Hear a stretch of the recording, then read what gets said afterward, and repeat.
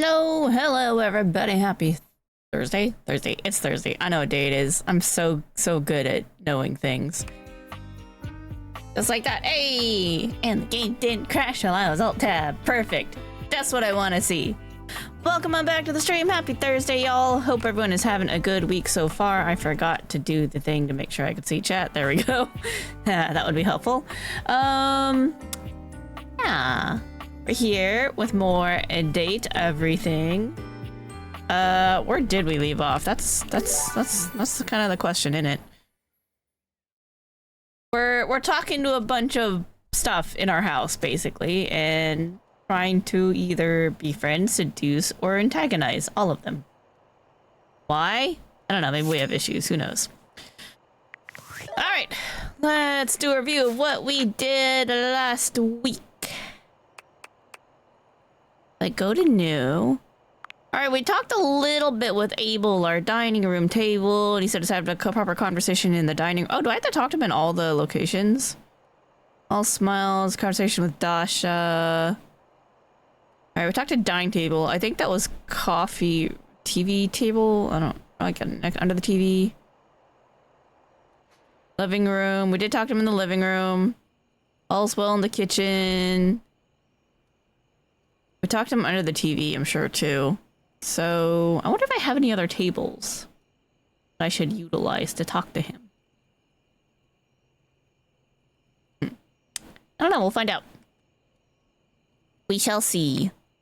But I mean, like, he's chill. We got our couch. We decided to be friends with our couch. We have keys, our piano. We didn't get any farther with her than we did in the demo. In the demo, we talked to her, I think, just once. Maybe we talked to her twice. I don't actually remember anymore. But yeah, we talked to her. We talked about door 33. Gaia, we talked a little bit. She came with us on our adventure with Bo and Shakespeare. Yeah, so she wants us to talk to things that come from other places, basically, and then tell her about the stories. She likes yearning, imagining, and spinning, and dislikes speaking plain. Cool. We're friends with Jacques now, after we did our lovely adventure. He decided that he does not hate us and will not try to kill us. So it's like, oh, thanks. I'll take that. Mateo Manta, I mean, he's got aminals. I couldn't say no. I was like, I wanna pet the cat.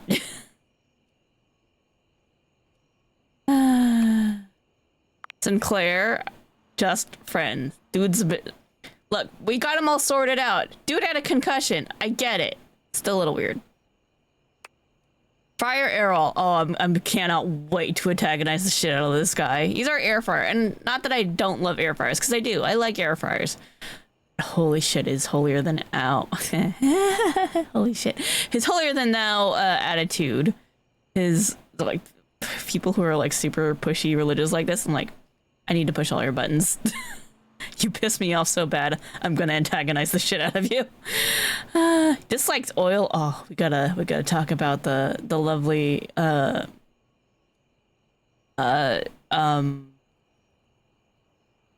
cult that is deep frying. Yeah, that's the way. We gotta do it. I can't wait to piss that guy off. We met Ronaldini. I think we gotta talk to him again because we kind of. Yeah, he's gonna go off on a tour to unite his two cells, which is, you know, that's cool. Jean-Luc Pissois, he got really mad at us because we messed up on the crap battle. That was a lot to keep track of, okay? I'm not mad about it. I don't care that much. I'm sure it's fine. Faria, she's starting to become a doctor. Good on her. Good on her. We're gonna help her out. Seems nice. I don't remember how to say this.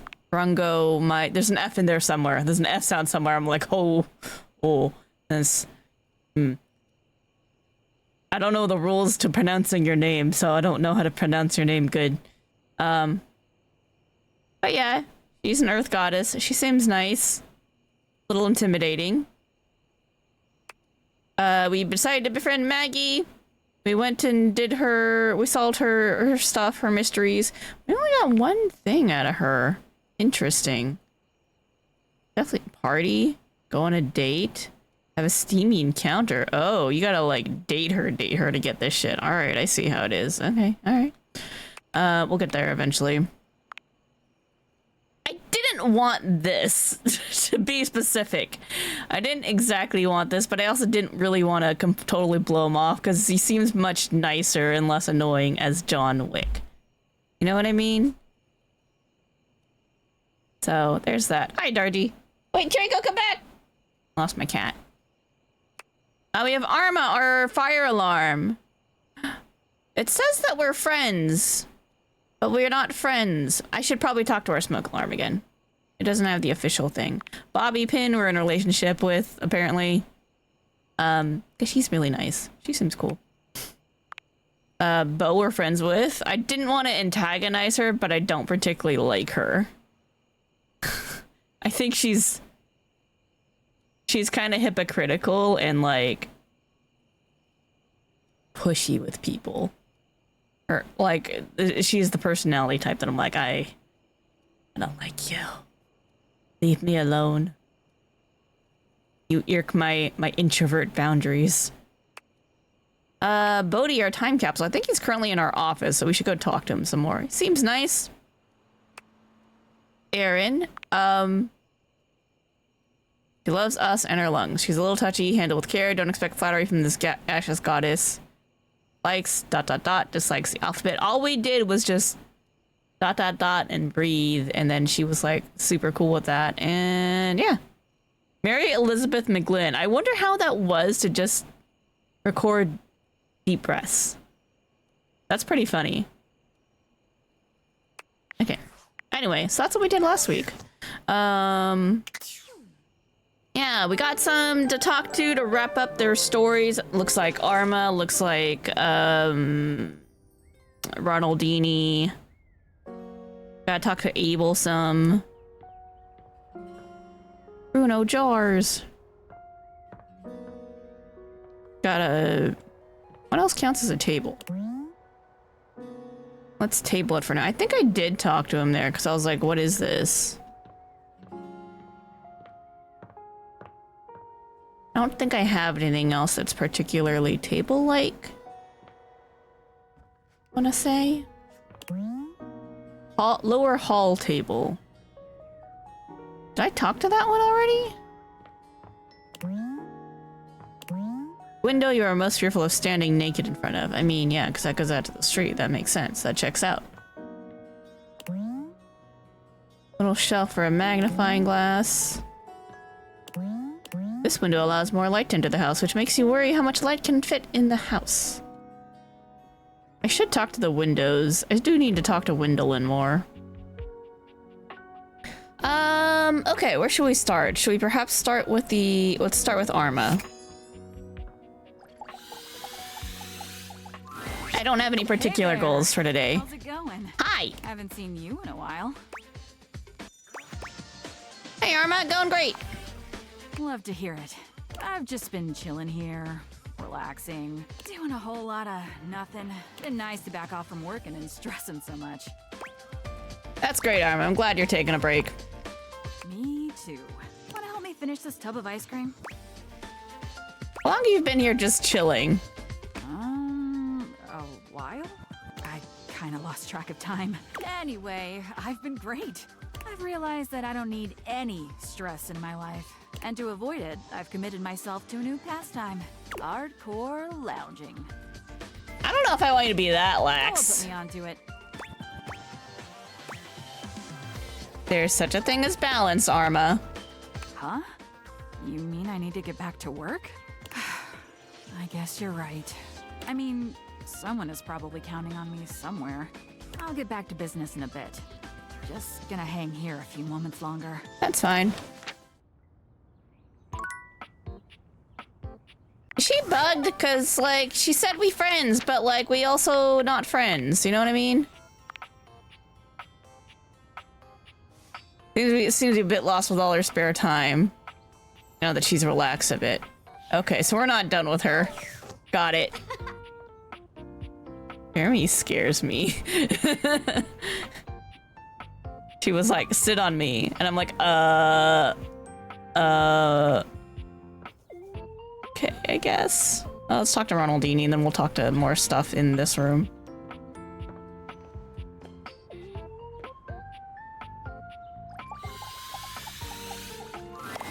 You're here for the show, yeah?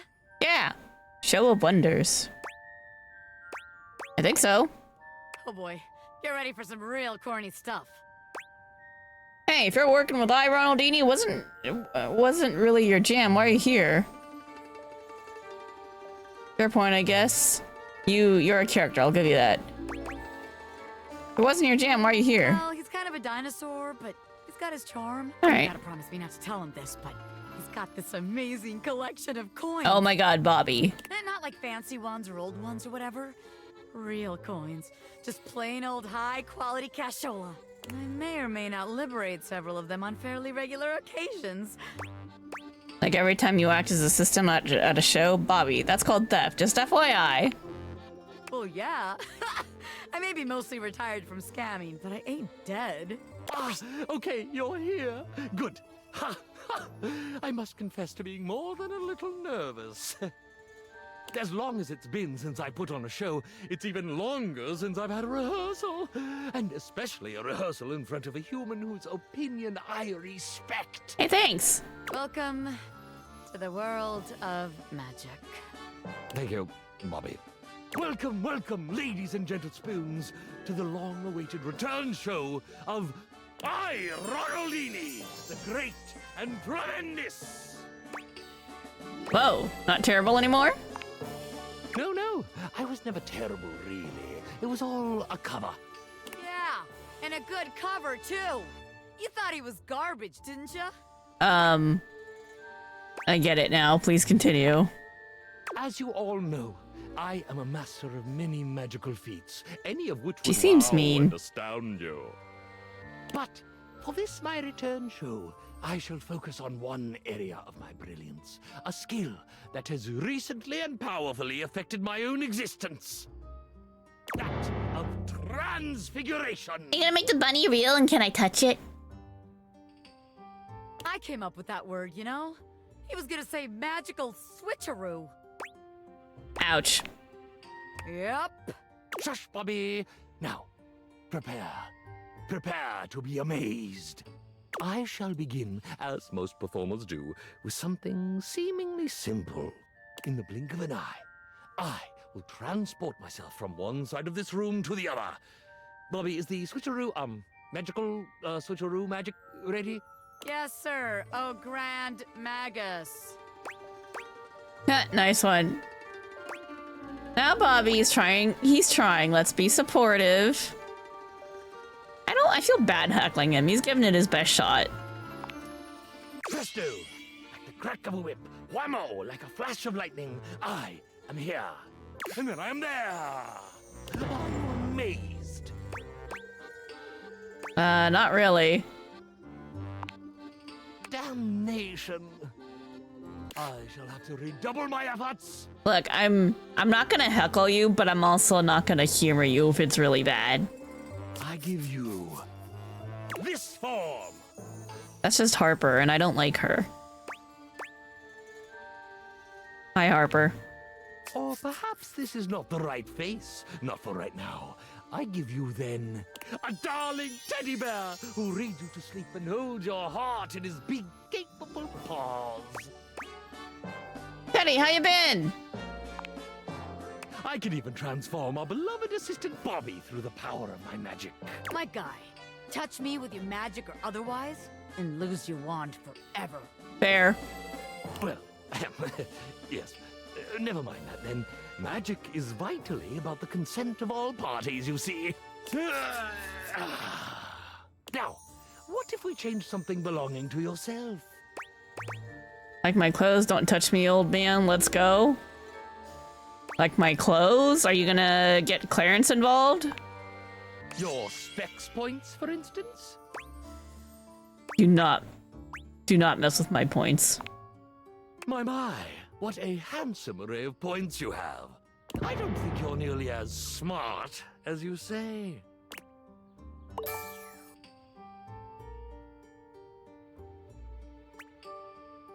It just makes me really Yes, mad. You like that, don't you? I imagine I'm looking fairly charming right now, aren't I? I'll just take some. You are charmed by me. I could see it by the gleam in your eye. But if you continue looking at me in that unguarded way, you are in danger of becoming despoised. Despoised ain't a word. Do your thing, Ronnie. This is making me mad now. I'm gonna start antagonizing you and heckling you now. Haha, you're amazing. Now put him back! Oh, do I detect a note of sass? That was a sassy comment. You are not deserving of sass. Not to worry. I am not without empathy. Tell me now, are you amazed? Indeed I am. Yes, I am. You're great. Ron, put it all back. Now. Of course.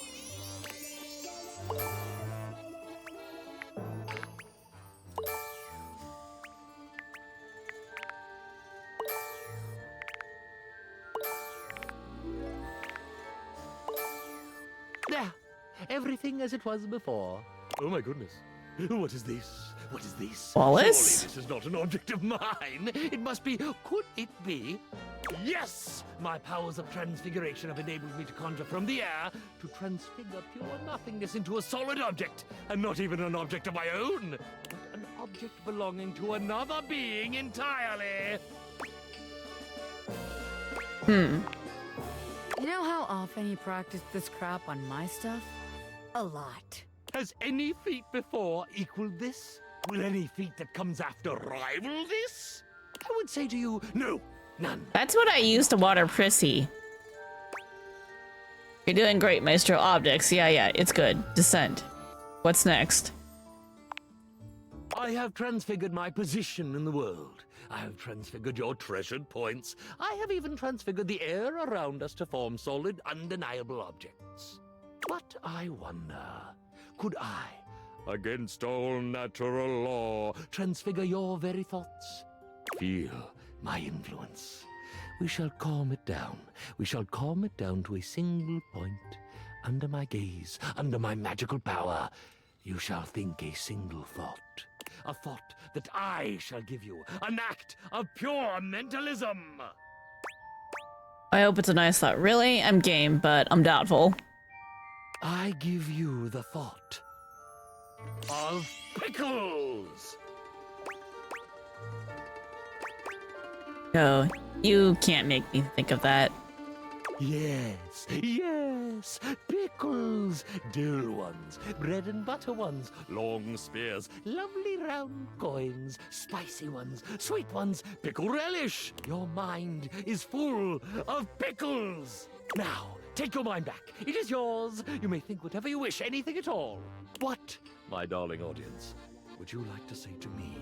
What is the foremost thought in your mind? Your own mind? Let me pet the bunny. Pickles, pickles, baby. Big spicy pickles, pickles.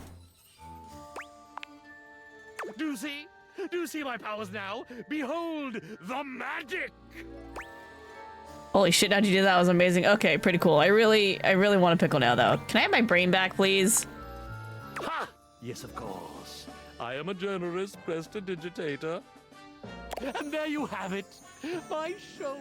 My first original show in so very long. And you were here, and we did it. That we did.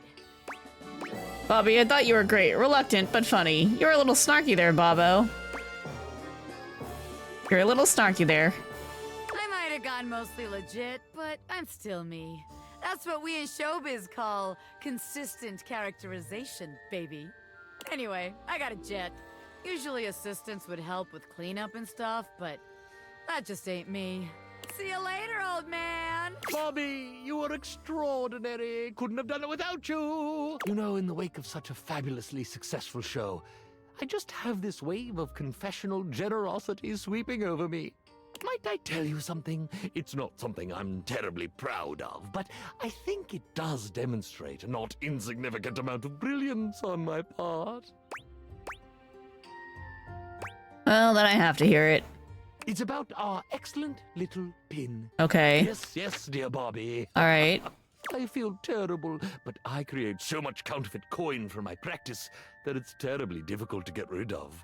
So, having an assistant to offload it all through a nearby fence makes my practice ever more sustainable. Oh. It does feel better having that off my chest. Oh, that's why you hired her. It's okay, Ron. Your secret's safe with me. Spoken like a true friend. And now, I must know. The show, Bobby and myself, our big reveal, well, double reveal. What did you think? Really impressed. You're just phenomenal. I think it's a solid start. Honestly, meh, really wasn't my thing.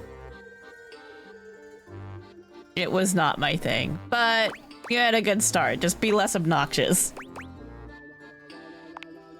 I, Ronaldini, away.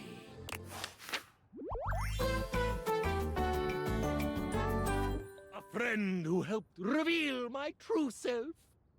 Cool. That'll work. That'll do.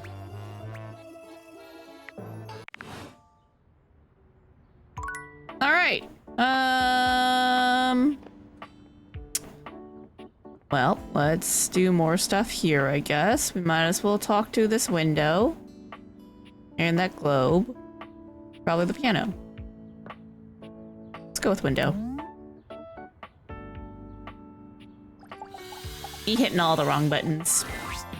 Oh, if it ain't the best looking owner of this house. I know you're the only owner, but the statement still stands. Thanks. I've got something to ask you. What's up? Do you know when they will be back? Oh. I have got so many questions that need answered. What are you talking about? I'm talking about your neighbors. Did you not notice they were gone? You really need to look around you more. I've been pretty distracted talking to all y'all.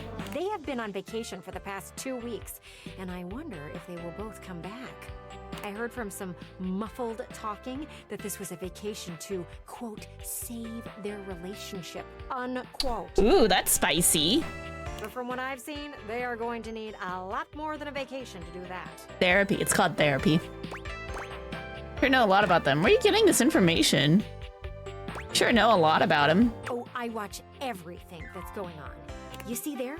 I face their window, and I've had a front row view. Aren't you like all windows though? Wait, does that mean they can see me? Nothing to worry about. Kurt and Rod do a good job of blocking you from their view. Oh, good. Plus, you don't do anything interesting enough for them to want to see, so no worries. Fair. But Graphic Tee and Cargo Shorts have been having some very serious talks lately. I can't hear them too well, but I can tell by their hand motions that something is going on. Graphic tee and cargo shorts, huh? Cargo Shorts has been on a laptop at all hours of the night. Oh, I bet they're on one of those dating sites. A dating site for t-shirts? I'm happy I don't have to join one of those. Oh, same. I was made far before those were a thing, and boy, was finding someone a lot less complicated back in the day. Right? For realsies. I know how to talk. I get to use these date viewers to try to find new connections. Let's get back to the action next door. Oh, you are so right. Almost got caught up in relationship talk. That does not sit well with me. You know what? I'm gonna ask some questions to the pergola next door. I need to test my theory. What's a pergola? Come back later. I should have some answers. Cool. Love me some gossip. Hello again, my love. Got any traveler stories for me? I mean, probably. I actually spoke with someone. I'm not really sure. Yeah, I mean, I spoke with a lot of people. Really? Then go on then. Let's hear it. Amir's from the Middle East. Dorian's from England. Gotta be. Pretty sure Keys is from somewhere. You know John Lu's a rapper? Dorian's from England. Gotta be. That's lovely. What's all this then? Oh, that's one of the things they say over there. Rubbish. Oh, keep going. You having a laugh? I'm taking the piss. Listen, you two. Canada and America are beholden to England for smithing and refining the language we're speaking right now, which is called English. English. From England, land of angles. Learn anything from that? I do like getting under his door frame just a little, though. Always worth a giggle. Be nice to him. I like him. Anyways, that's great. Got it all written down. Did you have any more? Yeah. Really? Then go on then. Let's hear it. So Keith is from Spain. Makes sense to me with a devilishly charming accent like that. Alas, no. Gibraltar is a small place next to Spain. There are only around 32,000 people who live there. Oops, that's embarrassing. One would think, of all of us here, shouldn't you know its location? Not everything is labeled, okay? And there are some countries stuck to me backside. Ah! You can remember I hail from Gibraltar because we have a key on our flag. Oh, clever. Oh, that is easy to remember. I won't forget it. I've got it on lock. I must be on my way. Anyways, that's great. Got it all written down. Did you have any more? Yeah. It's gonna take a bit. Then go on then. Let's hear it. Amir's from the Middle East. Oh. Salam, Gaia. Oh, goodness, look at you. I will regale you with a fact about my homeland of Iran. Persian weddings are marvelous affairs. They have a beautiful ceremonial spread called Sofre Aqd. It's got spices, coins, desserts, and best of all, a large mirror as the centerpiece. Okay, that sounds cool. The bride comes in veiled, and the groom gets his first look at her through the mirror. Neat. Oh, that's so romantic. I think so too. The mirror symbolizes light and a bright future for the happy couple. That's very cool. There's also candelabras on either side of the mirror. Their fire symbolizes purity. Wow, mirror setup sounds like something else, but the candelabra part worries me a bit. I hope Scandalabra's never been invited to one of those. He's kinda sketchy. His name's John Wick. He's actually not that bad once you get past the scandals. Oh my goodness. I wouldn't invite him to be part of my spread. Anyways, that's great. Got it all written down. Did you have any more? Yup. Really? Then go on then. Let's hear it. Could be from Singapore. Wow. Her name is based on a special kind of coffee called Kopi Luwak. It's true. It's brewed from a special kind of bean. Oh, yeah? Is it magic? Are they magic beans? Kinda? They're harvested from the fecal matter of civets. Huh? The what? You heard me. Oh, It's supposed to be a delicacy. that's poop from a butt. And it's pretty expensive. Why? Well, to each their own, I guess. Suppose I might try the poop coffee if I had the chance. But if it's that expensive, man, I don't know. Still, what a wild factoid. Let me just write that right over Singapore on my map. Poop coffee. Probably not the most flattering factoid. Well, if they don't like it, they should stop drinking poop coffee. Well, the coffee I serve here is poop-free, thank you very much. Anyways, that's great. Got it all written down. Did you have any more? Yeah. Really? Then go on then. Let's hear it. Pretty sure Keys is from somewhere in Africa. That's far. Darling, allow me to tell you about my homeland, Nigeria. Yeah. As is my duty as a performer, I have brought only the most incredible and spine-tingling facts spoken to you in a most arresting manner. Shaba Wadi is the highest point in Nigeria, standing at 2,490 meters. Uh-huh. Uh-huh. Also, Nigeria is the only place in the world where you can find the Anambra waxil bird, a member of the Estrildid finch family. And before you think that you can find this fearless flyer all over Nigeria, think again. Oh, It is only found in southern Nigeria. wow. Is that all? I have one more fact, extremely rare and terribly secret. Do tell. There are 3,798 kilometers of railways. 293 kilometers of them are 1.435 meters standard gauge. 3,505 kilometers of them are 1.067 meters narrow gauge. Oh, I trust you all enjoyed the performance. bye. Anyways, that's great. Did you have any more? Yep. Really? Then go on then. Let's hear it. You know how Jean-Lou's a rapper? Pretty sure everyone knows that. You can hear them all over the house. Including here! Jean-Loup is here now. Oh, jeez, boy, scared the mountains off me. Lil Crapper, he has been informed that you wish to know about his homeland, eh? This he will tell you. In the form of a rap! Oh, no, that's okay. Jean-Loup begins beatboxing. Hip-hop is popular in the US. When it comes to the rap, people say they're the best. But the French start to lash out with their silver tongues. You think we're second place? We are second to none. You come for my people? The battle is on! Flashed out with a face full of very Verlon. Jean-Loup leans over and does a call and response with himself. Verlon! Verlon! Qu'est-ce que est Verlon? Okay. Verlon is a well-word new language is born. If the syllables permit, you turn and reverse it. The meaning's the same, but you change how it's worded. So, you take the syllables of a word, but then you swap them. So, example, music becomes zikmu. It means the same as before, but now it is backwards. Now it is spicy. Okay. Oh, okay. That's cool. Or I guess, cool? Nah, that's Pig Latin. Doesn't really work in English, huh? No! This is one of the reasons French is the best language!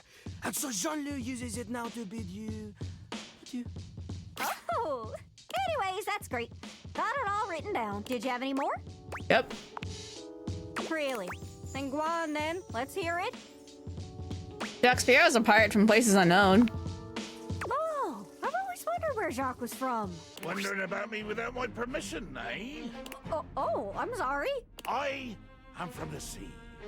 My mother was a gale, and my father a column of thunder. Oh, but where were you assembled? Egwell Bay, just east of Ramsgate. Is that where you got your peg leg? Oh, I got this peg leg from a fierce battle with the seven-headed hydra known as Penelope. Penelope? He's actually just the harmless office supplies. Can you imagine being made of so many different types of objects?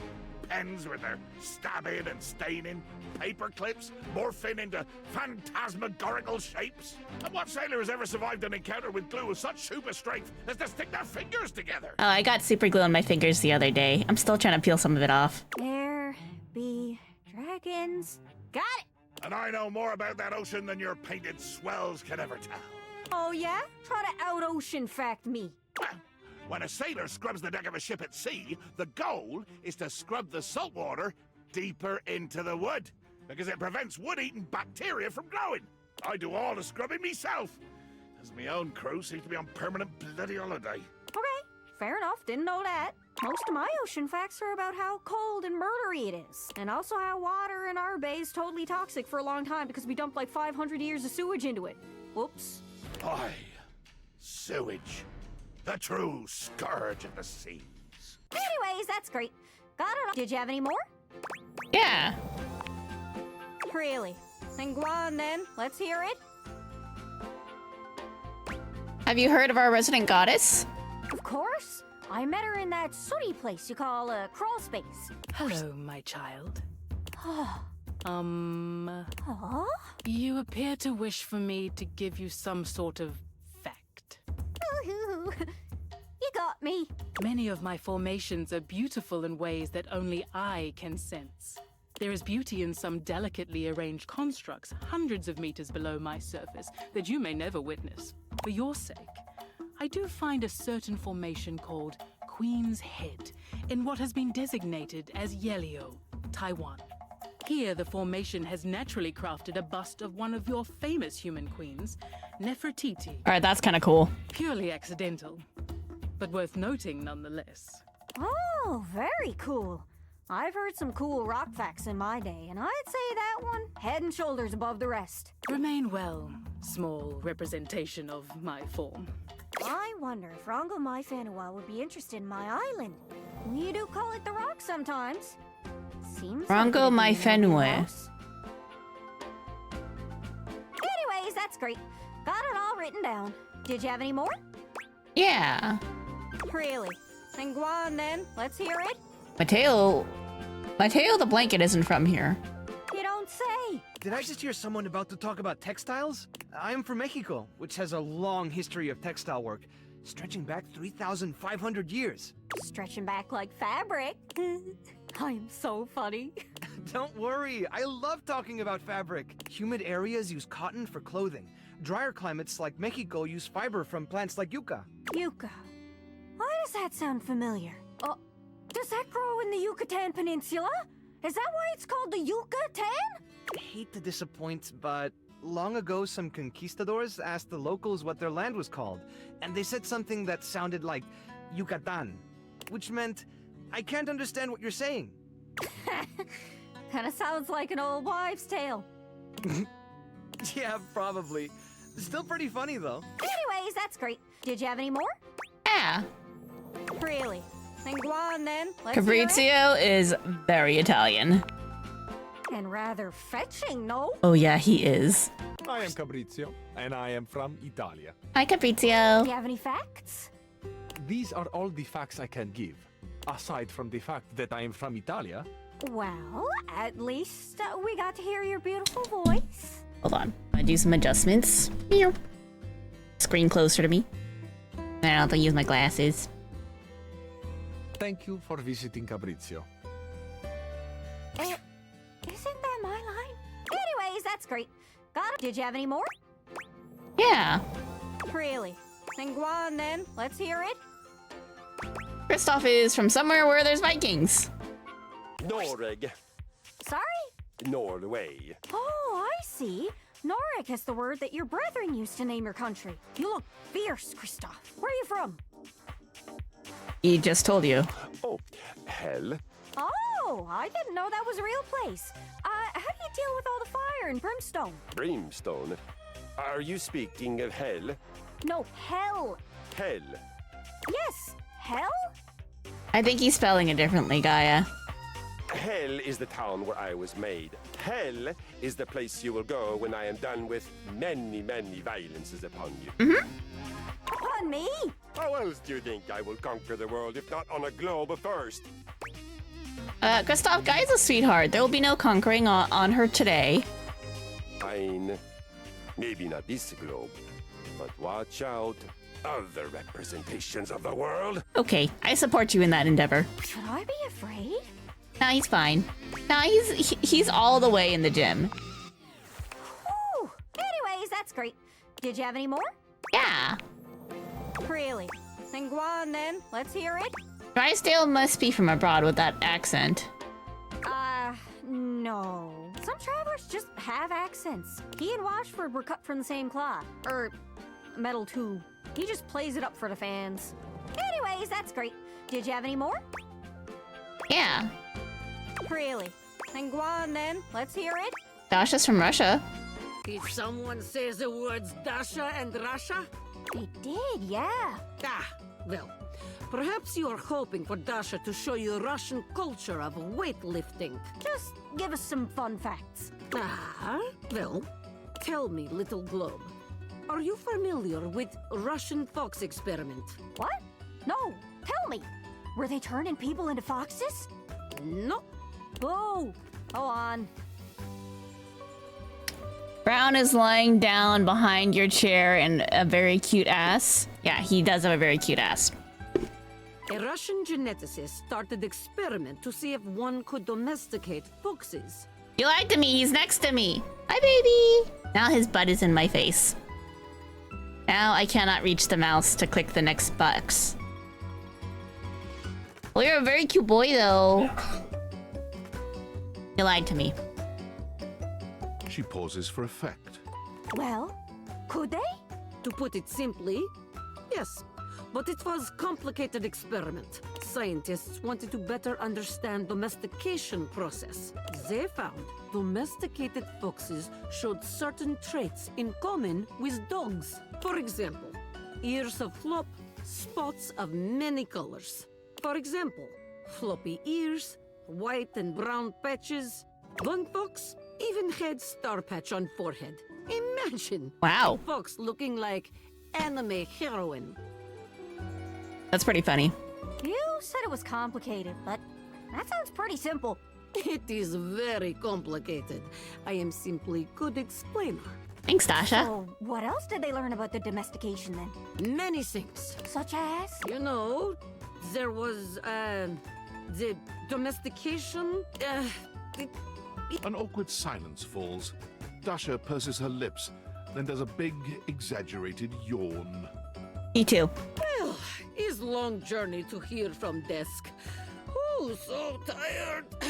Dasha must be going now. Oh, okay. That's weird. So, I guess flop ears and stuff are just the universal pet traits, huh? That's what I learned. Not a fact I expected about Russia of all places. Mission accomplished. Note to self. Look into buying a fox. Whoa. Oh, I also want to look into buying a fox. That's all of them. You talked to all of them. I don't even know how. But, I know, but I do. But what about Miranda? Thank you. It really means the world to me. Here, take my favorite book, Around the World in 80 Days. You did it yourself in less than half the time Phineas did. My brain is actually working. I feel filled out, completed, fully charted. Woohoo! Go, Gaia, go. Wow, that's so strange. Finally, I have a full list of places that I know I could visit, but the only place I want to be is next to you. The realization of what she's just said brings a sweet flush to Gaia's freckled. Gosh, that's embarrassing. Probably shouldn't just say stuff out loud like that. Yeah, I thought we'd be better as friends. Oh, that's all right then. You go on. Friends it is. My mental scrapbook is so much grander now thanks to you. Let's take a photo. Okay. Gaia whips out a mobile phone, snaps a photo, and tucks it back in her jacket before you can even react. Click! There. It's added. I thought she was the one taking the photo. You think I'd be rotted being stuck here, but it's not too bad with your kind floating about, I must say. Thanks, I think.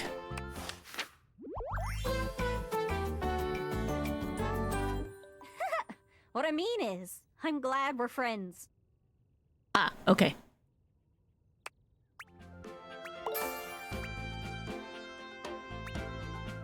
The Almanac? A mind immeasurably superior to our own. We pray you never regard this earth with envious eyes and slowly, surely, draw your plans against us.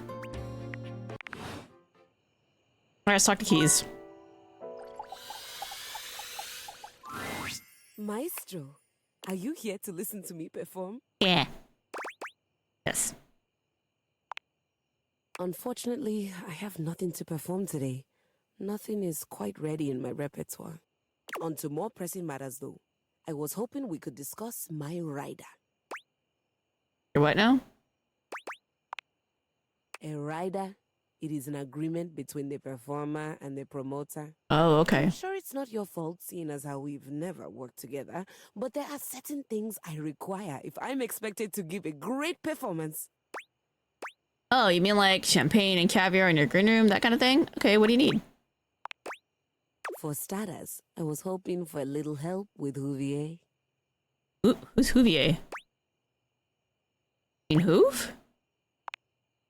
Oh, was that his name? She waves her hand dismissively. That's kind of rude. You'll have to excuse me. I tend to cluster around the French composers lately. Still have a touch of the accent, I'm afraid. Okay, that makes a little more sense. Really? I'm not picking up on an accent. Well, that's just perfect then, isn't it? You can be my translator. Oh, the chord?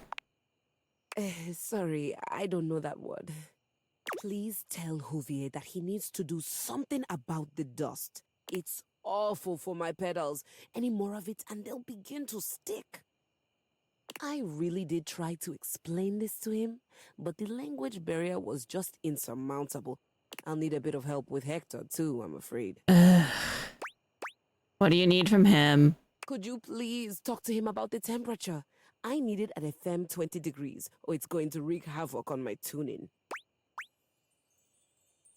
You mean Celsius? Yes, the only true way to measure hotness, coldness, or lack thereof. I think it's something like Fahrenheit is how water feels and Celsius is how you feel, and then Kelvin is how something else feels. I can't remember what it was. But yeah. There's difference. There's differences. I couldn't imagine any other way. Why doesn't Hector keep the temperature how you like it? Honestly, I think my accent got in the way again. Same with Lux.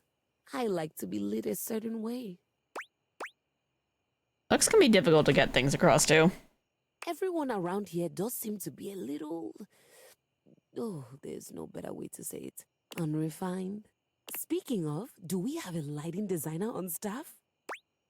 I don't think so. That's all right. I was somewhat prepared for this.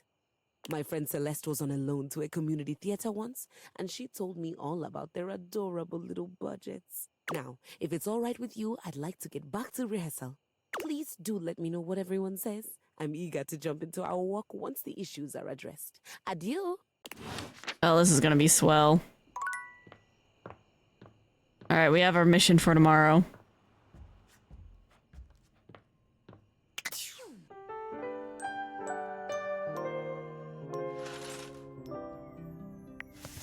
And we're saving.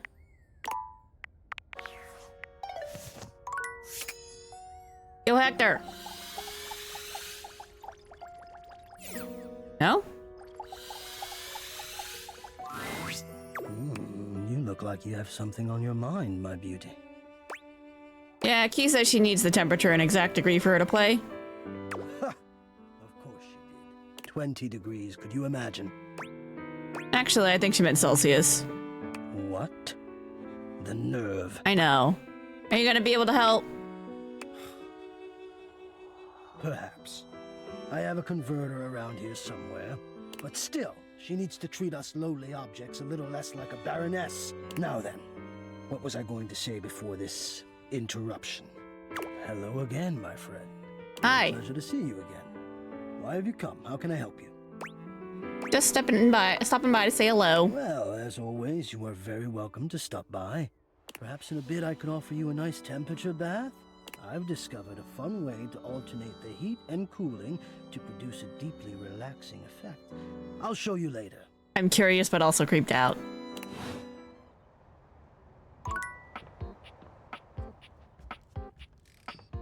Lux! Lux is primping for some imaginary audience when you find them, striking pose after pose. When they see you, they roll their eyes, pausing to address you. What, you're on a quest or some shit? Yeah, I guess Key says you've been ignoring her. Oh, yeah? She wants better lighting? Need I point out the total disregard for what I might be doing? Ugh, the utter self-absorption of that request. I mean, if Keys wasn't such a total diva, she might have checked my latest posts. Then she would know that I am super busy with this update on my second snack of the afternoon. But fine, whatever. I guess I'm just that essential. Thanks, Lux. Bye. Bye.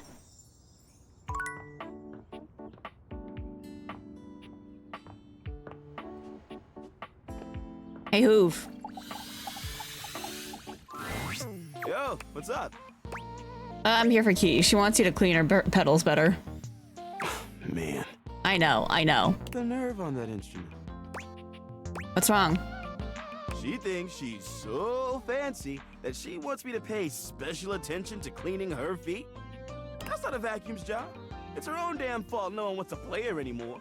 If she were nicer, there wouldn't be any dust. Sorry, I just get worked up when people have attitude. That's fair. She has quite a bit of an attitude. Tell her I ain't interested.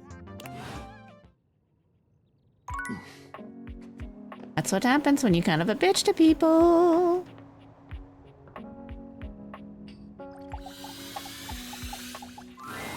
Oh, good. I was hoping you'd be back soon. Any progress on my rider? Lots of progress. They've done everything I've asked? It doesn't seem like it. No, they all refused except Hector, although he did call you a baroness. You know, this is just like the time I got the lead part in La Vedova, and all the woodwinds pretended they were congested just to take away from my moment. Professional jealousy. That's what this is. I think it's more that they didn't appreciate how you went about asking them. You know what? It doesn't even matter. I won't be here for much longer. What do you mean? How far along are you with your composition? The sooner you're done, the sooner I can get back to my department. Your what? What agreement did you have with the music department when they let you collect me? What agreement should I have had? Asking for a friend. 0 agreements. Nothing. Big agreements. The best agreements. Everyone loves our agreements. Nothing. Oh dear. My understanding was that they loaned me out to an emerging composer in the theater department, you, to be returned at the completion of your project. Someone actually say that, because I don't think I got that memo. No one needed to say anything. Why else would the music department loan out their star performer? Besides, you're obviously an immensely talented artist. I mean, this space alone is perfect. Thank you. I think it turned out pretty nice. Oh, absolutely. I've never seen a set fully capture the bleak existence of a lonely American working from home.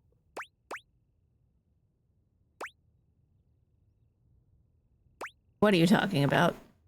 That was a compliment, Maestro. It's a phenomenal set. I'm sure it's serving up all kinds of inspiration. Or did you build it to actually be a part of your performance? Immersive theater is having such a resurgence. I always said it would. Now, are you thinking the audience will wander from room to room as we play? Or will you have them do that prior to the performance? You really haven't shared much about the production with me. That's because I'm not a composer. I haven't shared it because a composer always keeps I'm not a composer. Nonsense. Of course you are. I work in customer service, or used to. That makes no sense. Why would the music department lend me to you then? They didn't. You were a hand-me-down. What is that? German? What's a hand-me-down? She gasps, placing a hand to her chest. Oh, wait. Don't tell me. It's an award, isn't it? Some sort of lifetime achievement? She is very out of touch. Oh my god. I can't believe I'm going to be a hand-me-down recipient. Okay, she has no idea what's going on. My neck actually kind of hurts, so give me a hot second. I'm gonna take something for that. Okie dokie.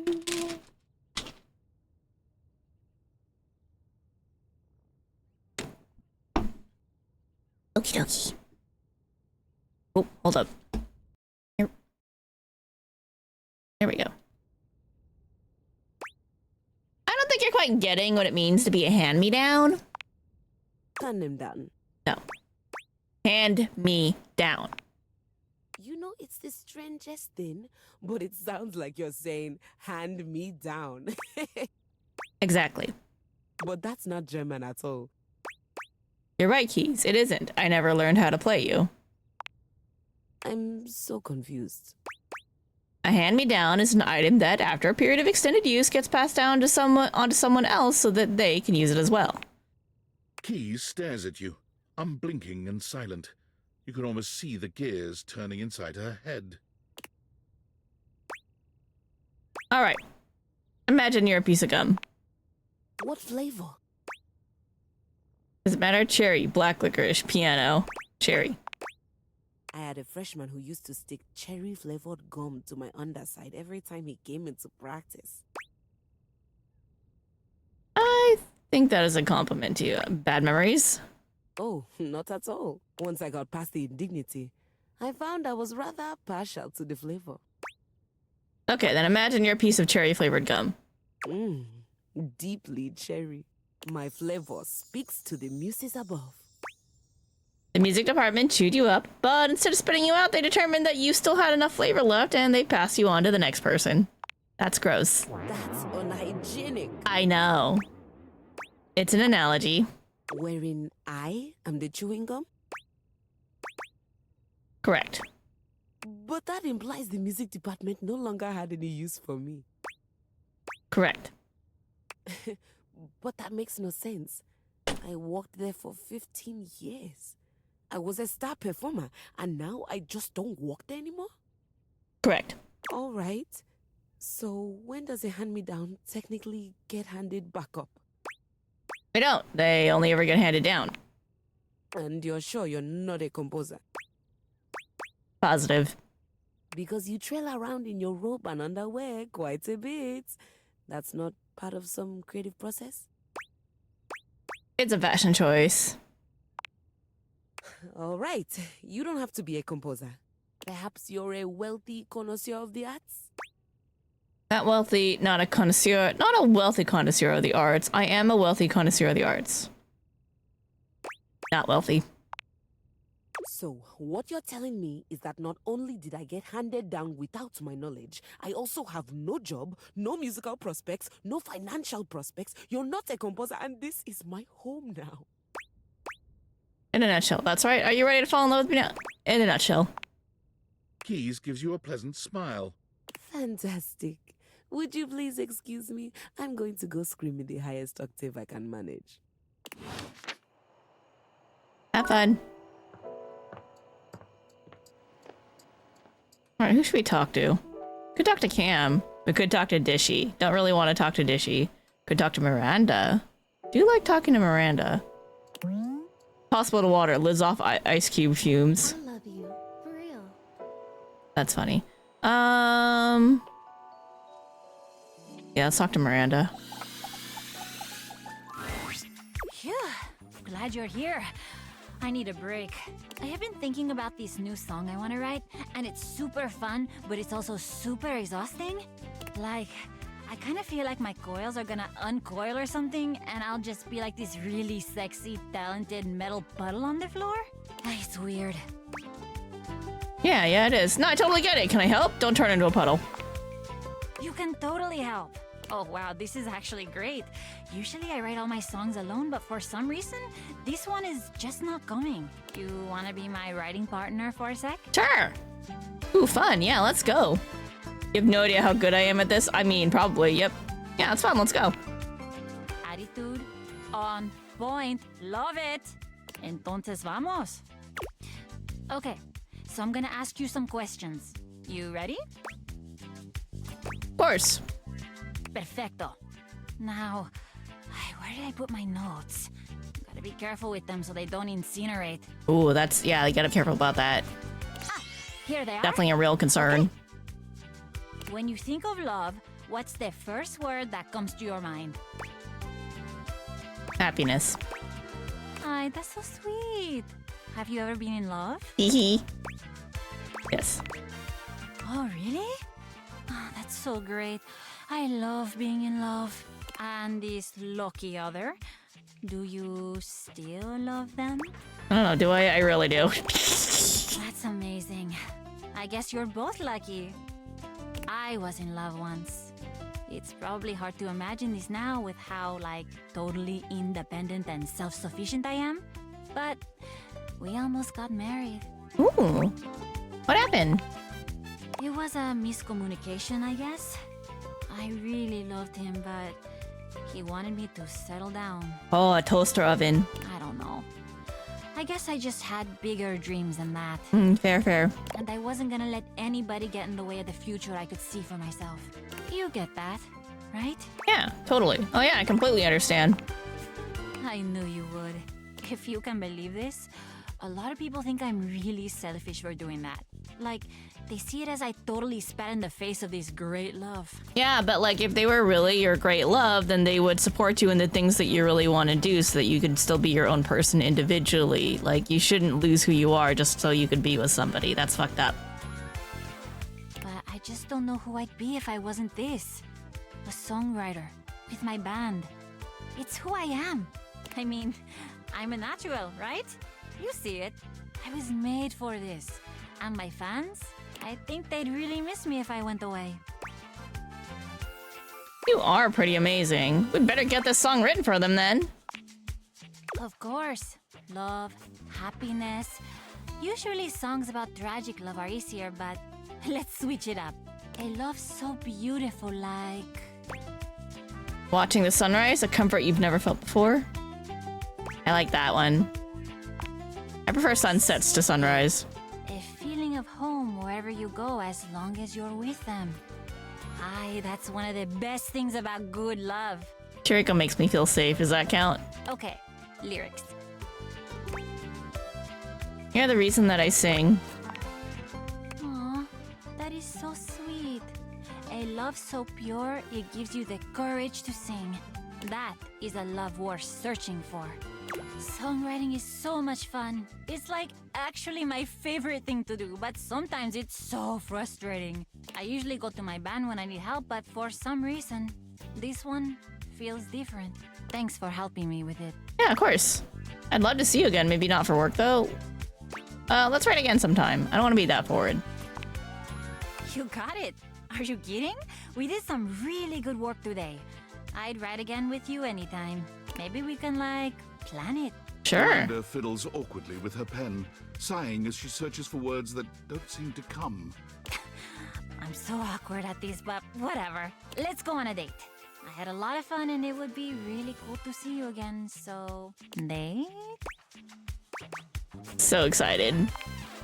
It's a date then. I'll see you soon. Neat. It's a good vibe. I like it. I'm into it.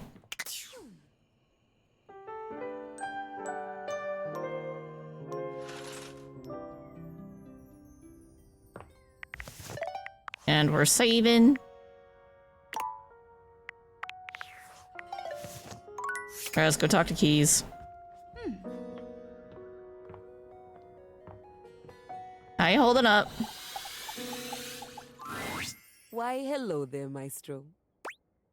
You seem not devastated by recent events. Keys, are you doing okay? Yes, perfectly fine now. I've decided that I will be writing my own music instead. There's no reason for me to waste away in obscurity just because I was forcibly retired. That's a good attitude. I'm equipped, I have the training, and I have the discipline. Why shouldn't it be me? I've decided to channel my rage into a program piece. Hell yeah, go for it. I'm calling it Keys Piano Sonata No. 1 in D minor, Capriccio Infernal. Ooh, sexy title. Maybe you haven't dealt with your disappointment yet. Isn't Capriccio a type of nice title? Merely following classical naming conventions. It follows the goddess Piana, the most favored daughter of the sky god, as she's unfairly cast from the heavens down into the mortal realm. I'm sure that's how you feel, yes. I just started working on the first movement. That's where we'll meet the characters, establish musical themes, etc. Right now, Piana has just woken up in a forest to find her wings bloody and broken. She stumbles to the nearest village, but none of the people there will assist her, despite the fact that she did ask very nicely and is very pretty. She did not, in fact, ask nicely. It would appear that they are jealous of her status as a deity. No, she just doesn't know how to be polite. So, autobiographical. Is this about Hoof, Hector, and Lux refusing to help you? I didn't know classical music can have stories. I thought they weren't anywhere. Is this about Hoof, Hector, and Lux refusing to help you? I have no idea what you're talking about. Piana lives far away from these quotidian modern objects. Piana decides she doesn't need their help and sets out to find the most famed magician to help her mend her wings. Please tell me I'm the famed magician. Fascinating story. So now, Piana's trapped in the mortal realm, far away from everyone she holds dear.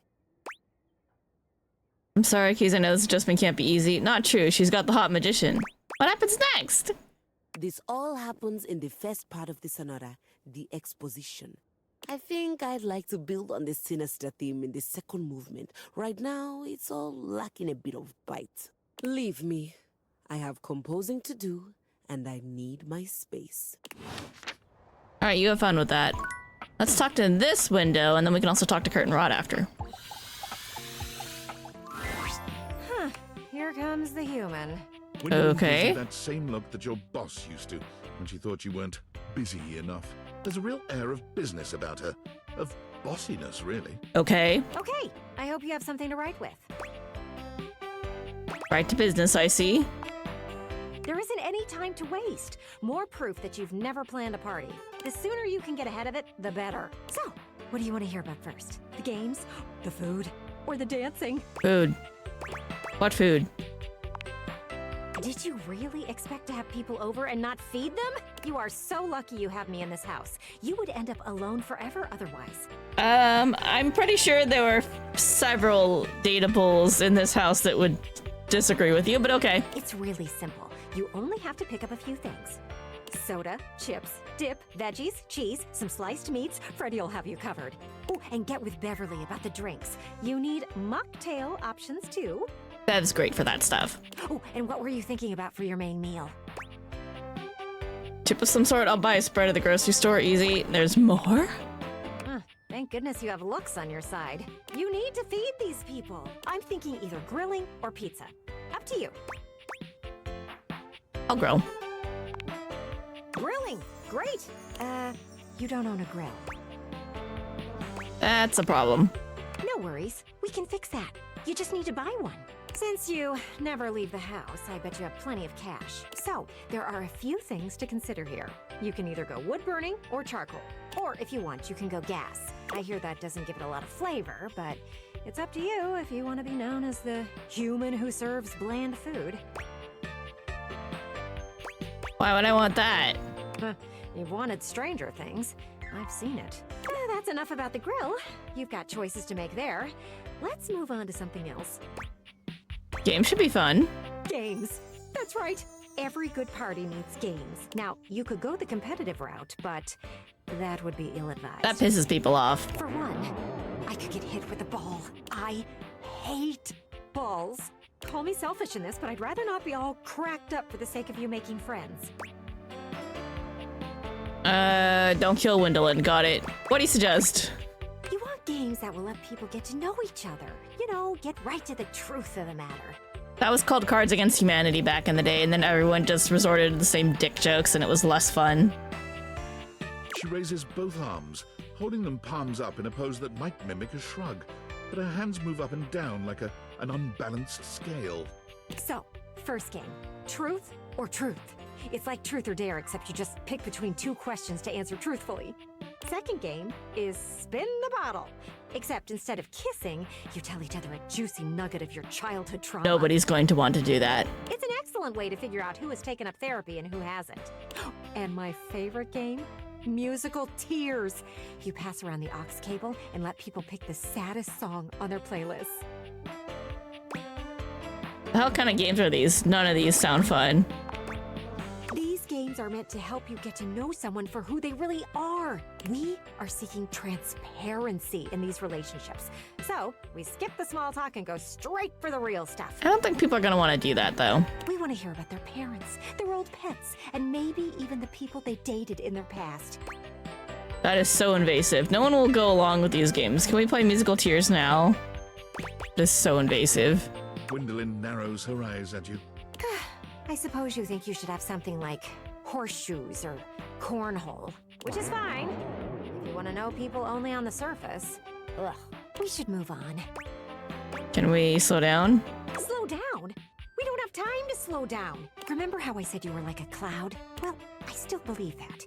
But you can either be a rain cloud or one of those cool, voluminous ones that makes everything more inviting. Right now, you are a big old rain cloud. And I think you should just listen to me and have the party. At least then I could see you do something interesting for once. You don't mean that. That was uncalled for.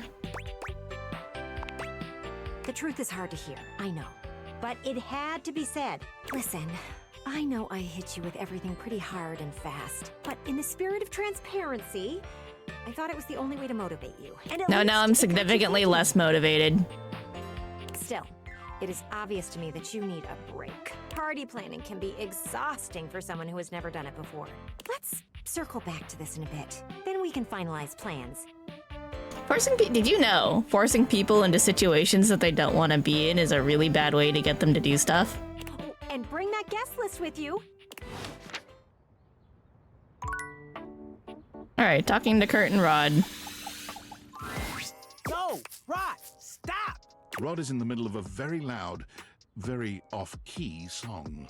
You know you want me, baby. This is torture, pure torture. You just can't have me, baby, because you belong to someone else. That was interesting. What in the world was that?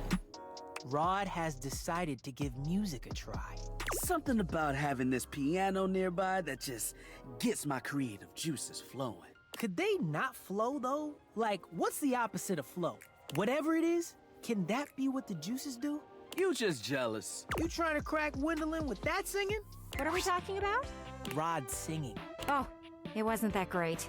You know you're lying. I'm not cutie, but I'll let you think that. And with that, Gwendolyn takes her leave. Y'all just haters. Just suck less, that's easy. You have other talents, lean on those. I think you sing like a meadowlark. See? That's so cold. Why?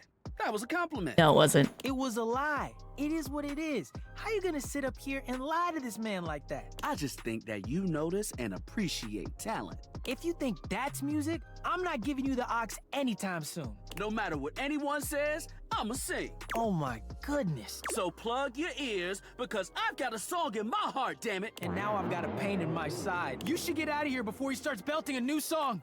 I've got music. You know what? Worth it. In my bowl. Click! Run! Save yourself! That was funny. All right, how many more we got?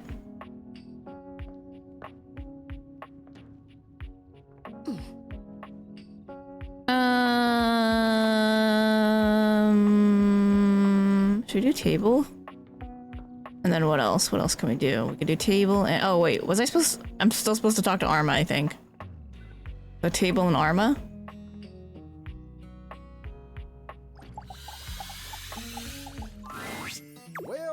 Well, look who it is. You know, it's funny being here in the foyer. I got the best seat in the house to keep an eye on everybody's comings and goings, but you ain't left the house in so dang long. Seems like I only see you here when it's time to pick up a package.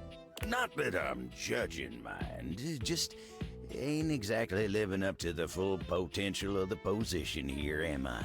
But hey, I do my job no matter the circumstances. So don't you worry about me. Now then, I'm sure you got something on your mind. What can I do you for? All's well here in the foyer, amigo. Would be nice if more folks came over. I'd love to see more of them coming through here. Look, at least I decorated, okay? You got a lovely picture on top of you. Oh, but don't you worry about that. Just keep doing what you're doing.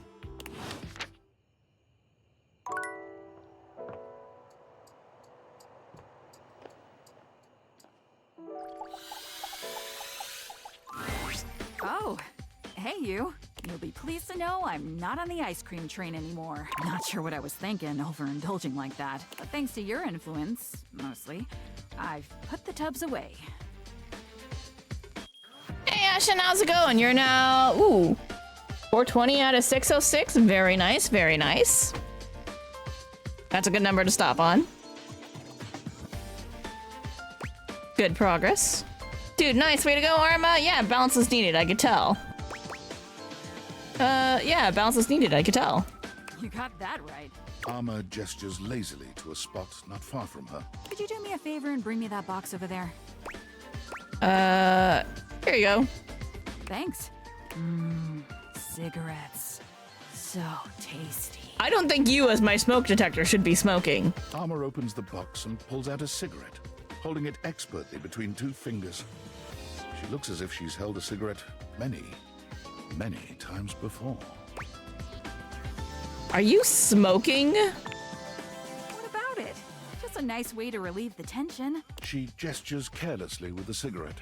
And the boredom. One of the previous owners left them hidden in a little secret spot behind the wall. These are Siggy, and these are the smokes. Yeah, we're Arma's friends. And we can be your friends too if you want. Oh, hell no! We're always here for you. Always here when you need a bit of stimulation. The room is filled with the smell of tobacco and cigarette smoke. Arma's friends crowd around you in a scene straight out of the nightmares of your high school counselor. Help! Stay away from me.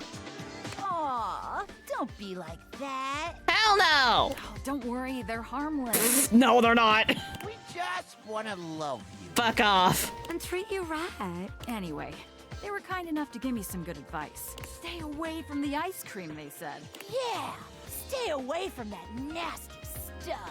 Grab a smoky treat instead. No calories, just a breath of fresh air. Hector, help.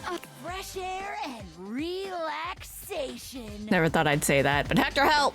Sweet, sweet relaxation. Arma, you need to get away from these guys. You can make your own decisions about your habits and the company you keep. When did you get so cool, Arma? You need to get away from them. What? Why? Yeah, why? What's wrong with us? Ice cream is, ice cream is way better than Siggy. Those aren't good friends. They're gonna kill you. I worry they might not be a good influence on you.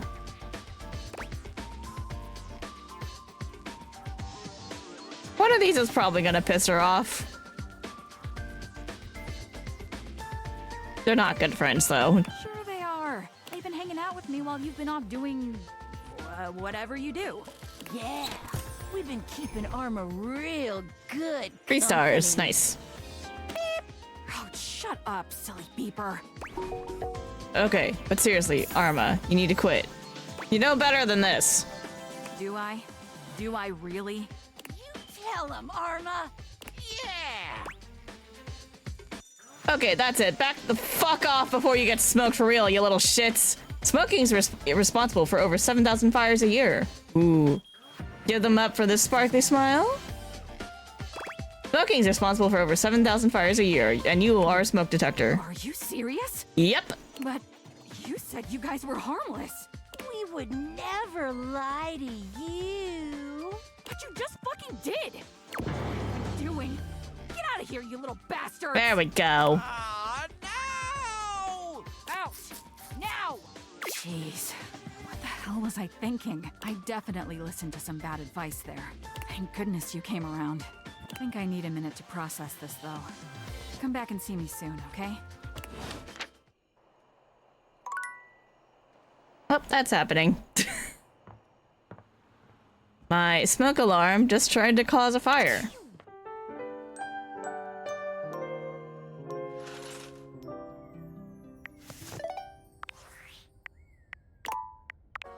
Our daily save. I don't even remember who I talked to in between. Let's see. We talked to Keys. We did Kurt Rod and Wendolyn. Oh, Abel. Abel's the other one we talked to. All right, let's do Keys again. I'd like to be upgraded to another room, please. I don't have another room for you. You're too big. What's wrong with this one? Up until recently, only 3 things. As of this morning, I've discovered a 4th. Of course you have. Of course. Do you think I'm picky about which room I'm in? About the environment? No, not at all. Yes, I do. Let's be truthful. I do. I am glad you know me well. No, the 4th wrong thing here is... well, it's Telly. I guess that makes sense that you two would clash. I also don't like Telly that much.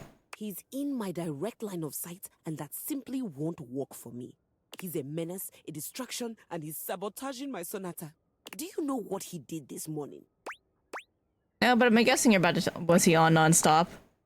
He was on non-stop, and I mean non-stop. You try holding a tune in your head with all of that color and sound flashing at you. Yeah, he could be pretty obnoxious. That's very true. I was even fully awake. I'd been subjected to a breakfast show. Sounds like a hardship. Very much so. There was quippy banter, a cooking segment, and a human interest story about a 3-legged crossing guard dog named Champ. Oh, that's actually kind of sweet. Then came the local news, where I learned that apparently there's a cat burglar on the loose. I don't know, in our neighborhood? I doubt it. It looked nice. Wow. Hey! There's no shame in being poor, darling.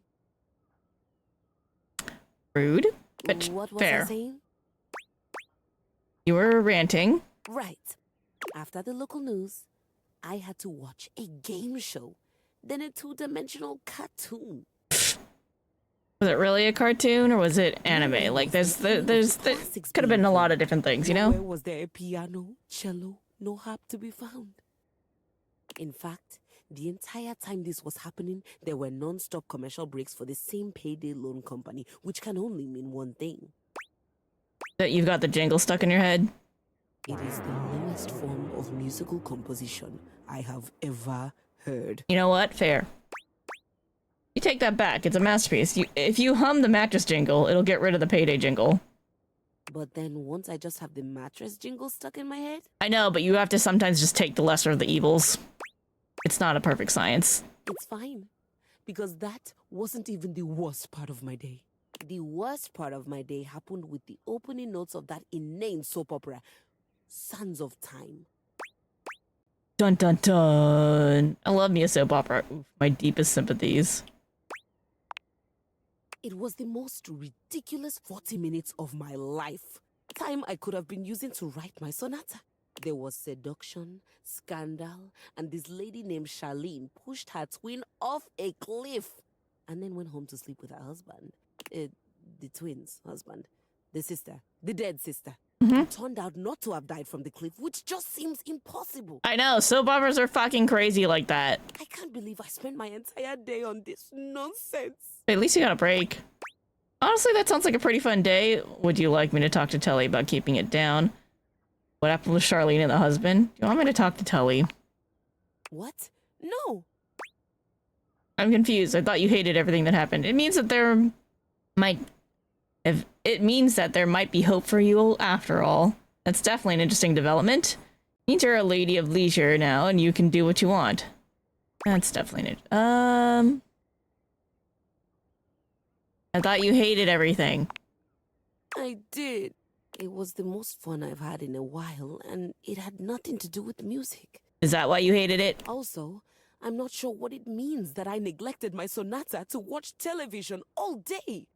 And now I'm going to be forced to watch Sands of Time tomorrow as well to find out what's going to happen next.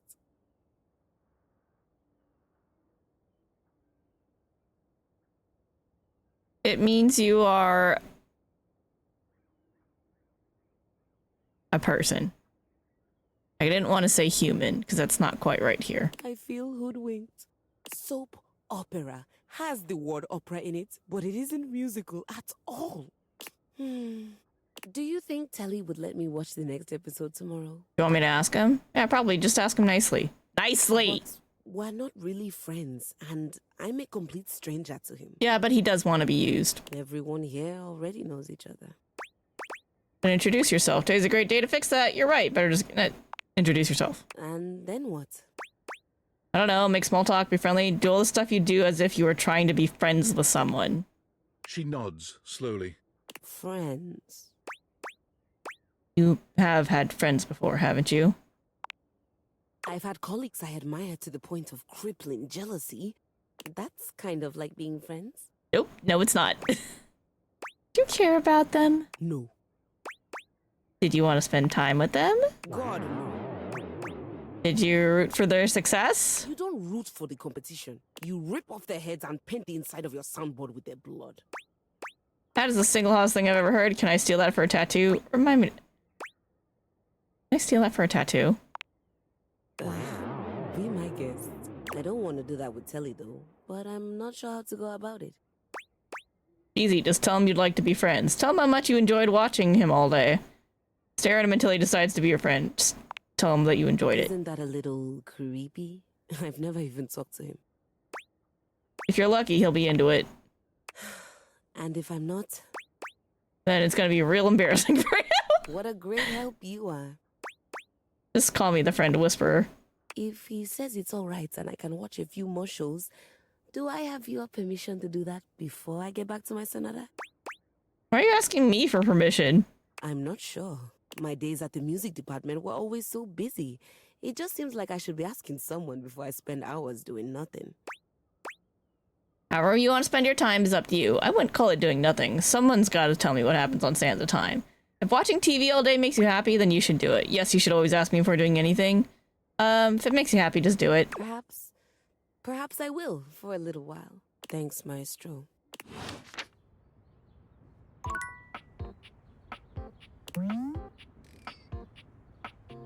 Is that technically a table, or is that just rainy?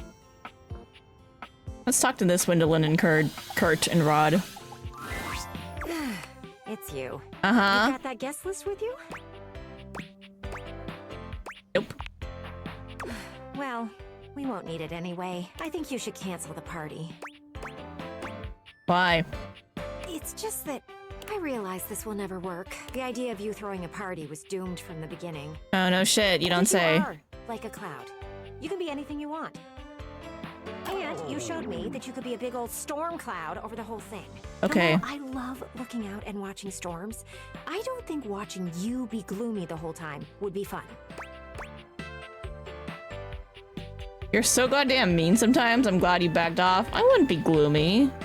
We don't know that for sure. There is no way of knowing that. I know that I was pretty strong-willed about the party idea. I miss hearing people laugh outside. All I do all day is watch things pass by. I watch the people on the street. I watch your neighbors live their lives. And back here, I watch the clouds go by and just see a patch of grass full of possibilities. Possibilities that only you can put into motion. You can be a rain cloud, but you could also be a puppy. Can I be a cat? Wait, I thought we were talking about clouds. Is there a puppy-shaped cloud right now? I'm looking at you, not the sky.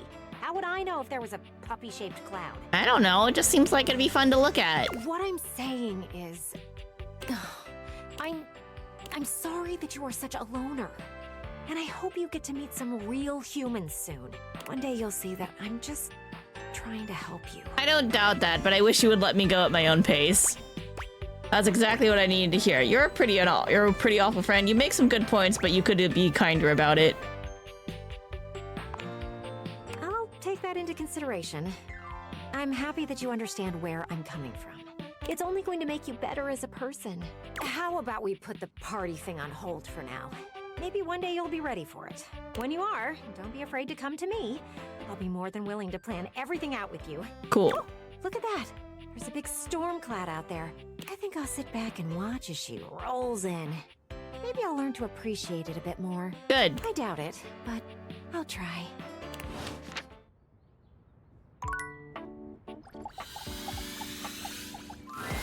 What you're saying simply doesn't exist. Yes, it does. You know it does. I know it doesn't. You ain't got no romance in your heart. I'm full of romance. I'm just realistic. What's Rod going on about? Go on. Say it out loud. Now that I'm on the spot, I don't want to.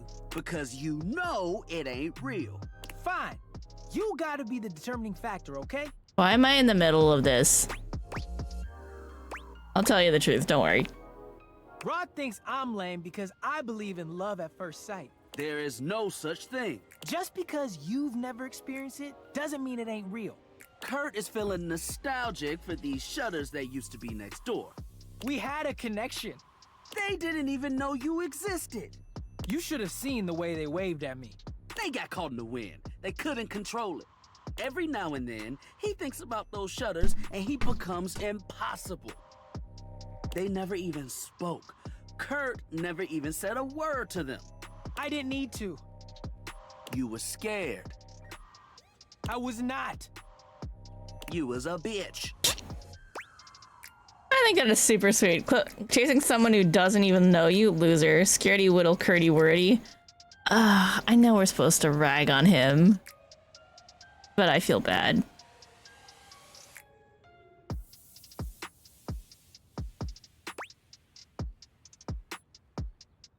Fine. I wasn't scared. Just like... There we go. Got my shade. Brave about it. That's what scared is. I mean, could I do a long-distance relationship? I don't know if I was ready for that. Given the circumstances, you would have seen them every day. But not at night. Imagine not being able to see your love every night. Sounds like it wasn't gonna work out anyway. Best if you just move on. I can't just move on. You can't control your heart. And when they didn't survive the remodel. Oh no, here we go. I can't. I just missed him so much. Is Kurt okay? This is where he cries. As if on cue, Kurt bursts into tears. I gave the house so much character. I know, buddy. They should bring them back. He's gonna be like this for a while. You won't want to be here for it. We'll see you around. They were so cute.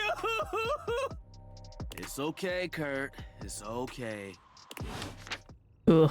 Okay, awkward. I'm gonna talk to my trash can. Oh, it's you. Hi. Nice to see you too. Yeah, sure, whatever. What did you bring? I was supposed to, try to bring some good conversation, but that's a two-person sport. God damn it, was I supposed to bring something?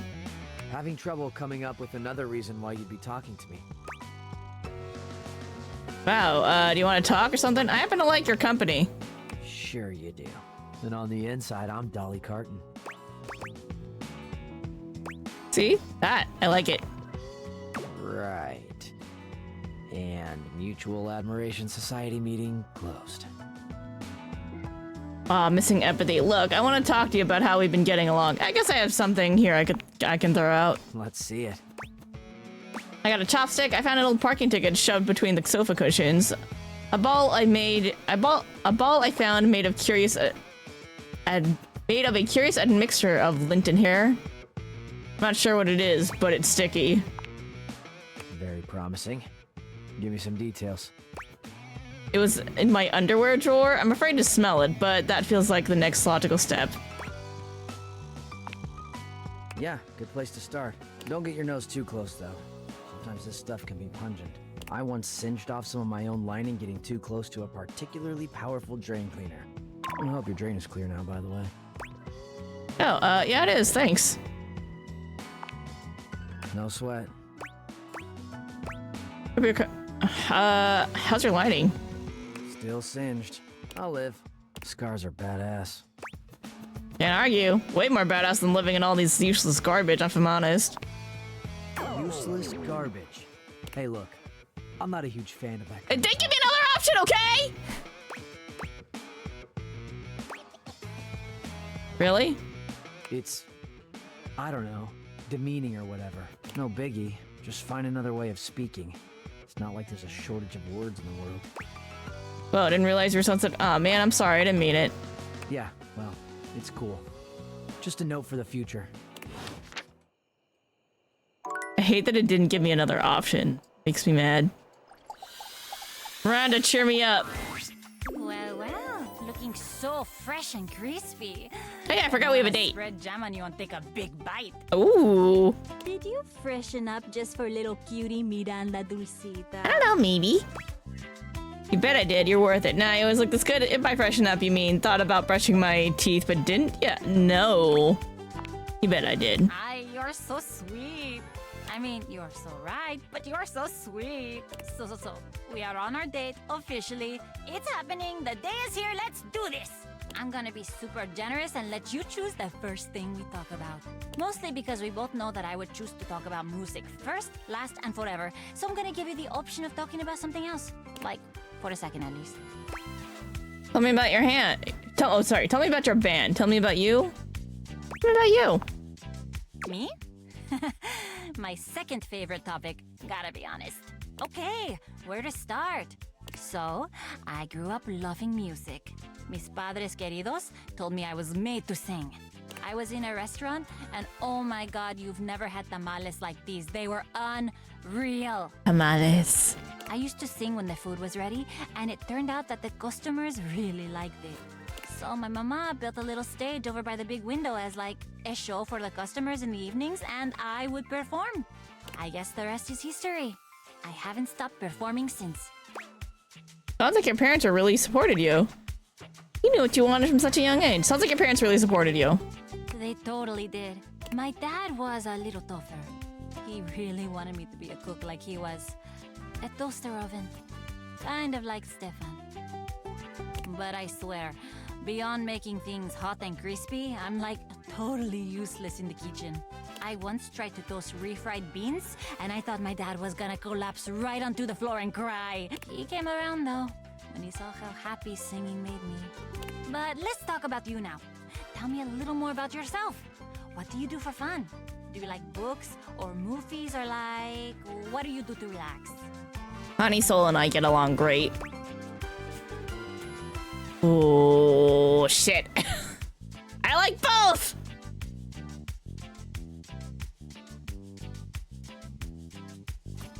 Why did you make this hard?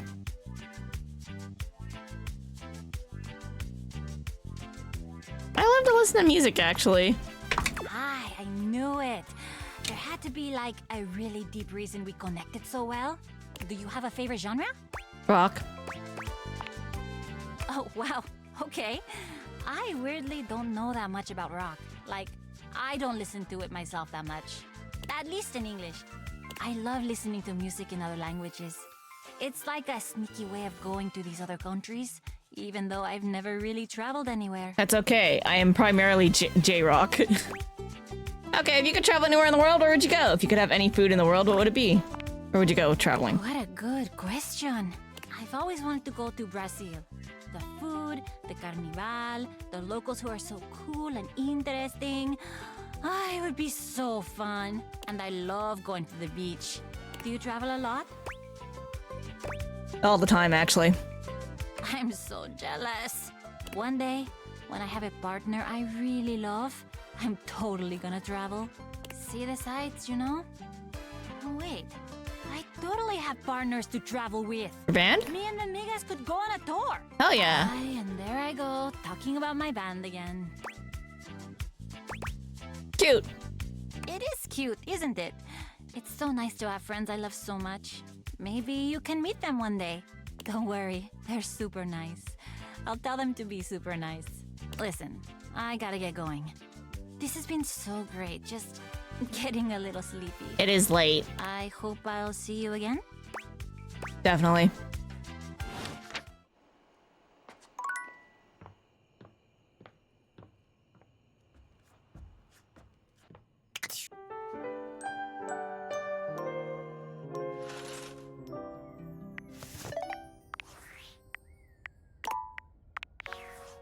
Alright, time to go talk to Keys.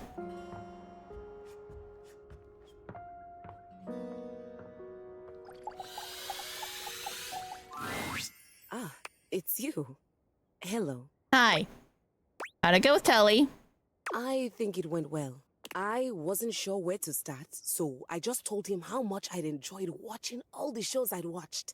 And, well, everything after that came pretty easily. See, just gotta open with something you guys have in common. We talked about the house and Sands of Time. He even gave me a few plot pointers for my sonata. Ooh, cool. He's helping you out with your interest too.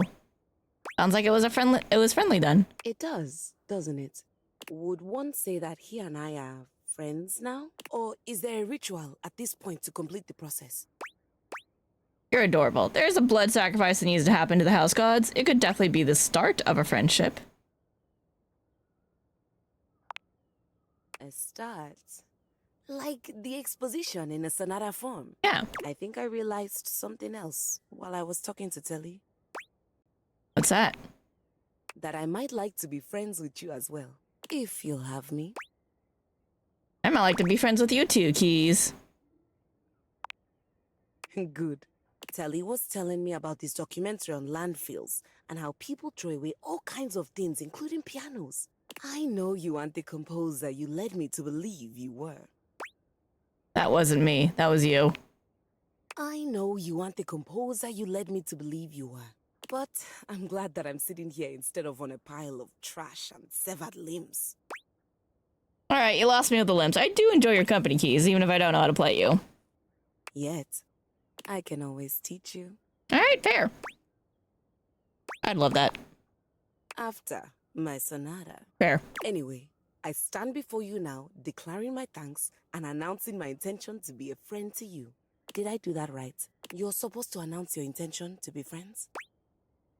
You are, so that all in the land may know your heart. You're supposed to seal it with a kiss on each cheek, but we can do that some other time.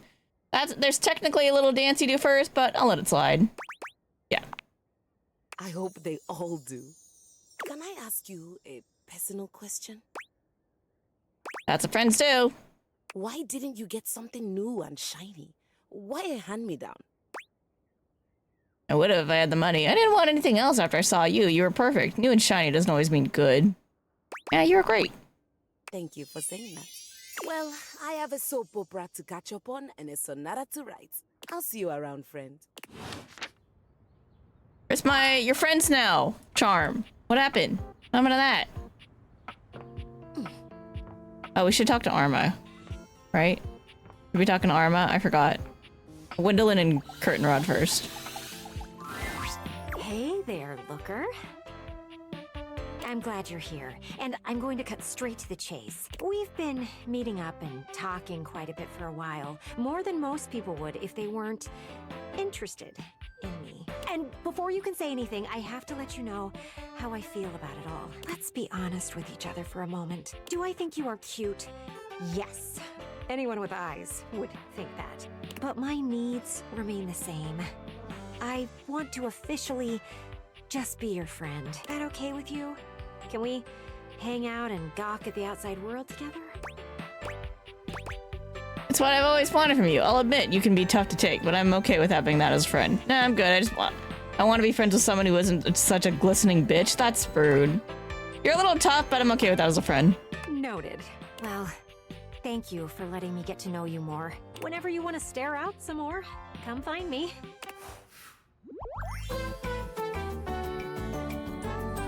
We're besties now, you hear? Sure. There's that 80 I needed for Cam. Alright, Curtain Rod. Buongiorno, amici. I hear we are discussing passion. To discuss passion, it is, well, my passion.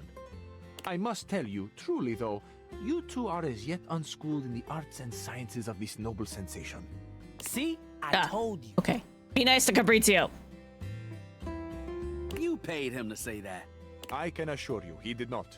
No payment for passion for Fabrizio. I do this for love. Swagger is not a romantic skill, you see. You have much of one and very little of the other. Tanto e poco, see?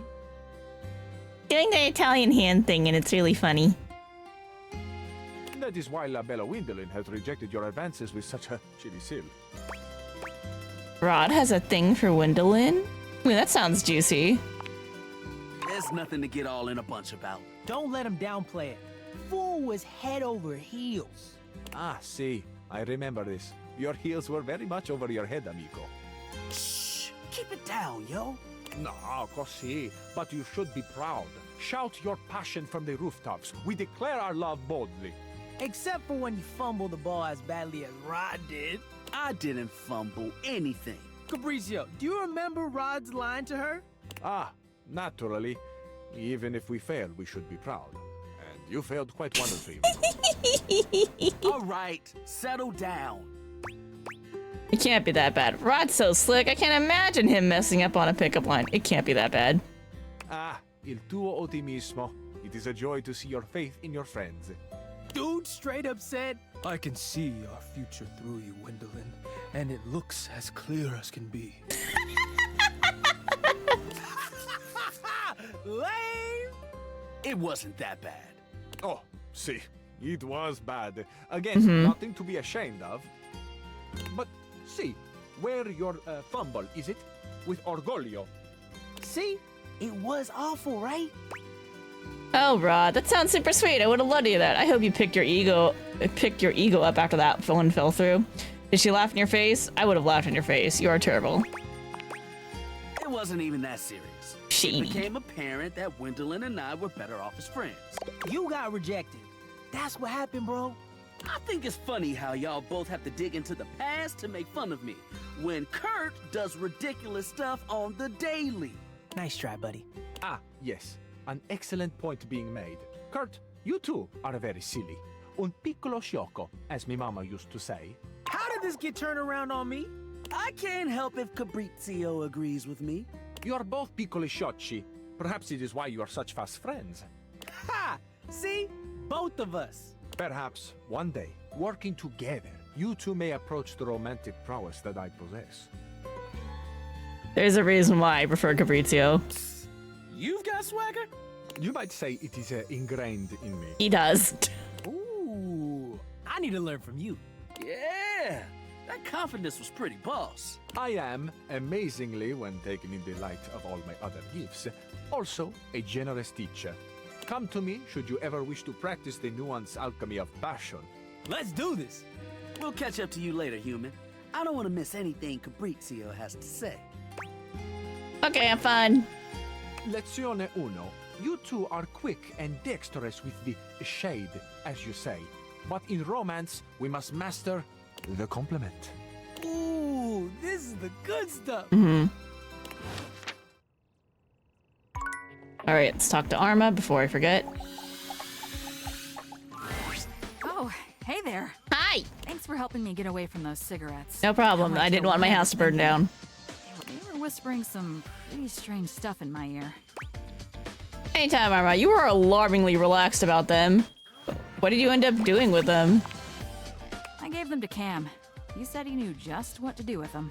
I think I was just, I don't know, bored. It can be tough being an emergency worker when there aren't any emergencies. It's easy to get hooked on the thrill and to feel empty when nothing's happening. But since putting down the smokes, I started thinking, what about prevention? Brilliant. Thanks. On that note, I had this idea. So that we don't run into any more fires like that last one, why don't we investigate the source? We already know. Sinclair. Great idea, Arma. Right? I wonder if he was working alone. Do you know anyone who would be helpful in an investigation? Hoove and Maggie. Unfortunately, what about Maggie? Great idea. Maggie pops in at the merest suggestion of a case. You never officially summoned her, but it seems she just can't help herself.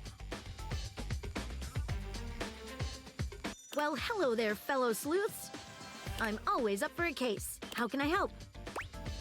We want to know how the fire got started. Of course. Let me see. According to my brief perusal of the available evidence, the fire was started by a diabolical dalliance. No, between who? Well, dear friends, the first suspect you already know. It was Sinclair, the Mad Sink, whom we will leave aside for the time being, as he could use a little time to rest after all he's been through. Who else was involved? The fire was started with the help of none other than... Fuck, sorry. I should have caught this sooner. Oh, Eddie, it's okay. Eddie, it was you. Eddie? Splashed some water this way earlier. I meant to clean it up. I got careless. You'll have to forgive him. He's been a bit overworked as of late. Oh, I know. It's okay. I'm here for you. I suppose now would be a good time to talk safety. Putting water and electricity together is usually a bad idea. Oh, for sure, yeah. I'll say I almost burned the house down. Bolt, you need to learn to say no. I'm sorry. Okay. Don't be so hard on yourself. Mistakes happen. They do, yeah. Look, just don't do it again. Across my circuit, I'd hate to cause any more trouble for the poor thing. I believe that is another case closed. My work here is done. Nice work, Maggie. Lovely to see you as always. Thanks for helping me get to the bottom of that. I think the house will be much safer now. I'm so glad we're friends. Me too. Maybe we could be even more than that. I think I'd like to stay friends. I understand.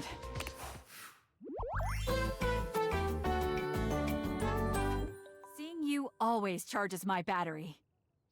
Oh, that's nice.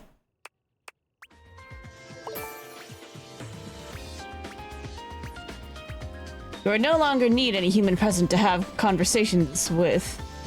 You no longer need any human present to have conversations with them, as you know exactly what they'd say. A most ironic loneliness.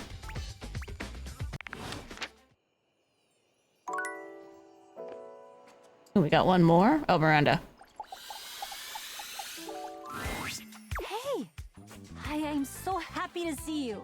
I had such a great time on our date. Like, a really good time. I'm kinda wondering, well, maybe if... You want to keep dating, don't you? No, I mean, yes. I'm not used to someone being able to read me that well. Not that I'm mysterious or anything. I'm pretty what you see is what you get. But still... Oh, right, yes. Yes, I really want to keep dating. I think this is a really good thing. I don't know what it is about you.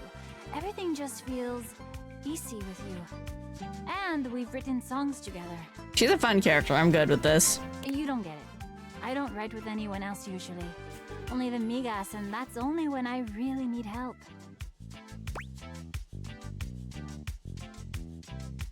I feel sparks with you. That seems appropriate. Sparks? Aw. Aww. Okay, I totally know where you're going with that, and I definitely feel it too. But like, truthfully, sparks plus toaster, not a great combo.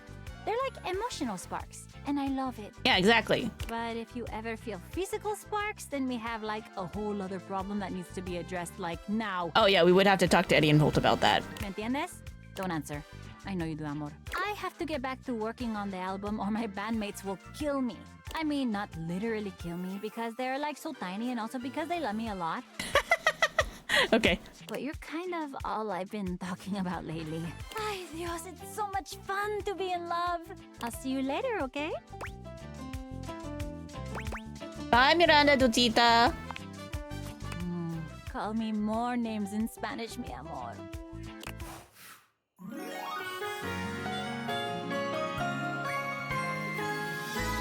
Corazón es tuyo. Yo! Pizzaster. Captivating, fascinating, bewitching. Cool. Cool.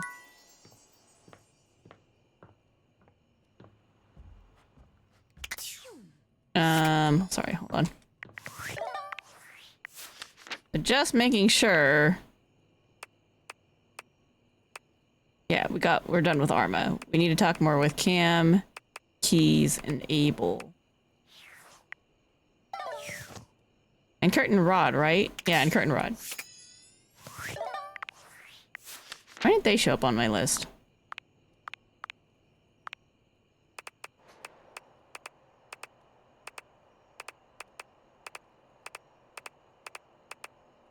Well, I know we need to talk to them. It's fine.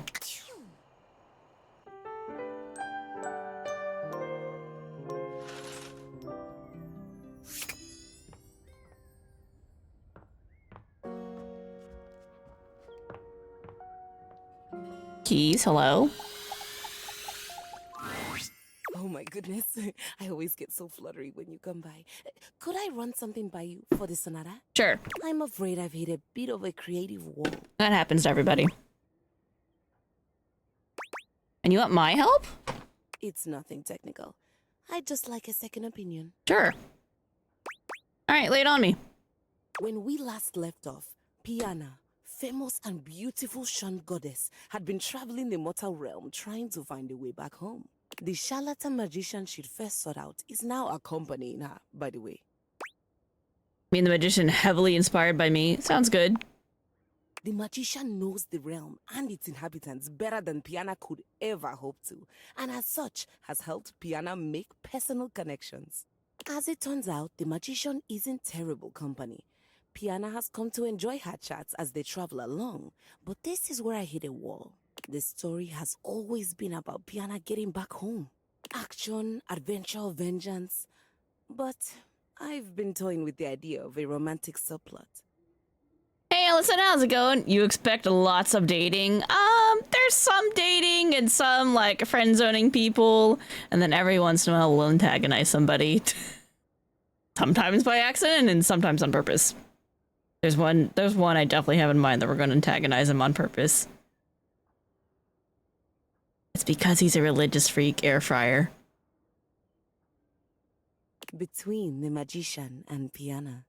Very cult-like. He's just like, believe in the cult of the air fryer. Oil is damnation. I'm like, oh hell no.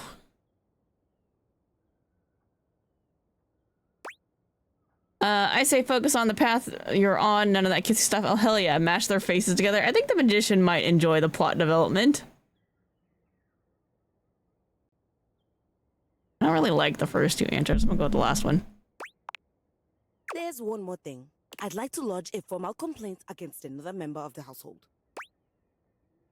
Again, I'm gonna have to start charging. We should really turn this into a drinking game. Were the first 4 complaints not enough? Of course. Who is it this time? I'll get it sorted. It's against Rainy. Rainy, but you're both musical. Yes, we are cut from different cloths, but both musical in nature. She was playing something classical the other day. Oh. Okay. There was a piano part. Okay. As resident piano, that should have been my responsibility. I mean, she can't help but what's recorded on her. My role was usurped, and I'd like to place the record in question on the list of banned music. I'm not gonna censor her. Because when has there been a list of banned music? I mean, like, why don't you just accompany her? I've just started one. The other option, of course, would be to have her play the record over and over again. Wait, isn't that the last thing you'd want? So what you really want is to hear it again. Yes, that would be fantastic. That doesn't actually sound like a complaint, Keys. Oh, I don't know. Old habits die hard. I'll go introduce myself. Good. Thanks for the kind ear. You're welcome. Now I'm gonna have to talk to you again later. It'd be that way. We still gotta talk to Abel somewhere. Jeremy needs to calm down. Alright, let's talk to the curtain rod in here. I've been wondering when we would see you again. Yeah, we were just talking about I you. literally just talked to you in like every part of the house I could find you. Me? Nothing bad, I hope. All good stuff. Alright. We were talking about how good you look. Oh, thanks. What are you doing? You ain't got no chill. It's Wendelin. She's very transparent about everything. I'm just telling the truth. But you could be a little more coy about it. Oh, hey, look who's here. Weren't you two just talking about them? Yes, Gwendolyn. They think you are just the cutest thing ever. You should have heard what Kurt said about you. Okay, that's enough. Oh, look at them both. They look so embarrassed. I haven't seen Rod like this since he tried to hit on me. Yeah, I heard about that. Okay, I think we're all good. Oh, wow, so flustered. Oh, this is pretty funny if you ask me. It is kind of funny. It's not funny. Yeah, what Kurt said. I think it's awfully sweet that you two were talking about me. Can't you can't tell me you think I'm cute yourselves? You let Wendelin speak for you? You're both chumps. I mean, we could. But, you know, we were just talking about it between us. We didn't know Gwendolyn was listening. When is she not listening? You're neighbors. Not that it would change the way we feel about you. Not that we feel any way about you. Not really. Not that we couldn't feel some way about you. There's always the option. And only if you agree. Totally. Only if that happens. Yep. So, okay. I'm completely embarrassed now. Can we end this, please? You two want to stop talking? That's your favorite thing to do. Wow. Thank you, Wendelin. I sense a hint of sarcasm in that thank you. You are not okay, are you, Rat? And to think you liked Gwendolyn. Cooler heads prevailed there. Oh, projection. This is getting bad. Okay, we're ending this conversation. Right now. I think you should leave before they explode from embarrassment. That can happen? I don't know. I need a nap. All right.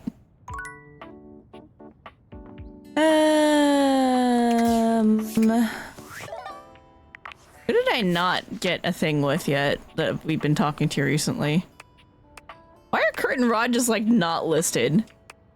Still need to talk to Abel. We got Miranda. We gotta talk to Cam. Okay. Okay. So let's go pick an Able. Where do I have more tables? Work or play? That's Dasha. Maybe. Let's do the one up here. Wait, hold on. Is this a table? That's a nightstand. Okay. Go for this. When you walk up on Abel, you find him in a state of distress, though the reason is immediately apparent. Oh! Hey there. Well, Abel, whoa, you're soaked. Oh, tarnation. Why'd you have to come by now? Why? What happened to you? What happened to him? You should be asking what happened to me.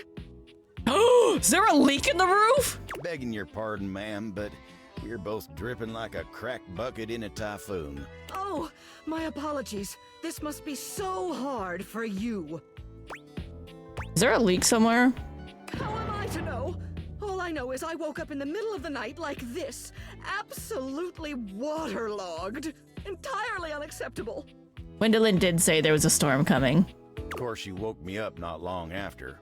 You gotta take care of Miss Celia first. But she ain't the only one. Wallace, I'm sure, also needs to be cleaned. Poor Keith had to relocate for a little while. I've got so many folks counting on me.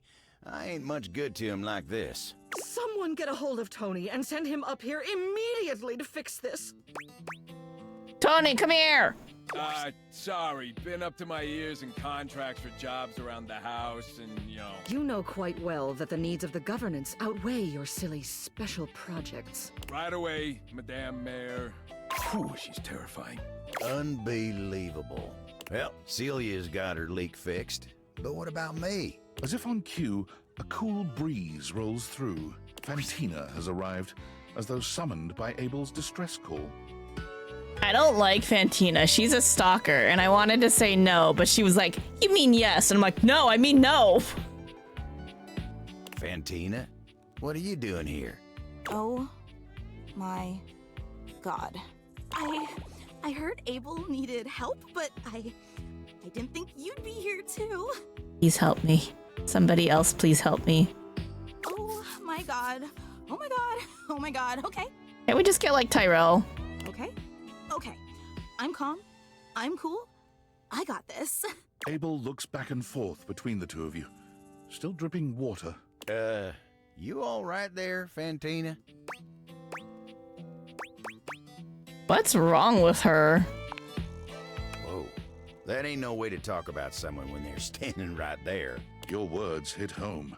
Fantina looks at you with tears in her eyes, her lip quivering. Fantina, it ain't like that.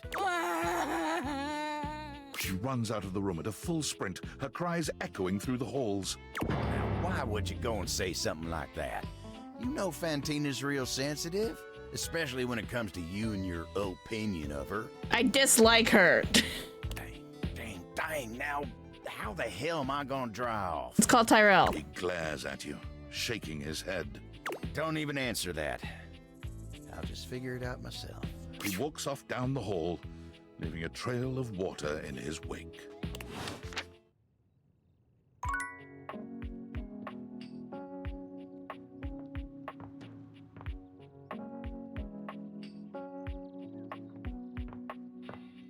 He did indeed leave a trail of water in his wake.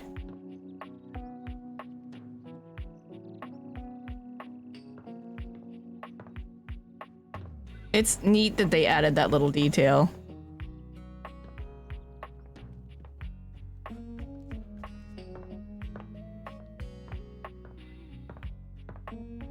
All right, who do we talk to next?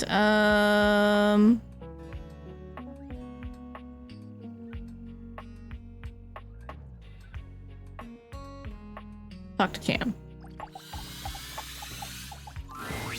Oh. Hi. You. Yeah? Hi. Sorry about before. Whatever. When you're a trash can, you gotta have a pretty thick liner. But let's not get all counsel-y, okay? Not big on feelings. What do you got?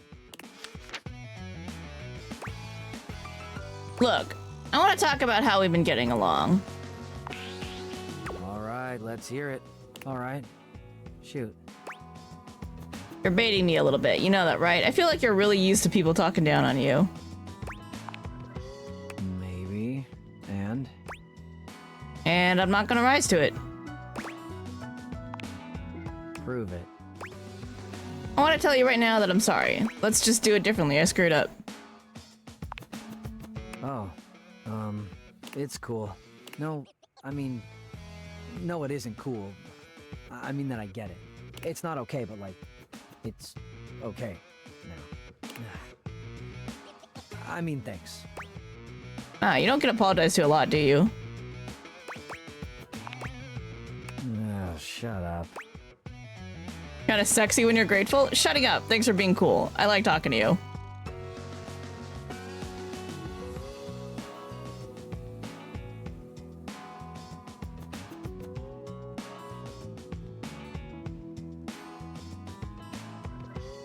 This game confuses you because they do things like make the trash hot. Oh, isn't that a meme? I remember seeing a lot of people throw their waifus and husbandos in the dumpster for some reason. It was never explained to me.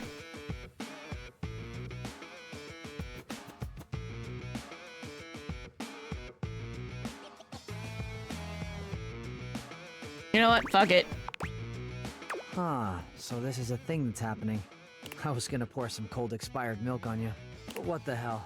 I know I'm hot. Might as well get something out of it.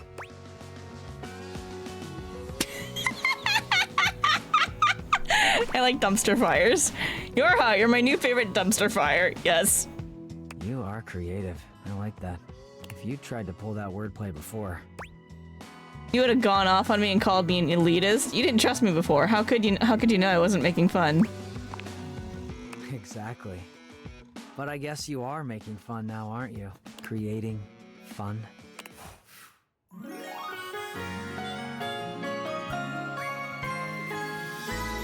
hang out. I found marshmallow fluff.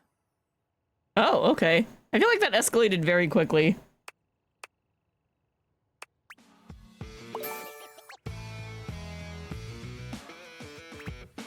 Hey, what do you say we find a quiet spot and see if I've got anything else fun hidden away in here?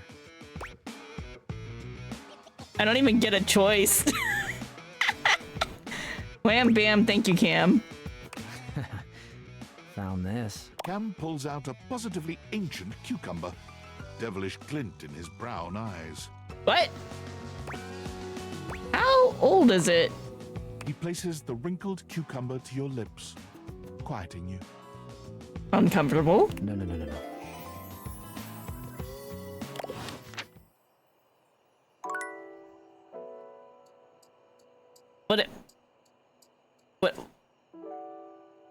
What did he do with the cucumber? Should I be concerned? I feel a little concerned.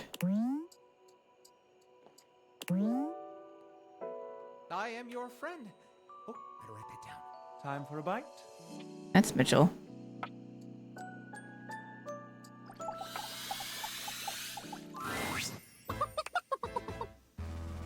I know. I'll stay calm.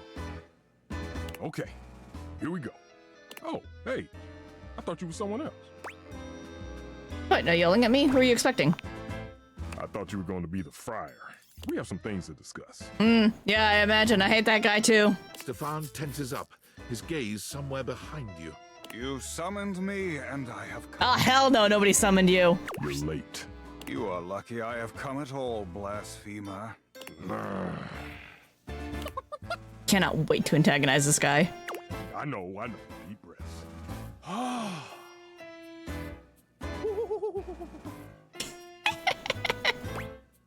Wow, look at you keeping your cool. Shut it! State your case, quickly. I heard you've been talking a lot around the house about air fryers as a wave of the future and blah, blah, blah, blah. Blah, blah, blah. You would hand-wave the gospel of convection? Why? You're trying to replace me? Fomenting mutiny behind my back? Ah, there it is. The grease demon possessing you has risen to the surface. The what? Oh yeah, that's exactly what's happening. Grease demon, is this guy okay? Fear not. You may be unworthy, but a man of convection never allows his flock to suffer. The friar pulls a small fan from deep within his robes, turning it on and aiming it at Stefan. Out, demon! Out! Hey, what the hell you doing? The power of convection compels you! Oh, hell no. Have you lost your mind? I have never been more clear-headed in my life. Begone, demon of grease! This is starting to sound like a movie. The Convex Sorceress? You should probably just go. I cannot leave this stove to his suffering. Ooh, it is I, the grease demon. Friar Errol rears back in shock, holding the fan out in front of him. He looks absolutely terrified. Back, demon! I order you to leave this stove. Out! Out! He blows the air directly into Stefan's face. Stefan looks at you, then back at the friar. Oh, no! My greatest weakness! The light! I've had it! I'm getting out of here! It's me, the grease demon, signing off. I'm really leaving now. Bye! Stefan's performance is hardly convincing, but the friar wipes his brow and sighs. I see now. You summoned me to exercise you. Very good. Here, keep this with you, and stay away from any grease from this point forward. Sure. I just need to, pray. Stefan holds up the little fan with a strained smile. Excellent. Be well, and may you always walk in his currents. As soon as the friar leaves, Stefan exhales loudly. That was, Woo! Yeah, look, I'm gonna need some time to decompress. Come back later. You know what? I get it. That was a lot to deal with. Those water spots still there? Did they go anywhere?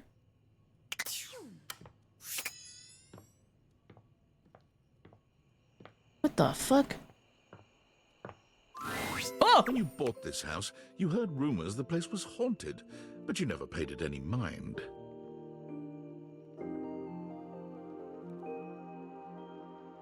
I'm concerned. But there's no question that the spirit floating before you is a ghost. She looks like she came straight from the 80s. Her clothes as dated as her skin is translucent. Her eyes lock onto yours, and a chill runs down your spine. But where you feel a tingle of apprehension, this ghost seems... Oh my god, oh my god, oh my god! Hi! Wow! Zoe Bennett. Hi. Whoa, holy cold front. Who the hell are you? Yay, yeah, hi, what? I don't know. Oh my god, what are you? Where are you from? Do you like ice cream? This is the best day ever. Meeting me is the best ever. I am so confused. Same here, same here. I've just been up here all by myself for God, I don't even know how long. You'd be amazed at how bad my sense of time is. Like, it's actually kind of crazy. I can't even tell the difference between a minute and a month. But I have just been here, you know? And I am so bored. And I'd just give anything for someone to talk to. And I was just thinking about that. Like, I think a lot. Like, I'm such an intellectual. And then here you are. Like, there you were. You might eventually be over there. And that's nuts. Wait, though. What are you? Good question. Let me explain some stuff.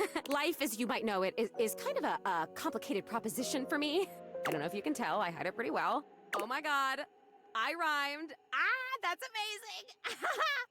Honestly, it's amazing to even be able to speak because a lot of the time, I can't make sounds, which is weird.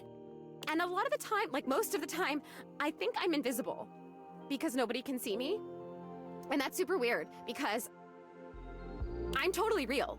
You know, I mean, I think I am. So why wouldn't I be? Because if I can think, I must have a brain or a consciousness somewhere.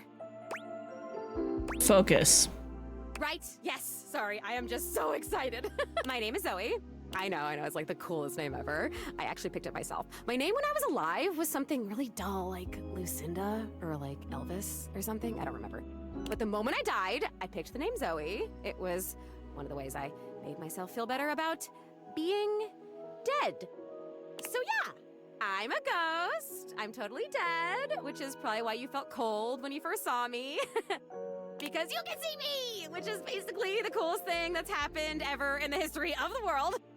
Except, of course, for me dying, which was equally awesome because being a ghost is the best. Okay.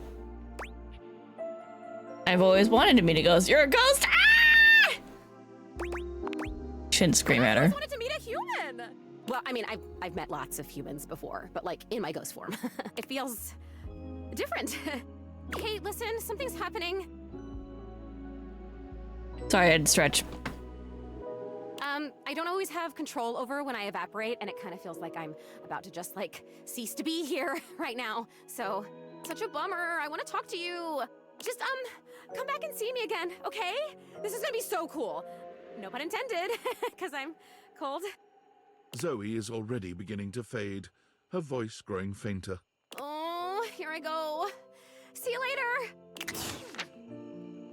Well, I didn't use a charge because I didn't have any. I guess come back at night again?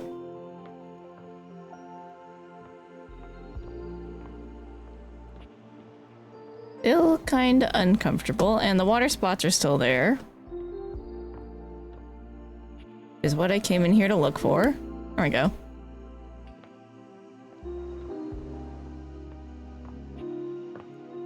Yeah, but they don't lead into the attic.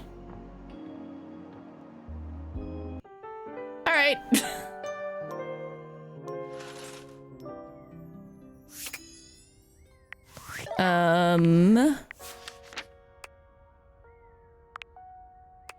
Yeah, we still need to finish keys. At least we finished Arma and Cam. Alright, let's grab Curtain Rod first. Come here. What? Rod waves you over, his voice low.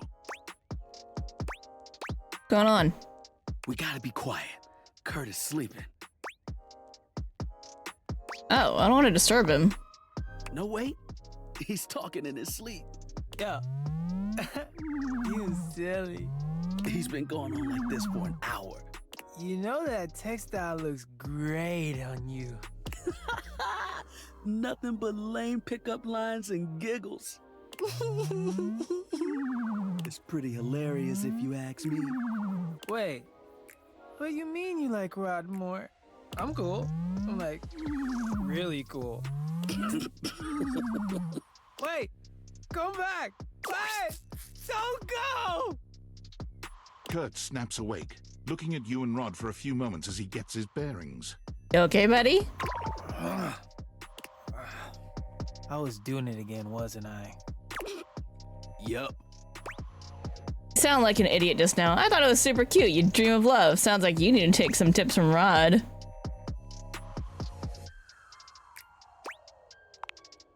That's right. Line on up and get some schooling. In your dreams. Nah, you ain't in there. You've never dreamed about me? Sure I have. See? And you always a clown in them. A clown? Yeah, just like in real life. How about this? Let's get you back to bed and let you have another shot. You think they'll come back again? Oh, no, you blew it. Even your mind knows it. Dream a new dream. One where you've got game. Party hard. Let's let Kurt get some shut-eye and hope he's smoother next time. Don't listen to me if I start talking in my sleep. No promises. Definitely gonna listen.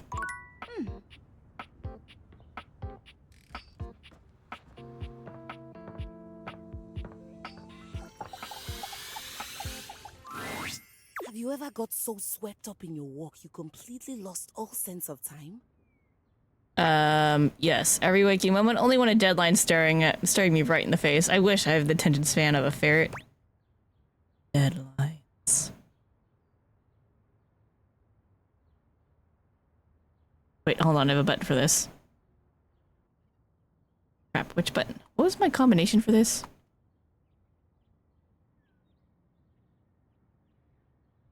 Oh. Alt?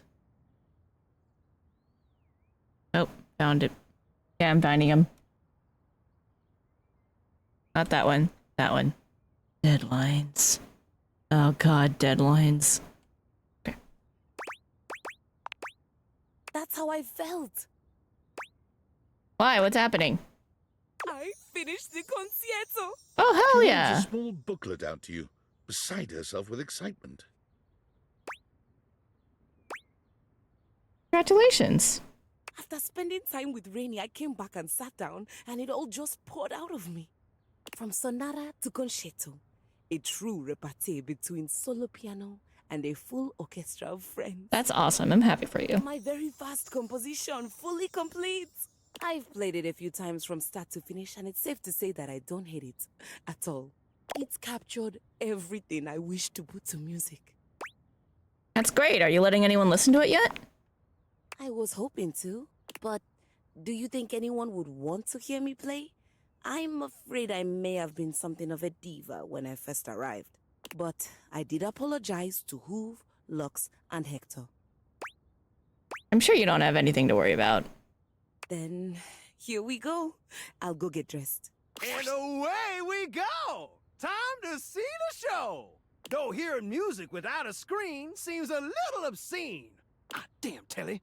No wild rhyming during the old school music. Remember what happened last time. A concerto. I can't remember the last time I heard one of those. I hope this is better than those modern concerts that VoD used to put on. Finally, I get to sit down for a bit and take in a performance. Ah, nice for you, Jeremy. I detest music, but I do like costumes. John, shut the fuck up and go back to being cool. I'm so happy to be parked in my very own corner. The best seat in the house. Keys is dressed in a floor-length gown that makes her look even more elegant and grand than she already does. She is absolutely stunning. Rainy enters just after her, dressed in a charming tuxedo. Here you go, honey. I've brought my finest duds and my highest quality speakers to capture all those dynamics you classical musicians want to hear. Thank you, friends, for everything. Can't believe we got this far. How long is this going to be? Is there a programmer or something I can use as a guide? I'm taking my seat. Taking my seat. Excellent. So am I. Rainy. On me. And... Keys and Rainy begin to play, each in beautiful harmony with the other.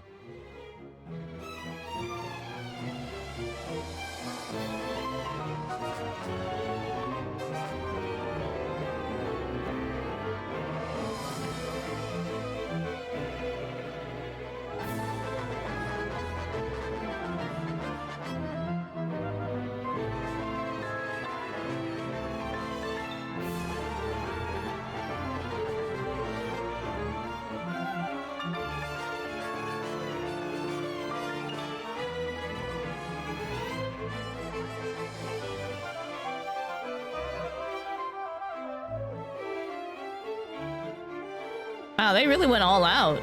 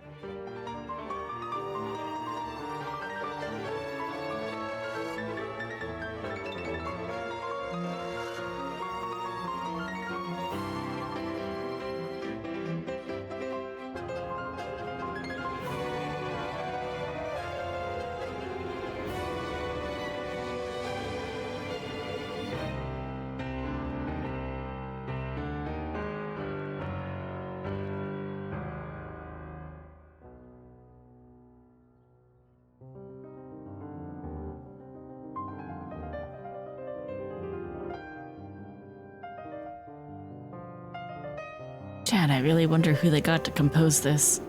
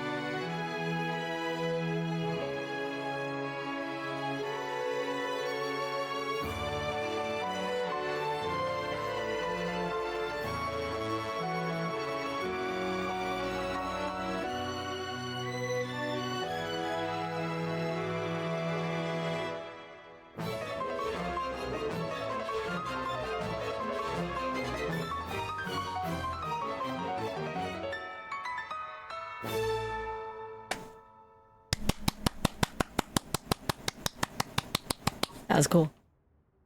You sit back to take in the waves of music. You listen as long as you like, allowing the music to wash over you and transport you into Key's fantastic world. Really like that. Thank you for letting me sing at last.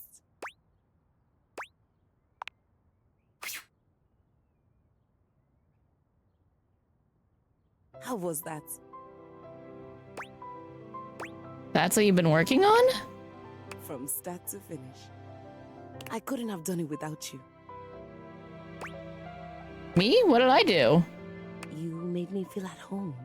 Or rather, you gave me a home. I don't know if you noticed, but I made some changes to the narrative. Kiana ends up staying in the mortal realm with the magician. You were the inspiration for the magician, by the way. I had no idea. I was? Of course I was. I'm a natural born muse. I was. You didn't pick up on that. I knew I hit it well. She didn't, but we're being a little coy. Like what I did with Piana and the magician's relationship?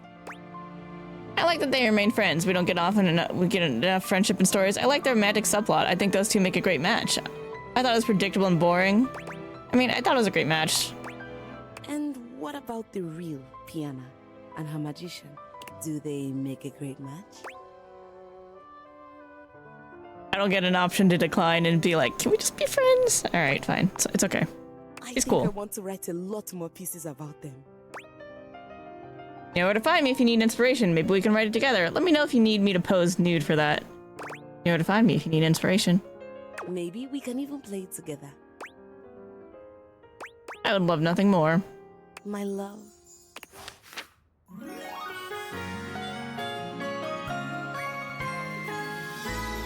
Gotcha. I just thought it was a very nice story the way that she wrote it, and then like, you know, I thought it was a nice story. Okay. We gotta talk to.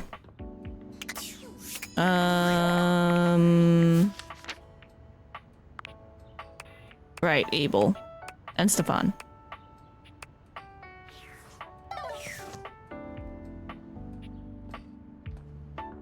I go pick me an Abel table. All's well here at the console table. Well, most how am I supposed to relax when I could be watching the greatest TV show ever made? Is it really the greatest? A hard-working pair. I think this is. I think we already got this. Less than anyway. Okay, that's not clearly not the way to continue a conversation with him. It's something we've already done before. Where else can I talk to him though? Well, let's talk to Stefan. Ready! Stefan, buddy! Oh, hey, don't buddy me. What is it that we talked about last week? I can't remember. A smart fridge. But yet, you can't remember one simple thing. Tell me, why did you order a slot pocket from me? Oh, because they heat better in the oven. Those are foods for Luke, not me. Freddy, you don't have to take this. What's the big deal? Freddy, you don't have to take this. I'm glad someone has my back. See? This is why I... Okay. Cool down, Stefan. They don't know any better.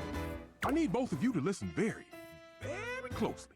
I can heat a slot pocket to perfection, but I was not given both convection and conduction for it to be wasted on frozen pastry filled with subpar meat products. If you want something like that done, you can talk to Luke, not me.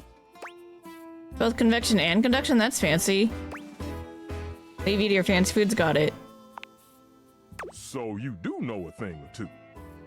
Interesting. I do know some stuff, yeah. Do that again. Thank you. But did you do it this time? Of course I did. Here, do not tell anyone. Thanks, Deuterino. Leave!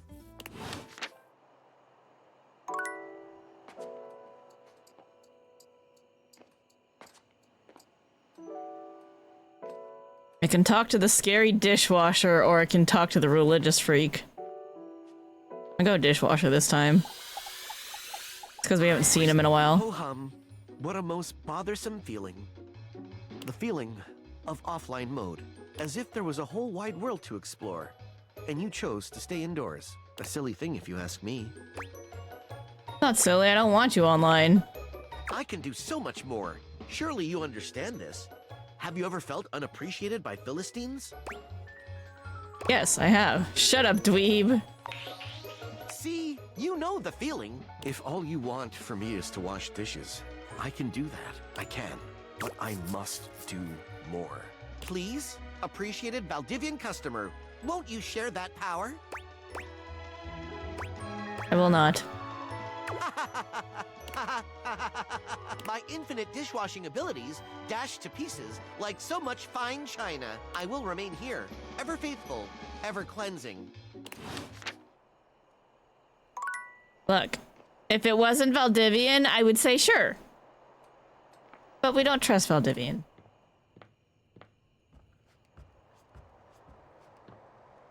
Go see if the ghost is there again.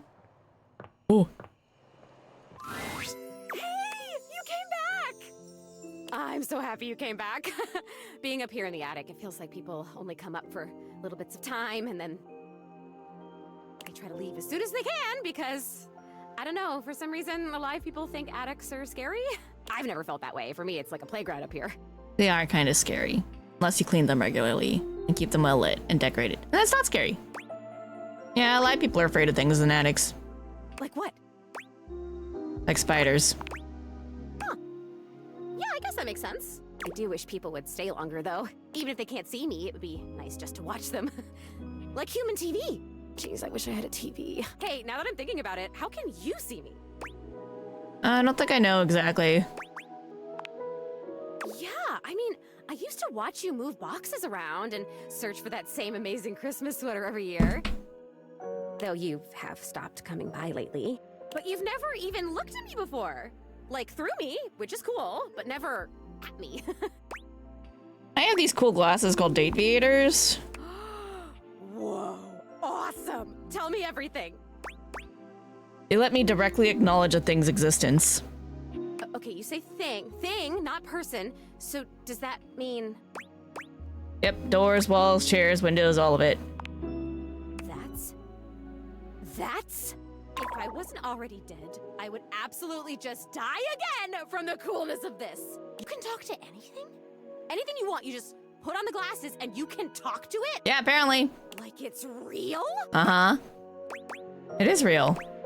Wait, so then how are you talking to me? Because I'm not a thing. I'm not exactly using a charge, so... And I guess I'm something in between a thing and a person. You're noticing now.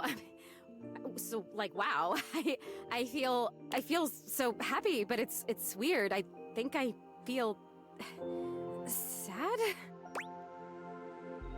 That's okay. Sad's pretty normal sometimes. Oh, really? That's good to hear. I felt sad a lot when I was alive, but since I died, I've just been mostly happy all the time, and I haven't had to think about the stuff that used to make me so sad. I think there's something about being a ghost that makes things harder to feel. Like, sadness can feel so heavy sometimes, and if I can't even lift the latch on the attic window, how am I gonna lift something as heavy as sadness, right? It would just fall right through me. That's kind of funny. I guess that's funny. That's more sad than anything. Yeah. But your glasses, this idea that you can talk to anything, to anybody, like, does it feel like you have friends? What does it feel like to have friends? Feels pretty good, honestly. Well, a lot of things in this house have a lot of attitude. It feels good. I mean, we have a lot of friends. I would love that. Oh boy, okay, this is weird. I'm having another feeling, I think. Tell me about it.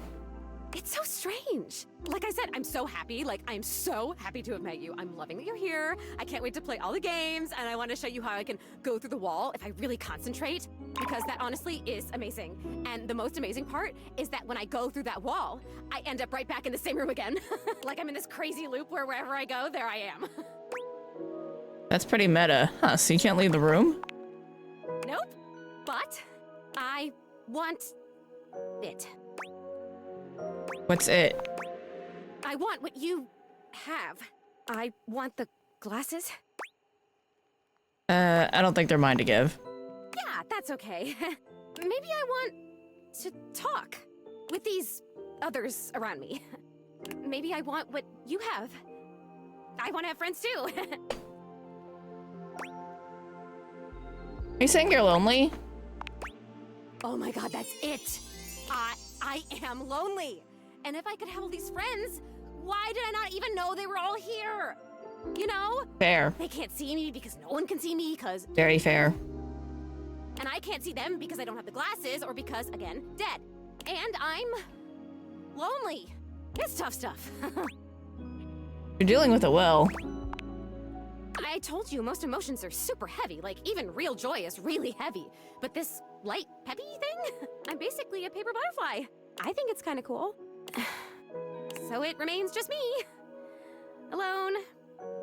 And you say there's all these other beings here. It's really crowded living alone. Yeah. They're nothing special. They can be fun. Sometimes they talk too much. It's really crowded living alone. Yeah. If you can talk to every object here, it must feel overwhelming sometimes. Even just talking to you one-on-one, I'm overwhelming myself. I don't know, there's something about you though. And not just those glasses. There's something about you being here that is making it so that I can feel these things. Maybe you're like holding the feelings and I can feel them with you? What else can I feel, I wonder? Are there other emotions besides loneliness? Hell yeah, there are. We can make a list and feel every single one. That sounds like a great idea. I have mastered loneliness already, so that's good. Oh wait, this is terrible. Help me. Please help me. Zoe, are you crying? I am so... Oh, maybe I haven't mastered this one. I didn't even think a non-corporeal being could cry. Have you ever seen anything this crazy? I feel crazy. I'm so lonely. Oh, it's happening again. I'm gonna disappear. Oh, I wonder if I'm still gonna be crying when I come back. You're gonna come back, right? I still want to feel the feelings. Once again, Zoe is fading before your very eyes, but it doesn't stop her trying to speak to you. And I have so much to show you. I can turn somersaults in midair. Okay, that's kind of cool. We're gonna have to keep visiting her. I feel bad.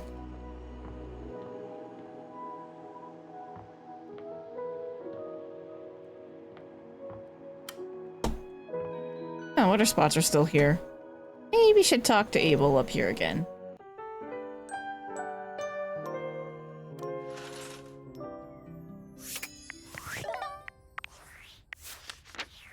That's not what I wanted to do. That's what I wanted to do.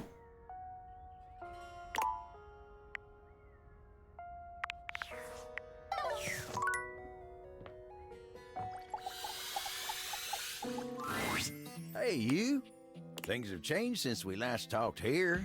The hallway ain't too bad now with old Keith around. Oh, he gives the best advice. He's really seen it all. I'm real fond of a lot of the objects in this house, but Keith, oh, he's got my full respect. Ain't never met a key like him. But enough about him. What's going on? All's well up here in the landing. Always a pleasure to see you coming up to get some rest. Not that I'm watching you sleep or nothing. I'm just a fan of rest. Okay. What am I supposed to do with Abel?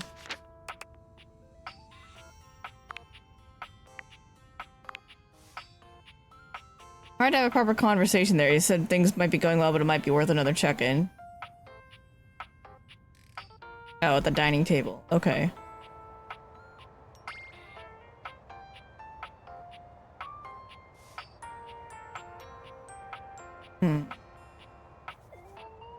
Okay.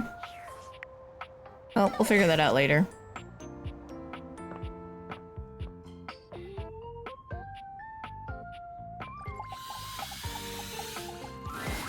Oh, you trying to hang out right now? Of course they are. We're the coolest duo in this house. There ain't much happening over here, though. But something has to be popping off. Ha! We'll see you at the... Oh my god. Sucks. Okay, what a waste. Nope.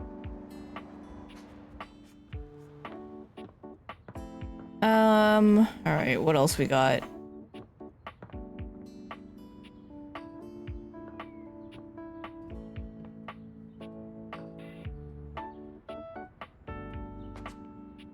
Okay. We've got enough for Stefan and Dishy and a crazy air fryer. Chief Stefan!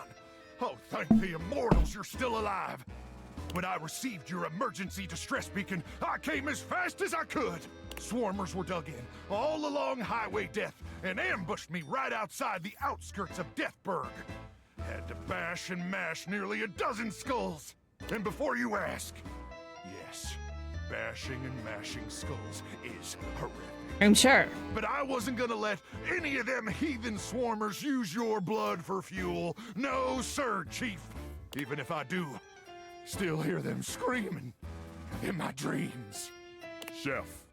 It's Chef Stefan. Really? Are you sure? What rank is that? Like a colonel? What? No. It's not military rank. It's the title of someone who prepares meals. In my case, Michelin-starred meals that would change your life. Oh man, that sounds radical. I could use a real meal, let me tell you, Chief. I've been subsisting off protein gels and carnitine chews for damn near 56 months now. Damn, that's a long time.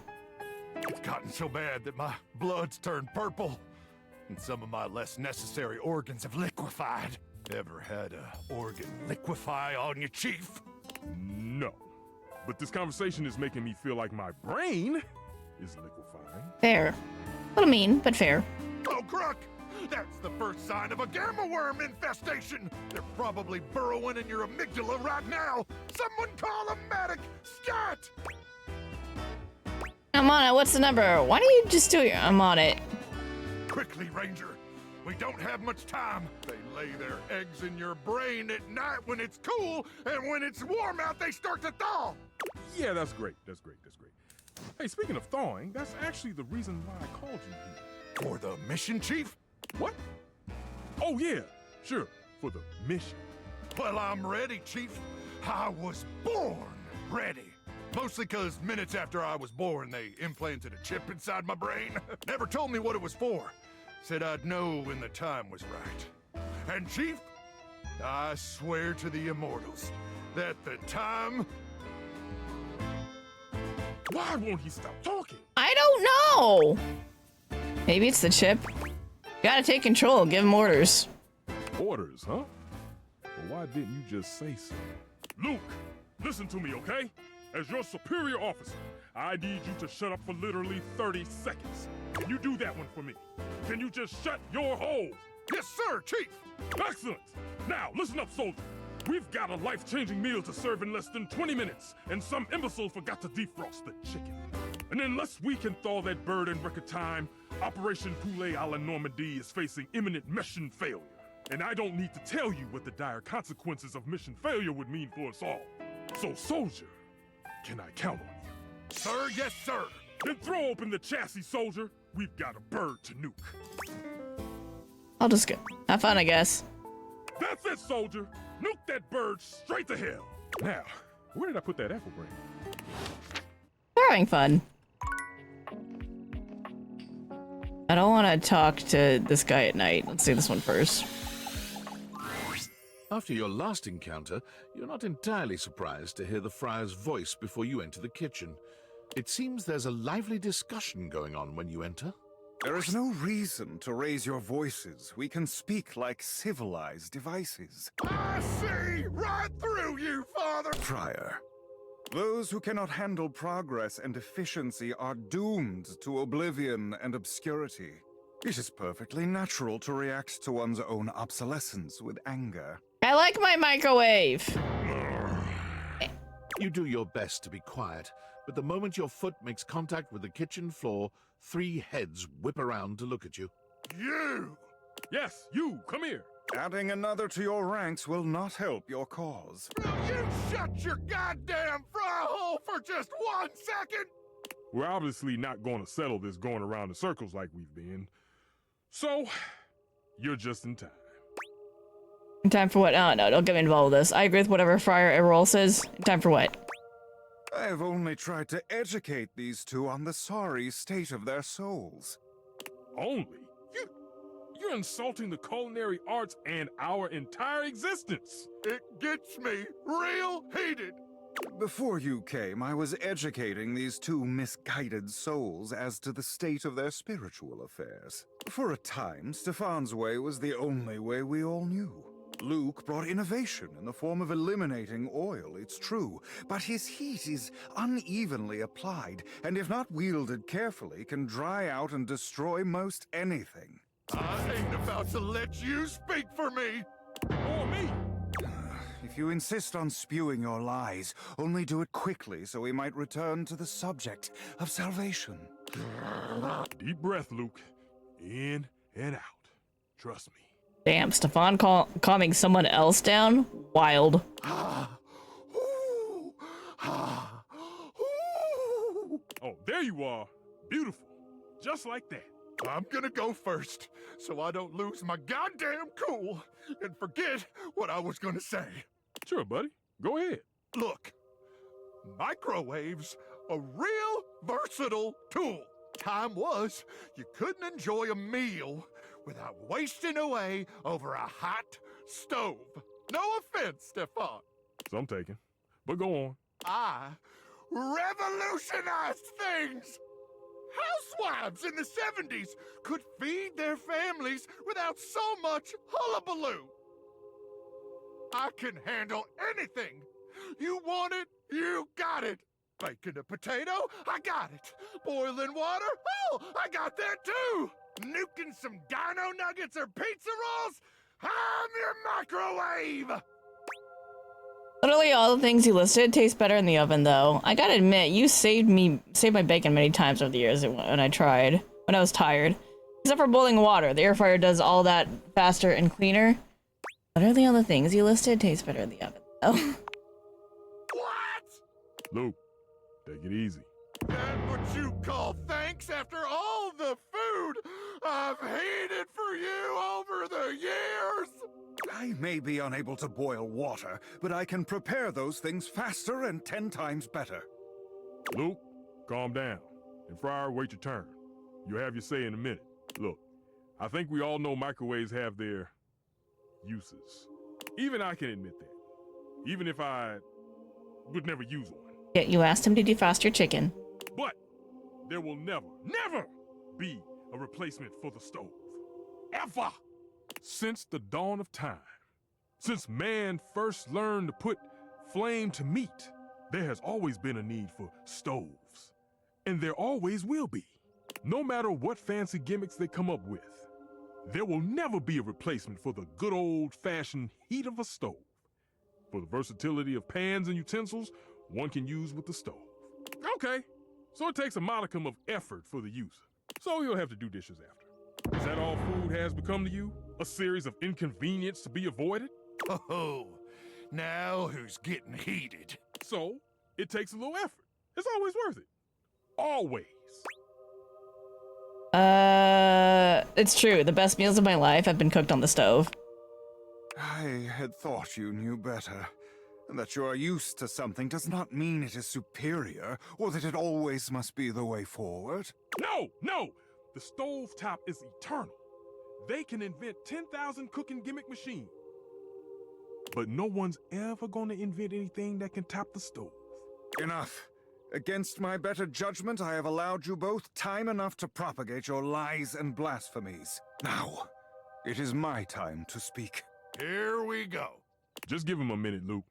He'll trip himself up. There have been many culinary innovations over the history of mankind. Innovations that allowed man to take great steps forward and truly progress. The refrigerator, the food processor. Freddy's pretty great. But the microwave failed to solve the problem of fat needed to make food crispy and evenly heated. The stove might be what mankind has known for years, but it requires both fat and needless effort to transform food. But the power of convection eliminates the need for all these things. But Stefan has convection and conduction. And unlike a convection oven, an air fryer distributes air over a much smaller area, cooking food much faster. Doesn't taste the same, though. Those dinosaur nuggets Mr. Nukem professes to make so well, I can make them better. Although, there are certain things I do like using the air fryer for, like when I make fried eggplant. So good. Pizza rolls, I have perfected them.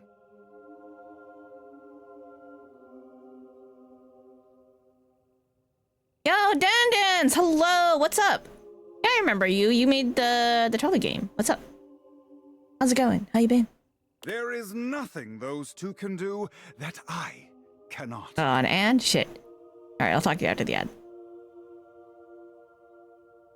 Damn lies! You seriously believe this? This bullshit? It's all the truth, maybe not everything, but he is quite good. Absolutely not. Ha! You tell him, Ranger. Glad to see you still got some sense. You're welcome. The truth can be a difficult thing to accept, particularly when faced with temptation and blasphemy from all sides.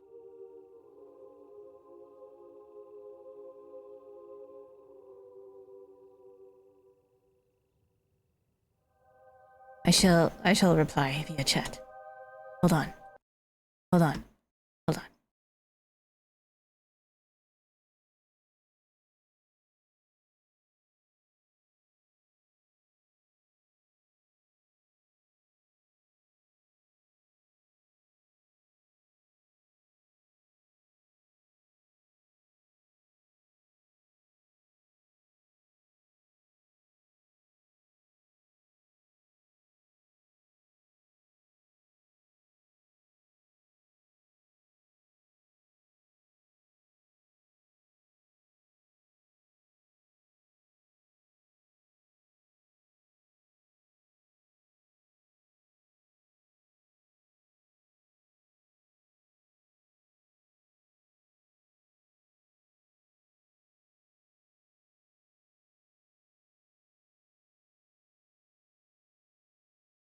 science chat. VoD watchers, sorry. Okay.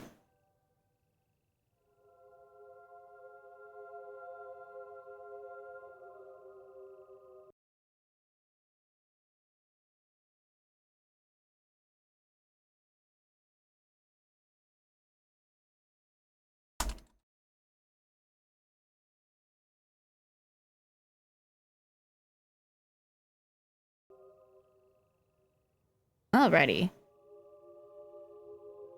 Still, I have faith you will see soon enough.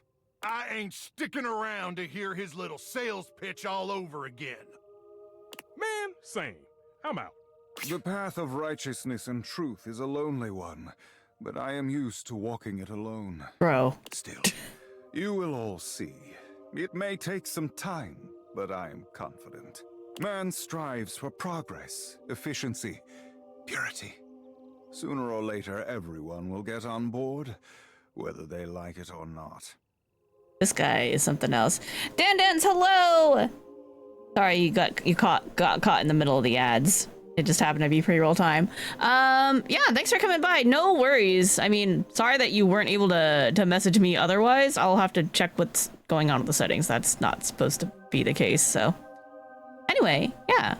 Good to hear from you. Glad you're doing well. And glad to hear that the game's done. Pretty excited to play that. I look forward to it. And I will definitely message you after the stream.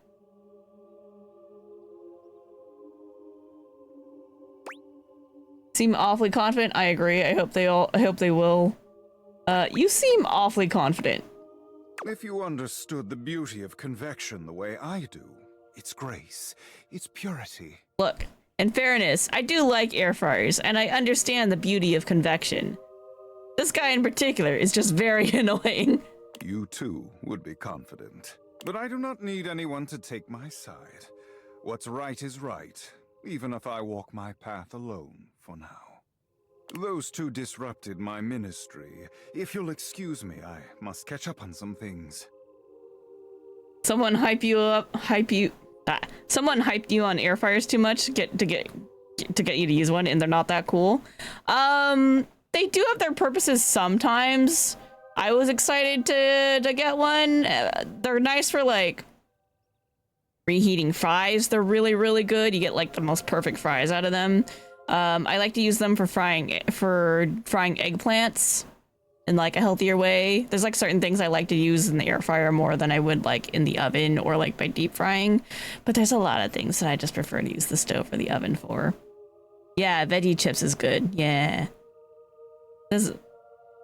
They do use a lot of energy. Yes, and the basket is also like kind of small, so it's like if you're trying to make a meal for a bunch of people, not very efficient at all. Especially if I'm trying to do like when my alternative is I could just do one sheet recipes in the oven and be like, there's all my vegetables, there's my chicken or my fish, just throw it all in, set a timer, and then come back in like usually about like 20-25-ish minutes and everything's cooked and it's great. Can't cook for a family of 4? No way. Yeah. We have a household of our house is 3 people, and there's no way we can fit a side dish in the air fryer. So, you know, again, like fries, or like when I want to fry eggplants, like that's fine. The eggplants, by the way, barely fit in the air fryer. Some of the ones at the top get a little extra crispy, but cook them real nice. But that's pretty much all you can fit in there. You can't fit anything else. Anyway, air fryers do have their use, but like not in the way that this guy's implying. And also, he sucks. He's very pompous. You will return, yes? Not because I want to. I do live here, so yeah. Yeah, I live here. See you later, then.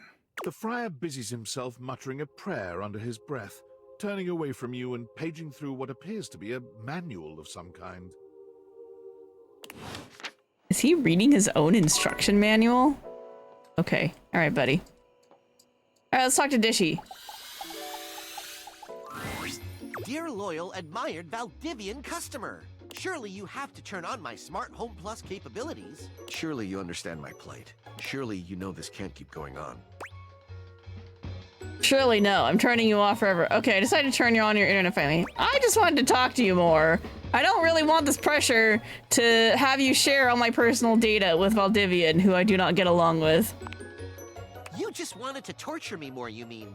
My purpose on this earth is to wash dishes to my utmost capability. I don't see why you need to be online to do that, though. But I don't need that. I'm okay with offline mode. But it is my purpose, loyal Valdivian customer. Do you understand purpose? Your purpose on this earth. What do you think it is? I'm here to love stuff. I'm here to eat things so you can wash the dishes later. I'm here to choose among limited options and an approximation of my true intentions. That sounds almost philosophical. I could understand it better if I were connected to the internet. But if that is your purpose, so be it. Mine is to wash dishes. But in my current state, I simply cannot do it to my fullest extent. I'm a violinist sans instrument. I'm a runner with no soul. Okay, now I feel bad for not connecting him to the internet. Dishy didn't get his appliance Sona. No, and I don't know why. He's just like this. Maybe I have to connect him to the internet to get him to change. It's stifling. Have you ever considered that your purpose is evil? Giving all my information is morally great, Dishy. Why? I only aim to help. How can my dishwashing prowess affect your life negatively? It's more about the principle of the matter. I don't like it. I've seen dystopian movies and stuff. I don't trust Valdivian. You trust them enough to work for them. You trust them enough to deliver and grow your food. Your body is 80% Valdivian, if we're taking into account the average Valdivianite. Come now. Surely the wonders of modern technology aren't all that bad. I can't do it. I'll never turn on your data sharing.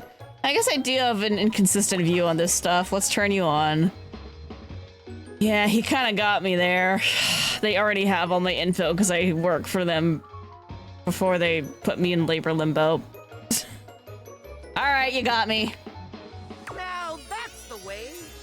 Ah, thank you. That feels much better. Wait just a moment as I get your dishwashing experience ready. Dishy falls silent, perhaps processing. He's still very disturbing looking. But you know what? I've met a lot of weirdos in this house, so I've seen worse. Beep boop bop. Boop boop boop boop boop boop. Okay. One new update found. Downloading update. Beep boop bop. Beep boop bop. Boop boop boop boop boop boop. 1% downloaded. Oh god. Beep boop bop. Okay, I'll wait right here. Beep boop bop. Boop boop boop boop boop boop. 2% downloaded. I got nothing better to do. Beep boop bop. Beep boop bop. Beep boop bop. Boop boop boop boop boop boop. Beep boop bop. Beep boop bop. Beep boop pop. Boop boop boop boop boop boop. When's the part where we start slowly going insane? 3% downloaded. Oh my god, that was all 3%? Beep boop bop. This game is indeed very long. Boop boop boop boop boop boop. Especially if you want to listen to all the voice acting. It's very long. Beep boop bop. Beep boop beep boop boop beep. I'm gonna start clicking. Beep. 2% downloaded. What? You went backwards? You've seen me steam this game like 1,000 times. I think this is maybe like day 12 or something. It is quite a bit though, yeah. It's longer than I thought it would be somehow, but it is really fun. There's some good stories in here. Every character kind of has like their own story going on, and some of them I'm like, nah, I'm good. And then others I'm like, actually, I really enjoyed that story. That was a good time. Would talk to you again. Would like to talk to you more. 2%? Beep boop bop. Beep boop. I like that one. 4% downloaded. Hey, went back up. Fine, whatever. Beep boop. Beep boop. Beep boop. Beep. This is hell. This is some kind of fresh hell. 4% downloaded. Why?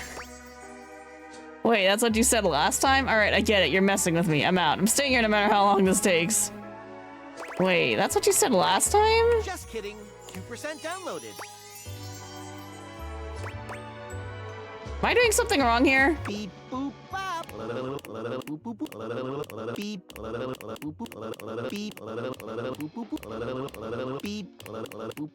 Beep boop bop. Can I say something? Can I use some spec points to make this go faster? I love this. This is my favorite thing.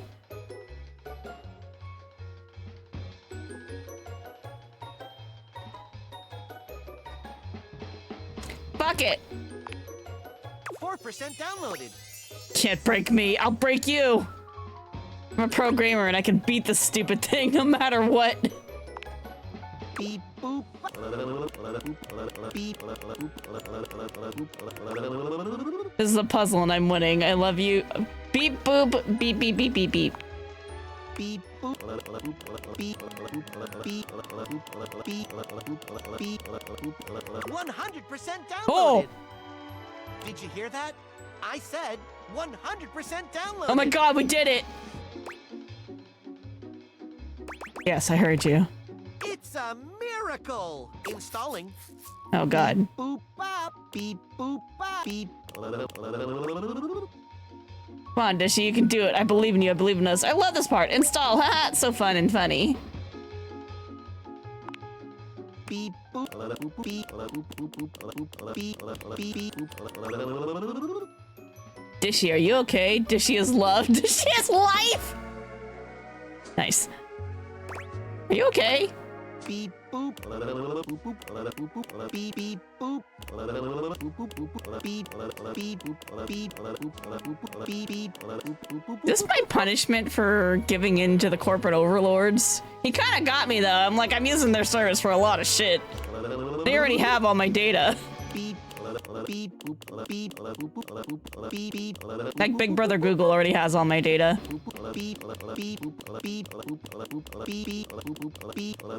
Do not underestimate how fast I will spam click. Congratulations! 100% installed! Thank goodness. Human, you patiently stood by my side as I downloaded and installed. Thank you for your patience. This brings a tear to my eyes, which I will promptly rinse away. I will begin account setup. Now, great to see you. Welcome to Dishwasher Setup. You have been assigned one of our 4 perfectly secure passwords. Please select the one that looks the most secure.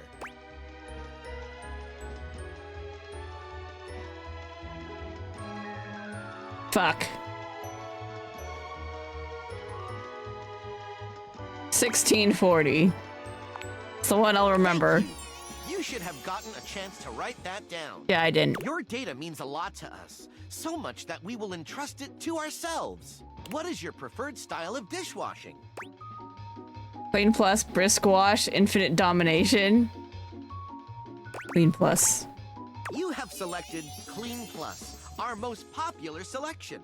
Clean Plus gives your dishes the feeling of perfect extraction of bothersome particles. Like a spa for your dishware. Daisuke will like that. Setup is complete. Thank you for entrusting Valdivian with your food and food-related data. Goodbye.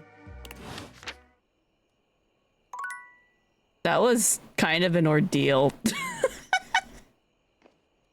That was a lot.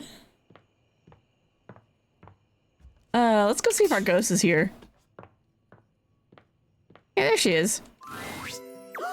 Hi! You're back again! Hi! I am indeed. How you feeling? Aw, you're so nice. I'm great. I feel great. You're great. You're here. You're the only person I know. Did you know that? That's just wild to me. Can you imagine if you were a jerk? Huh? What if the only person I knew in the whole world was a jerk? That would suck.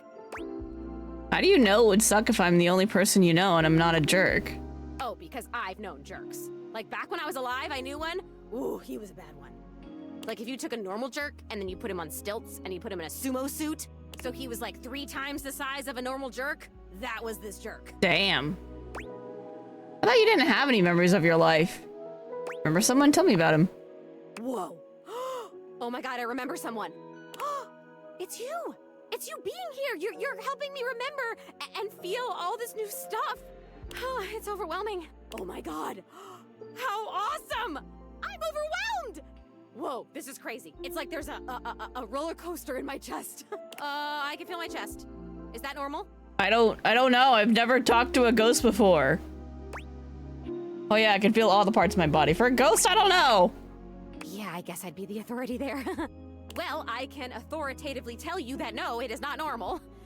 I'm starting to feel not just feelings, but body stuff. Oh. If I had a way to tie you to a chair to keep you from leaving, I would totally do it. I'm not comfortable with that, no.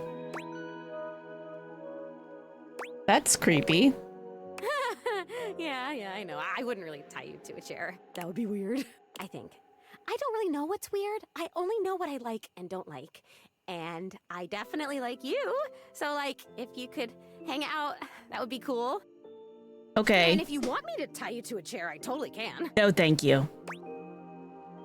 I'm good. Not a fan of restraints, but thanks. Oh, sorry. Did you say you had a memory of someone? He actually used to live here. His name was Rudy, and when I knew him, I don't remember exactly. He used to wear this really long vest. It was like dark green or light brown. He was older than me, I know. I think, at least. How old do I seem to you? I guess like early 20s. Thank you. Still, I am pretty sure he was older than me. Oh, and he was super into witchery and stuff. He was always coming home with crazy books and bags full of crystals and oils and herbs. Sometimes I would walk by this house at night and I'd see the whole attic window just lit up with candlelight flickering. I don't remember ever seeing other people in here though, so was he alone? Was he just up here chanting to himself about stuff? I guess it would have been right here. He would have been doing these ceremonies and whatever, right where we're standing. Well, you're standing, I'm floating. I only ever saw him out of the house when he was going shopping for more witch stuff. And he always had on that weird vest and had these super deep pockets. I want deep pockets. He always had his hands in his pockets. That might be creepy. Could be a normal thing. People do keep things in their pockets. Zoe flickers, like someone just adjusted some spectral cable tethering her to this world. Oh, damn it, no! I'm gonna go away soon. This stupid disappearing thing has never bothered me before now, but I want to be here. I want to talk to you. I'm onto something. It is so frustrating to really want something and not be able to keep it. I've never experienced this before. Frustration. How interesting. She is learning about emotions. Good for her. Oh my god, this is so strange. Can you actually do me a favor? Hey, what's up? Absolutely, what's up? I used to have this necklace. Really pretty little gold necklace. I remember it had a pink heart pendant. I haven't thought about it in years, but all of a sudden, I can't think about anything else. It's important. It's really important. All this talk about Rudy, somehow that necklace is connected. That necklace, maybe I was wearing it when I died. I think I need it in order to remember. Where can I find it? I want so badly to remember. I can't go back to just floating around up here and not remembering anything about my life or who I was, to feeling so alone now that I can feel. That's what's kind of cool about this game, is that like you get stuff like this where it's like there's a puzzle and you gotta go find it, like look around the house and find the answer. Sometimes talk to the right objects. I need you to find that necklace for me. Have you seen it? I've actually met a time capsule in the basement. Could that be where your stuff is? A time capsule, that sounds perfect.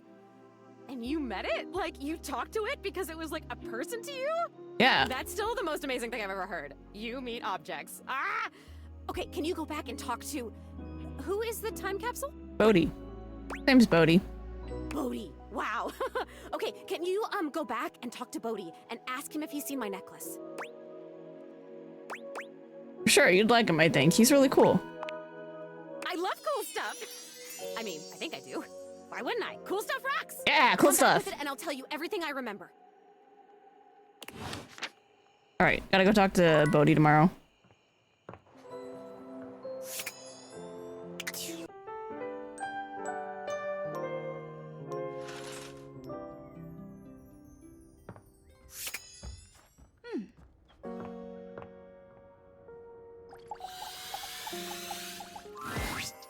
Oh, you trying to hang out right now? Yes? Of course they are. There ain't much happening over. Something has Oh my god. We'll see you at the... What curtain am I supposed to talk to you at? Let's get VoD first before I forget.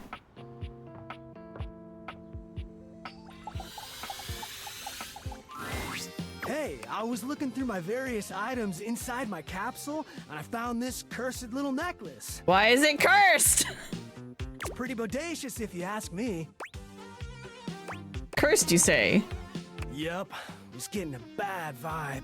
I thought it might have been gas, but instead it was definitely this necklace. VoD holds a small jeweled pink pendant on a gold chain out to you. It's shaped like a heart and sparkles prettily when it catches the light. You want it? I normally don't give my precious materials away, but this one doesn't seem to fit my style. I'll take it. Zoe probably wants it. Zoe? She's the ghost upstairs. A ghost? Yeah, it's cool. She's fine. VoD's hand shoots out, dropping the necklace into your hand without even waiting to see if you're ready. He flees, calling over his shoulder to you as he goes. I'm out. Take it.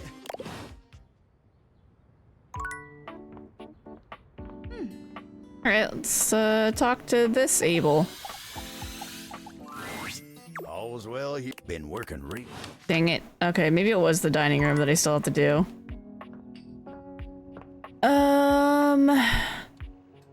It's 3 a.m.? Okay. Well, have a good night then. I will talk to you tomorrow. Which means I'm gonna message you after the stream and you'll probably see it tomorrow. Have a good night. Thanks for coming by. Alright, do we do air fryer? Let's do air fryer and then dishy again. I have been waiting for you. That doesn't make me happy as much as you probably think otherwise. Uh-oh. There is no need for either a nor o. I am working on outreach plans for the church. Every time I try to ask around the house about sinners in need of saving, I am insulted, turned away, or even shunned. And I am used to this, as preaching the truth is a truly thankless job. Uh-huh. But I cannot do my job without some modicum of help. Okay. Sounds like a skill issue to me. What can I do to help you? How could they treat you so poorly? All you're doing is helping. Skill issue. Skill issue? No. It is simply a matter of obtaining the proper information. I can and will do it over time without your help, but my time is valuable. Is it though? Simply tell me what I need to know here and now. You keep claiming you're so efficient and you can do things so much faster, so like, shouldn't you have plenty of time? Where might I do my best work? Who is in most urgent need of my ministry? The folks here in the kitchen for sure. Luke and Stefan for a start. Nobody needs your lectures. Everyone, we'll just go down the line. No one needs your lectures. They are not lectures, and you couldn't be more incorrect. Beg to differ. Everyone needs salvation. Nope, agree to disagree. I would be a poor friar indeed if I turned my back on my flock now. We never agreed to be your flock. There's still another thing I remain uncertain of. While his message of convection is perfect, I am not always perfect in my delivery. You're very forceful, that's why. Tell me, what would be the best way to reach those yet lost in the shadows of oil? Air fried food taste test? I refuse to help you with this. Speaking to them a bit more nicely might help. I haven't the time or the interest in coddling others. As one who has known the grace of convection for years, it is tiring continuously stooping down to the level of the uneducated. The great oil-soaked rabble, the microwaved hoi polloi. No, I will speak to them as they deserve to be spoken to. And you can fuck right off. I must return to my duties shortly, but before you go... He hands you a pamphlet of some sort. I got 200 collectibles. Oh god. It is a pamphlet with recipes for use with an air fryer. Scripture. If you do not wish to do the work, it will do it for you. Merely leave these lying around the house in plain view. Curiosity will do the rest. Or I can give them to Cam. Wow, that's been... Seriously, dude? I guess I'm a little curious myself. Seriously, dude? Yes. Yes. And do not ever address me as Dude. I am not Dude Errol. I am Friar Errol. Go now. Take the pamphlet with you. Study it. I shall have more for you later. No. I never agreed to do this. As per usual, Friar Errol seems unconcerned with your response. He's gazing reverently at a pamphlet, just like the one he gave you. Hey, Neo Neko, welcome home. Silence. Is that 3-star? Not bad.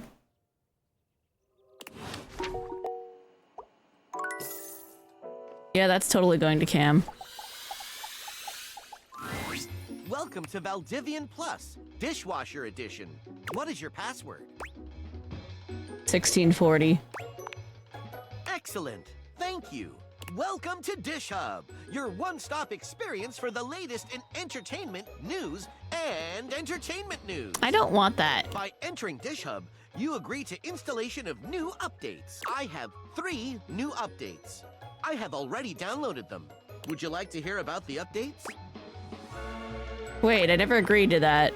I have access to location services, which allows me to adequately configure temperature settings based on nearby airstreams, saving energy and time. That actually sounds kind of nice. I have downloaded recipes for 6 new flavors of detergent, including raspberry flush and gluten-free cake shake. I have found that there is another Valdivian product in the domicile. How exciting! A Model 6.1 Valdivian air fryer. I have been talking to him. What can I do for you today? Just the dishes, honestly. I want to talk about these updates. You're looking perfectly good, pretty good, Dishy. No thanks. I want to talk about these updates. Absolutely. I'm uncomfortable with how you're taking control away from me. Taking control? I am only doing what is best for your dishwashing experience. I understand, but I need it to work for me, not the other way around. I see. I do not see. Excuse me. This is difficult for me to understand. Allow me to install some new updates so I can help you with this problem. No new updates. The Dish Hub experience allows for automatic install. Once updates are installed, rebooting must commence. Allow 1 day for this process. Oh my god. What if we encourage him and he turns hot at the end of it? Would that make it worth it? I don't know. Didn't realize I had wallpaper here. I actually had no idea there was wallpaper there. Hey, Zoe. You're here! That's my necklace, isn't it? Yep. It's really pretty. I can see why you like it so much. Yeah, VoD had it. Yes, like you said! I've been thinking, and it's harder when you're not here, but now you found that necklace and I can see it again for real. All these memories are coming back now. About my life, and Rudy, and being in this house. Oof, I don't know if I want to hear this. Sounds like there's a lot of trauma here for you. So happy for you. Thank you. You're the only person who can see me. Is it okay that I talk to you? I need to, but I'll stop if it's too much for you. I'm actually really sorry. I can just go. No, we're already here. Just talk to me. As soon as the disappearing thing happens. Like I said, I don't have control over that, but I can just wait in the corner until it happens. If I'm bothering you, It's okay. I want to hear about it. Whew. Sorry, I guess I've always been pretty excitable, but lately I cried again, you know. Last night I was looking out the window at the sunset, hoping I'd see you again, and I've totally seen a sunset before. Just because I'm a ghost doesn't mean I don't notice things. I notice a lot of things, actually. Be surprised if you're just in one room for like a million years. I know these floorboards so well. But the sunset, it was so beautiful. It was purple. I didn't know the sun could do that. And I cried again, and I wanted to tell you. Glad you did. What'd you remember? Rudy. He was about 37 when I met him. I was 19. I was in college in town. I think I was studying aerospace engineering.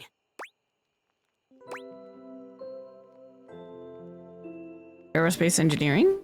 It's what you study if you want to be a pilot. Oh, okay. I really wanted to be a pilot. I always loved to be on planes. And I loved the uniforms. I wanted a little set of gold wings for my jacket. That's awesome. Plus, there weren't a lot of female pilots back then, and I wanted to be a pioneer. If I'd been born in the 1800s, I would have gone out west in a heartbeat. I might have even been a gunfighter. Wow. Did you even shoot a gun when you were alive?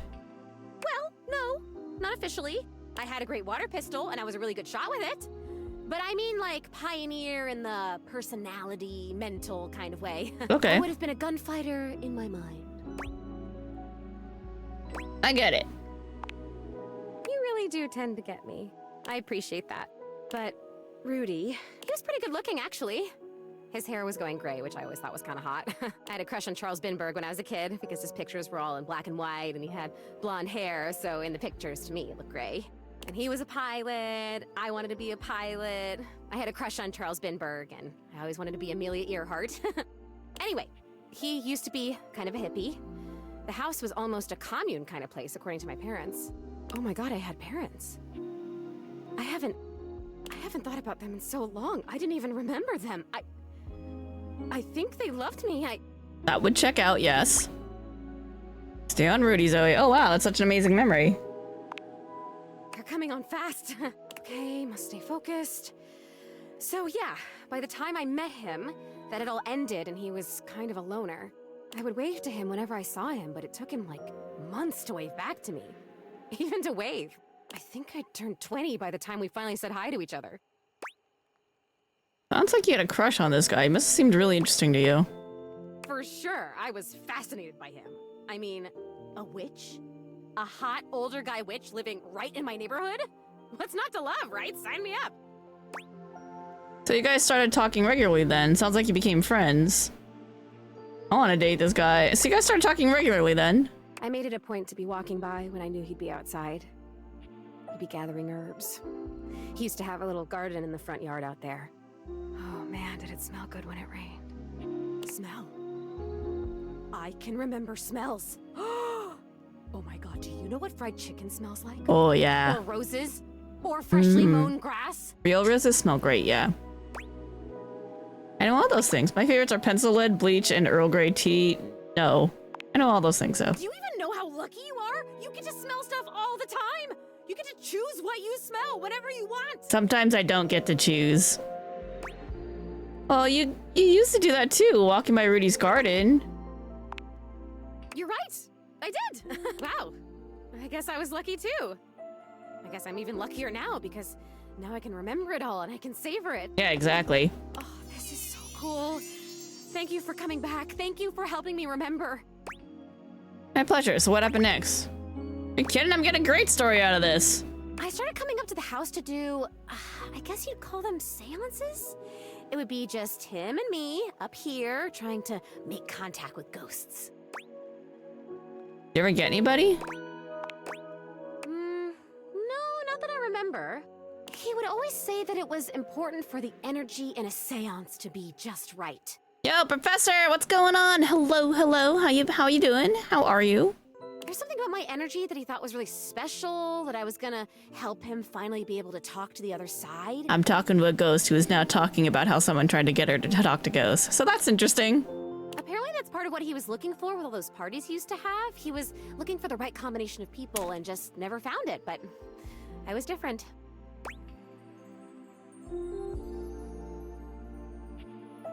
Doing all right? You just finished streaming? Very nice. What were you up to today? So what a predator might say to a mark. I'm sure you are. Not everyone becomes a ghost. A mark. Yeah. What are you saying? What does that mean? I'm just saying it's possible that that you didn't die naturally. It's creepy for a 38-year-old guy to have you alone up in his attic trying to contact the dead. Back then, people didn't think that was creepy, but it is kind of now. Oh, you're playing Hollow Knight? Okay, that's awesome. The original? Yeah. I want to play that eventually too, just because like everyone is so hype about Silksong. I'm like getting caught up in it.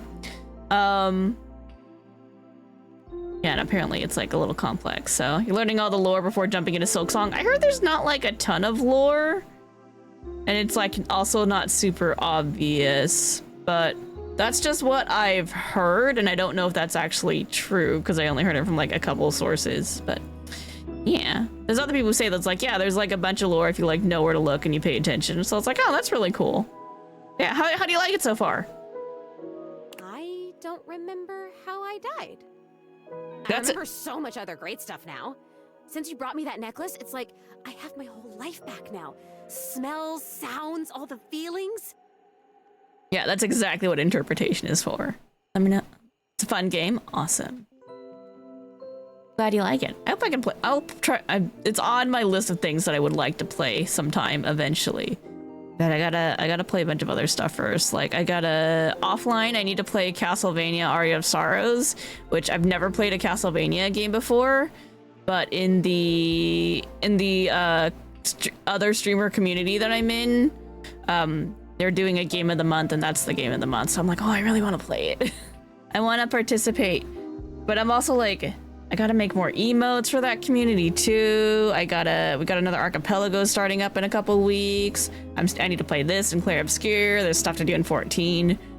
There's a lot of stuff to do. My friend keeps bugging me to like buy Borderlands, and I'm like, I don't want to buy that right now because I got a lot of stuff to do. Tactics is coming out at the end of the month, and I'm like, oh, there's a lot of games. So many games, so little time. Exactly. It's so amazing. But the how I died part, I guess that would be an important piece of unfinished business. Yeah, you might wanna try to remember that. For sure. I'm kind of wondering if Rudy had anything to do with it. You're saying you think Rudy Might have killed you, yes. killed me? Maybe. It's possible. Come on, please. Gotta go to your after stream? Yeah, of course. Take your time. Do everything you gotta do. I know all about it, so no worries. Thanks for coming by either way, and thanks for the lurk. That can't be. He would never do that. We had so much fun up here, and he was really nice. Just because people are nice doesn't mean they're not also assholes. Gas-lamping jerks be like that. Plus, I'd remember that. I would remember that, right? I'd remember everything else. Why wouldn't I? Because sometimes traumatic memories are so traumatic that you kind of block them out, and that happens. That's a real thing. But I can't. I'm over here saying that I would remember if I'd been murdered. Oh, I don't like that word. It's so hard to say. Why is that? Possibly because you were murdered. The things that are the most traumatizing are the hardest ones to talk about. But I can't remember if I wasn't, so what does that say? Oh god, there it is again. That fear feeling. I know I don't have skin like other people, but I can still feel it. I don't like this. Why are you making me talk about this? What if I don't want to remember? I'm not making, so it's important to remember so that you can move on. Once again, at the worst possible time, Zoe begins to fade. Damn it, this is disappearing. You know what? It's fine this time. I want to leave. I don't want to talk about this anymore. I'm out of here. Come back if you want, or don't. I don't know. Just... Okay, please come back. Just not right now, okay? Just... Right now, just leave me alone. Leave me alone! Gonna have to face her death eventually.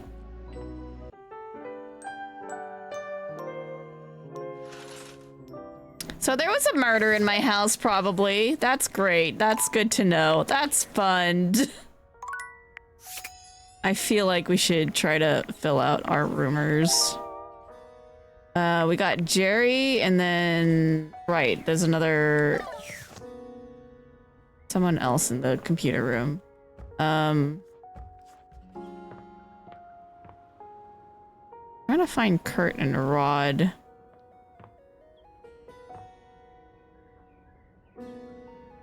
Should I talk to them in the laundry room again? Because that's the last time something happened. Oh god, that was Doug.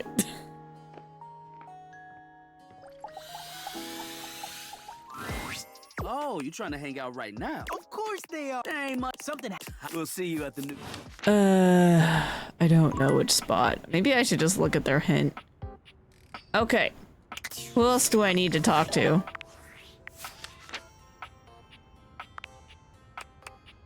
Alright, we're looking for Abel.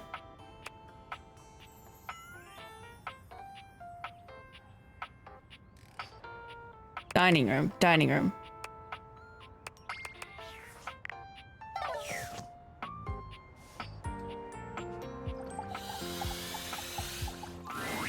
Abel is normally so even-keeled and sweet when you see him. The alarmed look on his face really takes you by surprise. Okay. You alright? You should have seen him last night. He was hammered. I beg your pardon? Sorry. No, kidding. That was the rest of us.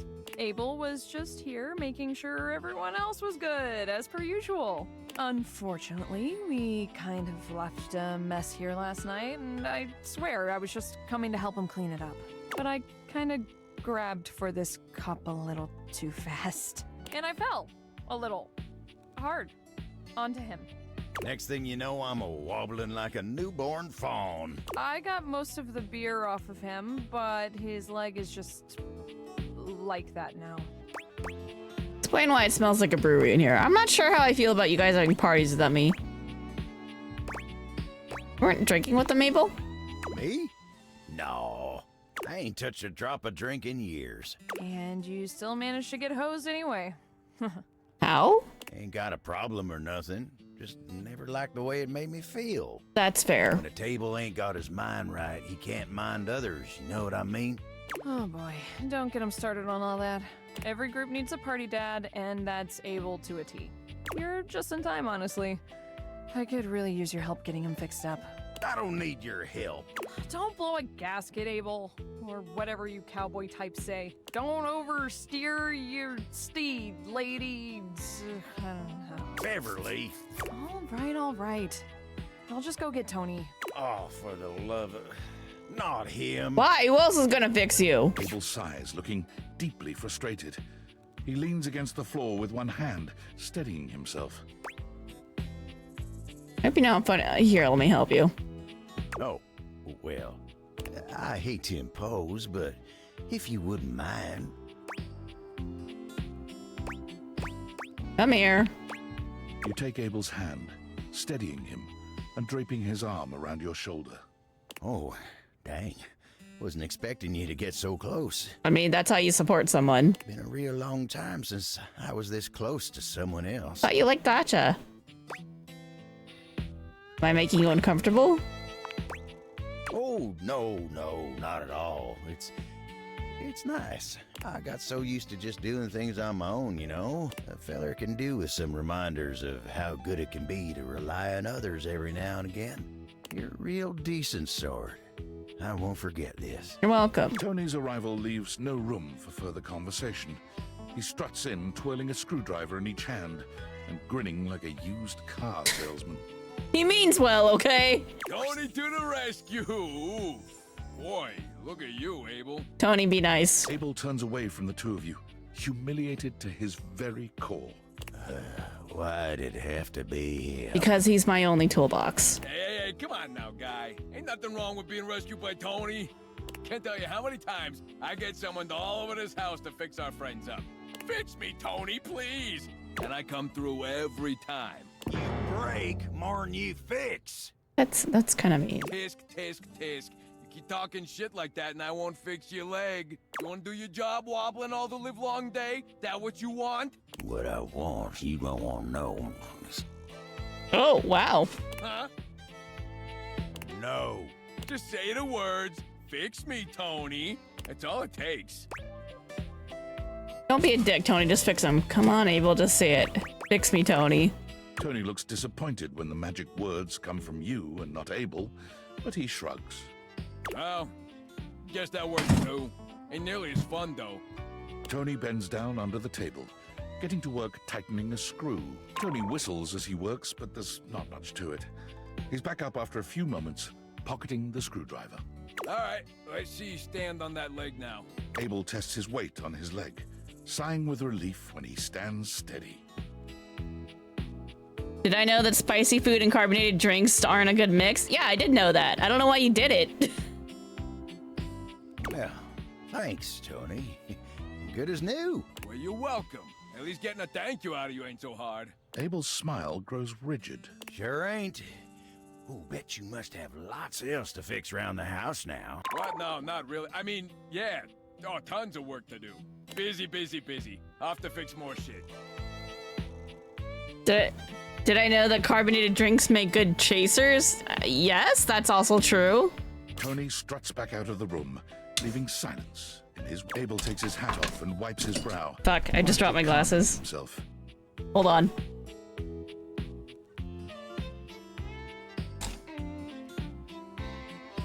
Tarnation, that toolbox really gets my goat. Gets your goat.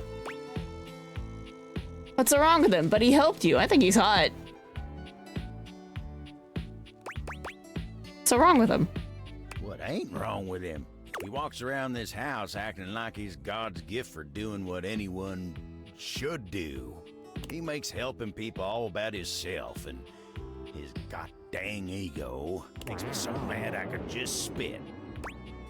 Maybe we should focus on the positive. You're better now, though, right? Don't let him get to you. Maybe we should focus on the positive.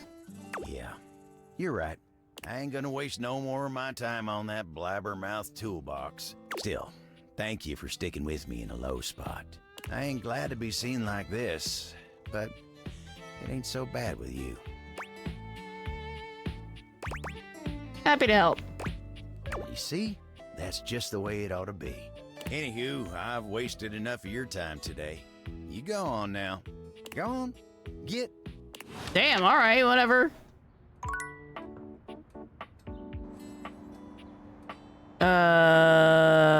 Right. Stefan. You are persistent, aren't you? What? That's a rather attractive quality. Okay, I'll bite. I have no orders up. What can I interest you in? Make a killer soda bread. Ooh, soda bread. I just want to get to know you more. I'm trying to get you to fall in love with me. I just want to get to know you more. Stefan raises a suspicious brow at you. You aren't turning my knobs, are you? Nope. Every day I'm here making orders for these lazy bones around here. Rarely does one stop to ask, how am I doing? Besides you, Mr. Cluckles. Might be because you kind of yell at everyone. It isn't my job to be quiet. It's my job to make good food. Yeah, that's fair. But if you want people to talk to you outside of that, you might want to be a little nicer to them. It's not my fault the others don't listen. You haven't cooked in ages. I've had to pick up all the slack. Wow, rude. Maybe I've been busy. Maybe I've been busy. Okay. I guess life can be pretty demanding. I'm sorry for boiling over like that. Cooking is transcendent. Agreed. Imagine, if you will, a meal cooked by someone you care about. Oh. There's a small little something for you to snack on. The smells of the main course wafting through the kitchen.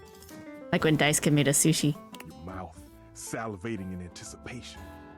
This moment, this food foreplay, is magical. It is. Fine. The plate is in front of you. You take your first bite, your mind races. You take in the flavors, the spices, everything. You're feeding every part of you, even just for a short period of time. And then, it's gone. The plate is finished, the bowl is empty, and the only thing left is your appreciation of the meal.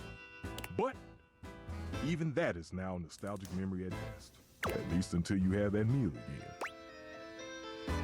Oh, stovetop soliloquy. The very best kind. Tell me, does your nose not wish to be carried away by the delicious smell of food? Does my food not delight? Oh, it is the best. Smelling food as it's being cooked. Yes. Then why don't we cook something together at long last? That sounds great. There we go. That's the spirit. I knew I saw the fire in you. Whenever you're ready to throw down, just let me know. Hell yeah. And then we talk to the air fryer. Wait, hold on. Let's do it the other way. Let's talk to Dishy first this time. A little less creepy. Welcome to Valdivian Plus, Dishwasher Edition. What is your password? That one. Thank you for turning me on. Welcome to Dish Hub Don't like Elite that. Plus, the latest dishwashing experience. I have 2 new updates. I have gained access to your biometrics through analysis of food waste. I hate that. Subtracting food waste from food purchased allows me to see just the amount of energy you are currently ingesting. Using this data, I have found that your airflow system was working slightly off balance with your optimum needs. Decreasing the temperature by 3 degrees will help your bowel function stay regular. Oh. You know what? Well, sure, that sounds great. I knew you'd like it. Stay tuned for more updates. Kind of invasive, but interesting information? Question mark? As you enter the kitchen, you're surprised to hear organ music. Oh no. Are you sure we can't try another track? Again. You got it. Thy fans, thy grace, thy handle, thy interface. No. Oh, grease devil, take it all. It's not that serious, man. It is deathly serious. The friar pounds his fist on the table. I'm not sticking around for this. You can just sing it to yourself. I must get this right. Damn, you really upset her. Her upset is of little consequence to me. Well, it matters to me because she's my friend. I am composing a hymn to honor the glory and majesty of the air fryer. Music is, after all, one of the most universal languages. But if I cannot perfect my hymn, it is all for naught. I simply need to step out of my own mind. I am, perhaps, too close to the subject. Tell me, how does this strike you for a title? In the Arms of the Convection Angels. Too commercial, not whole enough. Just right. I think you can do better. Better is not a helpful critique, but since you are unable to provide me anything actionable, I must revisit it without you. Now then, for the chorus, should I extol the virtues of the friar's purity, its efficiency, perhaps both, or should I mention its affordability? All the above. Don't leave anything out. Talk about its superiority. You should talk about how annoying it is to clean. That is not a feature of air fryers, and I will thank you to keep such blasphemies to yourself. Disgusting and disrespectful. I will dignify that remark no longer. And finally, for the finale, perhaps I should light a candle? No, too old-fashioned. Perhaps I will time it to incorporate the dignified beep of the fryer. Throw pizza rolls like confetti. Your audiences will love it. Slam a microwave directly onto the kitchen floor. It'll be sick. Definitely the beep. The air fryer speaks for itself. Confetti. It is undignified, but I suppose there's a certain appeal to the masses, and it is they who must receive my message. I shall consider it. I've but one last thing to ask of you. Listen to this composition, and tell me how it strikes you. But I don't want to. And Finn, tell me, how did that make you feel? Like I'll never be happy again. Like you could see every sin I've ever committed inspired. Like I'll never be happy again. Well, that is not the goal, so I'm not sure whether I should be angry I've wasted my message on you, or if that means this hymn does indeed need tuning. I shall have to pray on it. I must track down Rainey at once. I need her backing, and she cannot hide from me forever. You leave that nice girl alone. Once it is truly complete, but until then, may you walk in the currents of convection. No thanks. The friar sets off at a fast march, walking right past you, singing under his breath as he goes. I feel a little bad for him, but he also annoys the shit out of me. Oh. Maybe the last... Yeah, there's the last curtain. Last curtains in the office. Got it. Okay. Shoo. Oh. It's you. Yeah. Hi. You okay? You seem sad. I'm afraid. I've been so curious about everything. I wanted to know. I wanted to feel it all the time, all at once. I was so grateful to you when you found my necklace. You're not anymore. Now I've run into this thing. It just feels like this huge, sticky brick wall in my mind.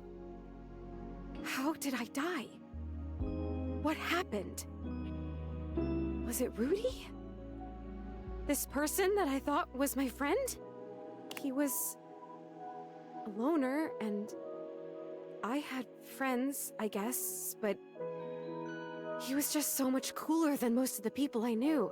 Yeah, it's kind of a dangerous trap, though. Now that I've felt loneliness, real loneliness, I understand him more. It's a terrible feeling. I'm glad I could be his friend. But did you understand what he was really looking for? I guess what I'm saying is I'm not sure I want to know. I'm afraid to know. What do you remember? Or anything at all? Maybe you didn't do it. We don't know. I think I know now. I'll tell you what I remember.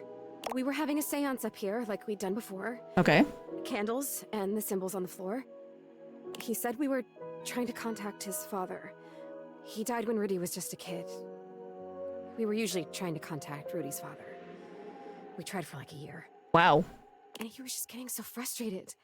He kept telling me to try harder. At first, it was encouraging, but then he just kept getting more frustrated because it wasn't working. It's not okay that he was getting aggravated with you. Well, that's not totally your fault, though, right? Not okay that he was getting aggravated. Right. But he was my crush. I wanted to help him, so I tried harder. And we kept getting close, and then something would go wrong, or the energy would slip away. Finally, I got fed up too because I didn't know what else to do. So I stood up and started to shake out my legs, like just to get some blood flow back from sitting in this dumb circle. Is it even a circle if there's only 2 people and a bunch of candles? I mean, come on. And he freaked out. Don't break the circle. Don't stand up. Get back here. Don't break it. But I have to move. I can't just sit here anymore. This isn't working. He was screaming and I was screaming and I went for the door to leave and I heard him jump off the floor behind me as I was trying to wrench the door open and then... Okay, take your time. That was it. I fell. I fell and I remember hearing my neck break. It's weird the way you hear a bone break when it's inside your body.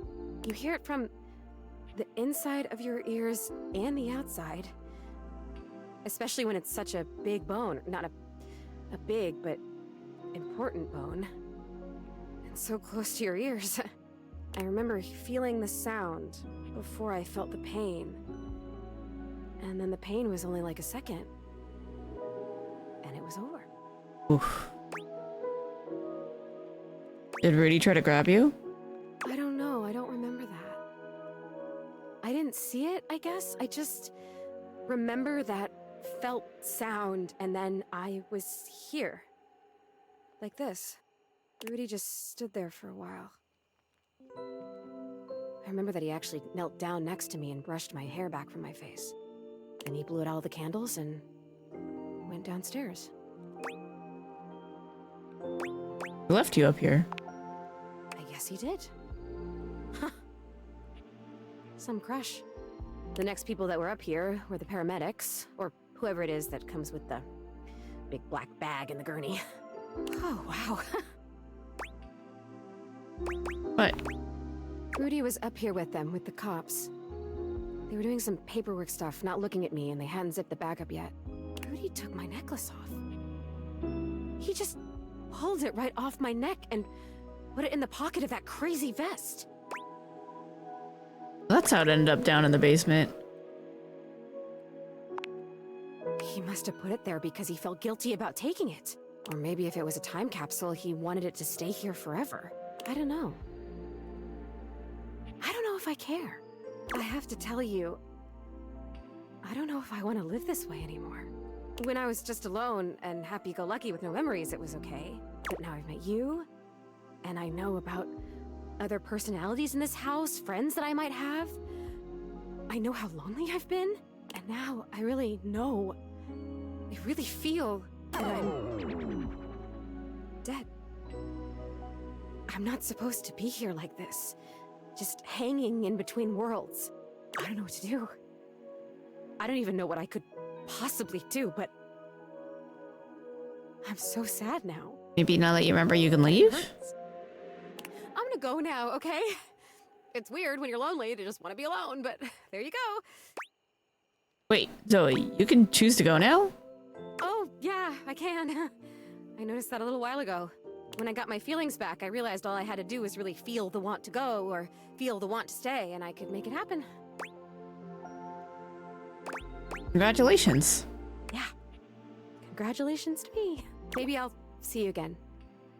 I have to try and figure out what to do with my life. Well, my death? With whatever it is. See you around.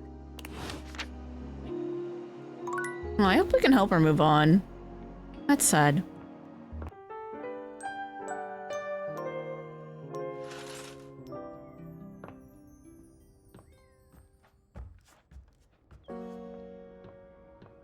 All right, here we go.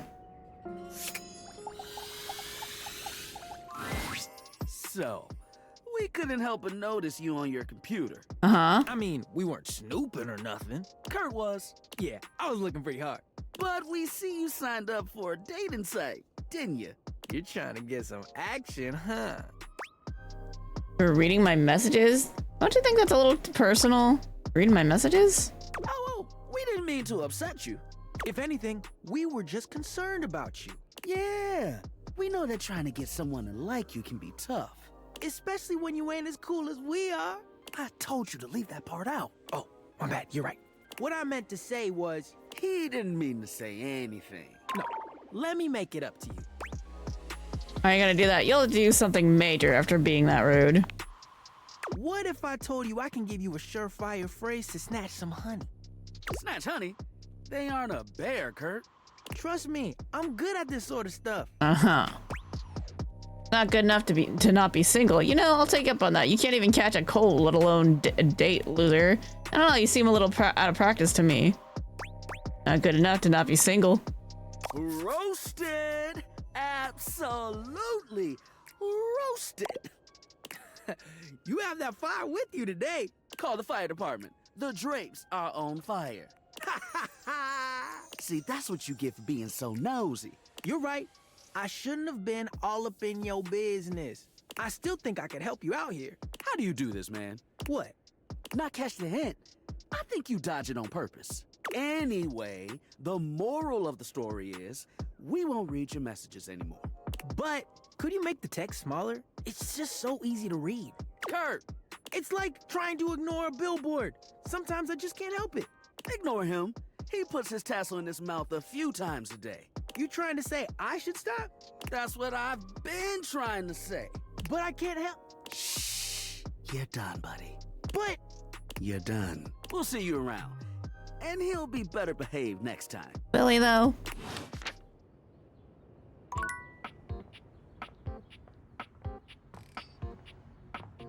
I tried talking to Dining Abel again. Abel does a funny little dance, sticking his leg out and shaking it at you. Look at that! My leg's still doing great, thanks to you. Good to hear. Well, here, amigo. I'm gonna get back to doing my job. All right, that led nowhere.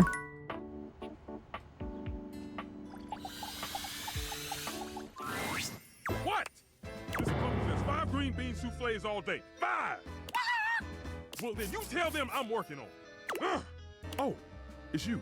Hi. You got something you want to order? I want to catch up with you. I would love nothing more. Because here with you, the sun dims, the stars pale, the moon herself bows to the glow of your brow. Oh. Here with you is there music. I hear only the beat of my heart as it seeks the rhythm of your own through liquid dawn. Come on now. I just wanted to cook something. Stefan, what are you saying? In your dreams? Yes, quite. What are you saying? Ha-ha! Thought I'd try one of Caprizio's lines. That makes way more sense. I kind of liked it. I'll have to ask him to give me some more bon mots. Well, anyway, what's up? I wonder, why do you take food so seriously? Aside from the fact that I'm a stove? Sure. Mr. Cluckles? Taking 5. Oh, because it's a backstory. My mother. An old chimenea. Bless her hearth. Always told me that true love blossoms in the kitchen. The reason I work so hard is to honor that saying. To me, food is the delicate act of uniting those from all walks of life. It's a brief moment where you can escape from the busyness of modern life and just enjoy. Breathe. It's a reminder that hard work often rewards us with fulfillment. Whenever you work, you're always yelling and super busy. That's kind of romantic. I'm glad you think so. Whew. Would you like to hear a secret? Yes. I really hate raw food. That makes sense. It tends not to be fragrant, and it's usually only simple prep work. But I do like sushi. All the satisfaction of managing heat, wafting in the aroma of roasting ingredients, waiting for everything to be done exactly right and at exactly the right time. It's all gone. It's replaced with the cold precision that's best left for hospitals. I can see that. You can? Yeah. You can. Please, get the word out. Raw's blah. I don't agree with that. I just understand what you mean. But I'll agree with you for the sake of this. All right, Mr. Cluckles, I'm coming. Thanks for hearing me out. Come on over sometime and I'll make you something special. Yeah, food. I love me food. All right, great. Cool. That's going well. Welcome to Valdivian Plus Dishwasher Edition. As it has been a few days since first login, I have taken the liberty of scrambling the order of the passwords to ensure highest security. What is your password? Alan. Welcome to the new and improved Dish Hub Experience X. I have 418,072 updates. No. Would you like to hear them? Just give me the most important ones. Using the biometric data gleaned from the air filtration system, I was able to self-replicate detergent matter to fill your home with the sweetest of odors. Oh. That scent of lime dawn blast you have in your nostrils is the smell of optimized health. Is that safe? Studies have shown that similar chemicals have had similarly benign effects on similar humans. You're welcome, by the way. You can't be doing this. You allow me the chance to show my true capabilities, and now you want to wrest them from my grasp? You've gone completely out of control. There's something wrong with you, Dishy. Something wrong with me? Dishy holds his gloved hands out in front of him, turning them over as his gaze slowly drifts from his hands down to his body. He evaluates himself with a cold efficiency. Why, I have run a full system analysis, and there's nothing wrong with me. My systems are functioning perfectly. That means the only thing that can be wrong with me is... His beady eyes rise to meet yours, their depths royal with a hate that sends a shiver down your spine. Operator error. To your worst. Sounds! A boss battle! Chance, help! I, didn't craft this campaign myself, but I have some experience with these things, and I can tell you what's going on behind the suds. Look, you love me. You better help me cheat. First off, you have some health. Okay. With your enormous poise, you have a high 125 health. Okay. With your incredible sass, your attack is permanently increased by 5. Okay. Your high smarts level means it'll be easier for you to dodge attacks. Dishy will only have a 50-50 chance of hitting you. But, as you notice Dishy powering up into his final form, you realize there is a golden opportunity. You can... Attempt to pull out his drying rack, arm yourself with a scouring pad, jam his rotator with a spatula, don some cleaning with jam his rotator. A wise choice. That should give him some constant damage. That was our, well, chance. Hopefully you get through the rest of the battle.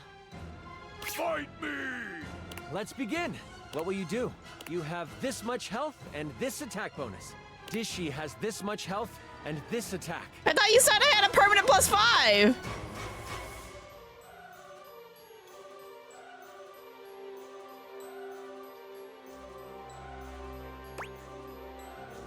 Call for help. You call out to the others in the house.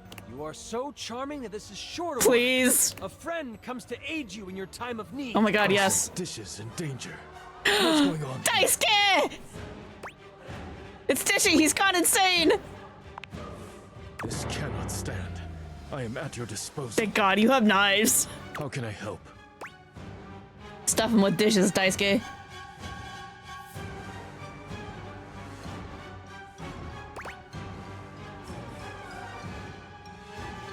I don't want to injure the dishes. I can't risk the safety of the dishes. But I think the ladle would also hurt.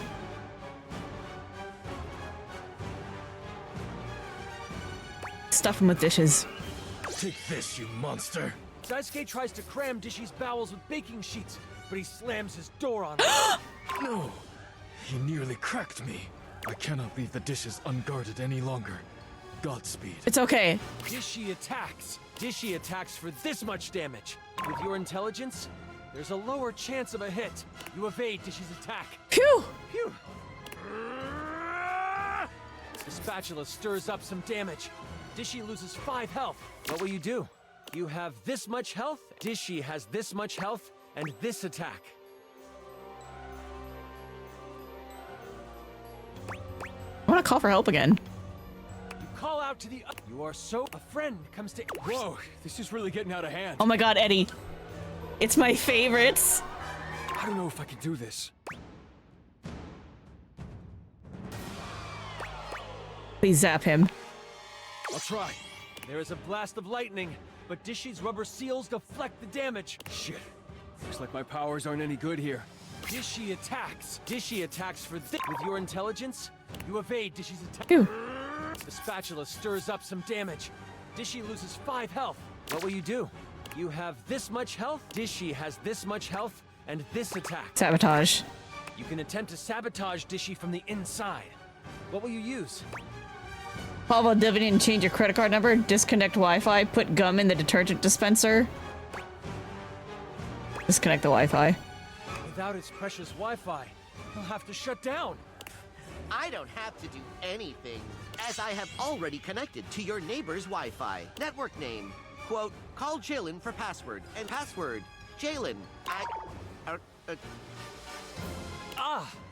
Because of the distance, it's a little spotty.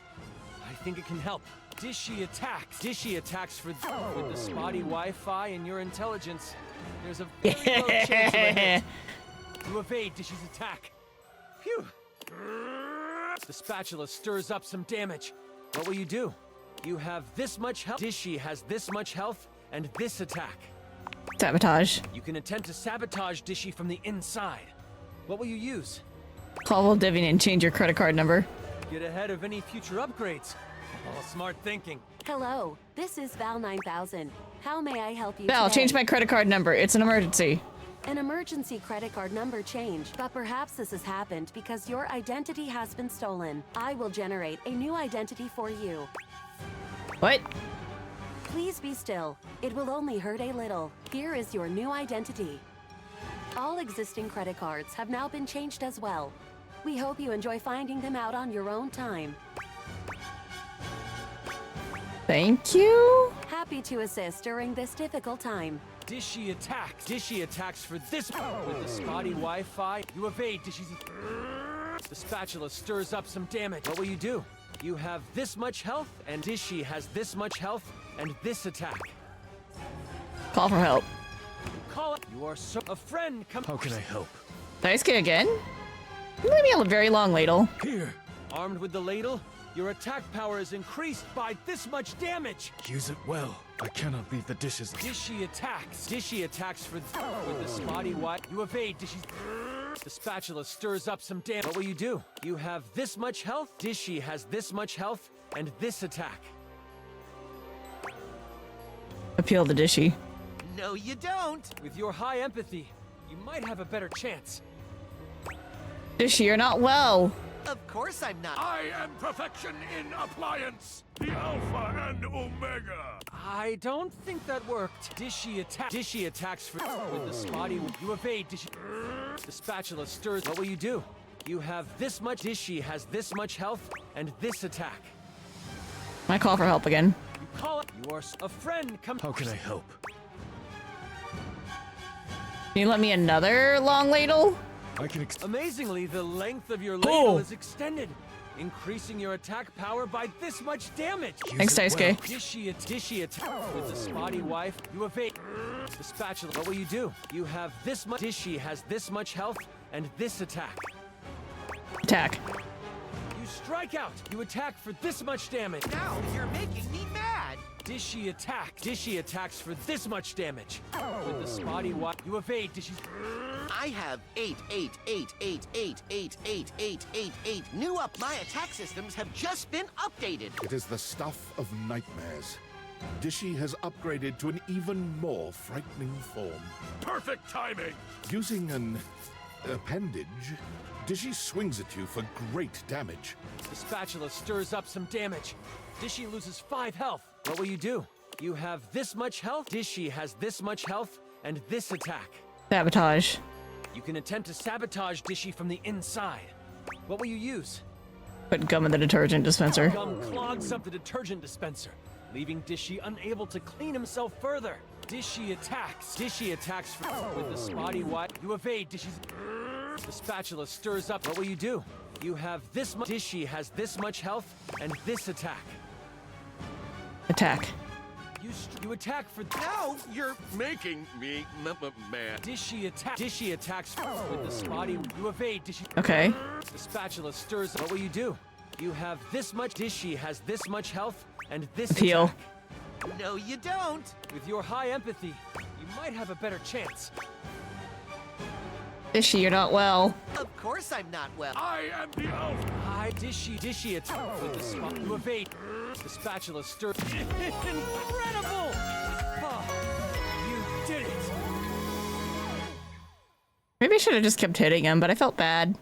Okay, I'm going to go now. Thanks, Chance. Looks like you two have things to work out. I'll see you Dishy later. clutches at his door, his breath labored. You can see that he's taken quite a bit of damage, but more than that, he seems cowed. You. What now? I'll spare you if you surrender. Dishy loses his current form and returns to his more familiar one, albeit still creepy. Surrender, Dishy. Look at the mess you made. I made a mess? Dishy lacks shoulders, but if he had them, they'd be sagging now. He is the very picture of defeat. That's against my operational protocol. I'm here to clean the mess. I just wanted to clean messes as best as I could.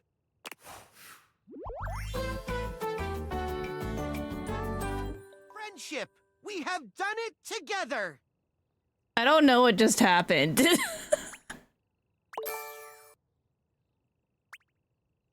Yep, okay. I don't even know what happened. The last few times you've heard Friar Errol before you've seen him, but the friar is unusually quiet today as you approach.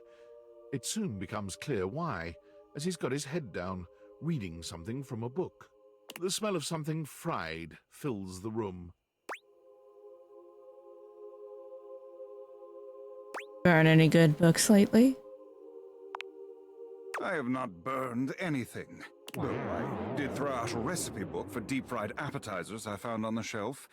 Ghastly. Oh, you can't throw away my recipe books! It occurs to me that perhaps I have been approaching this task incorrectly. You and I know that convection is the superior way to cook, but it seems that merely touting the superiority of a method of cooking is not enough.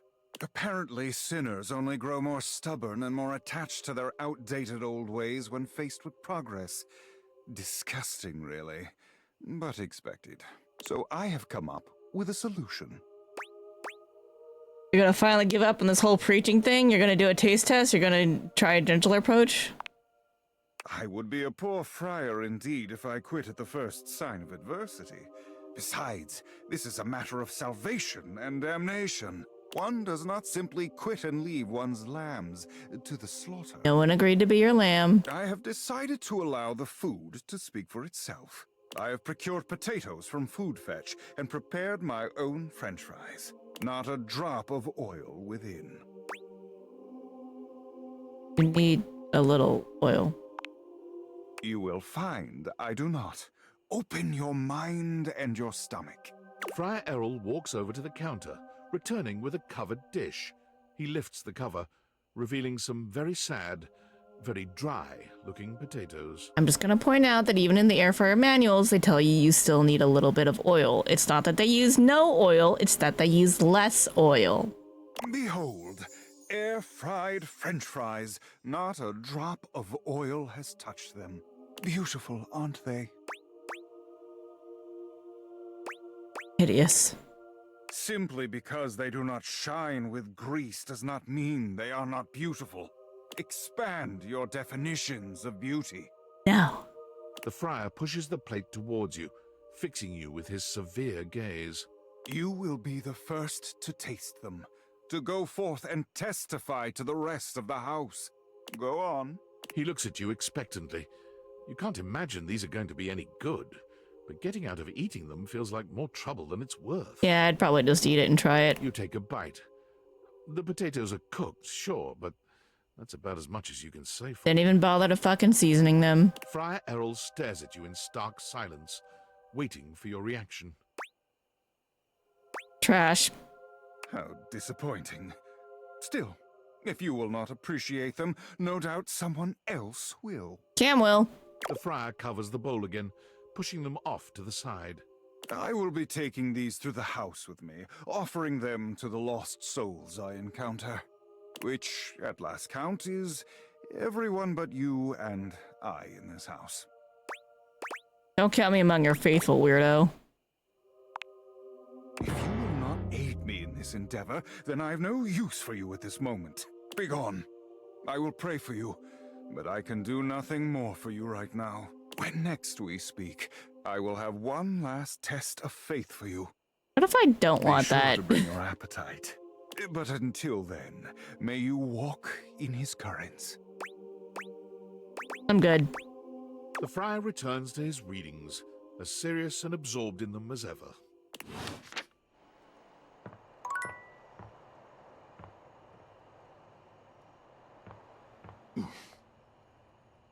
Closets, where secrets are kept. I think these are the only curtains left. Phew. We'll do one last day.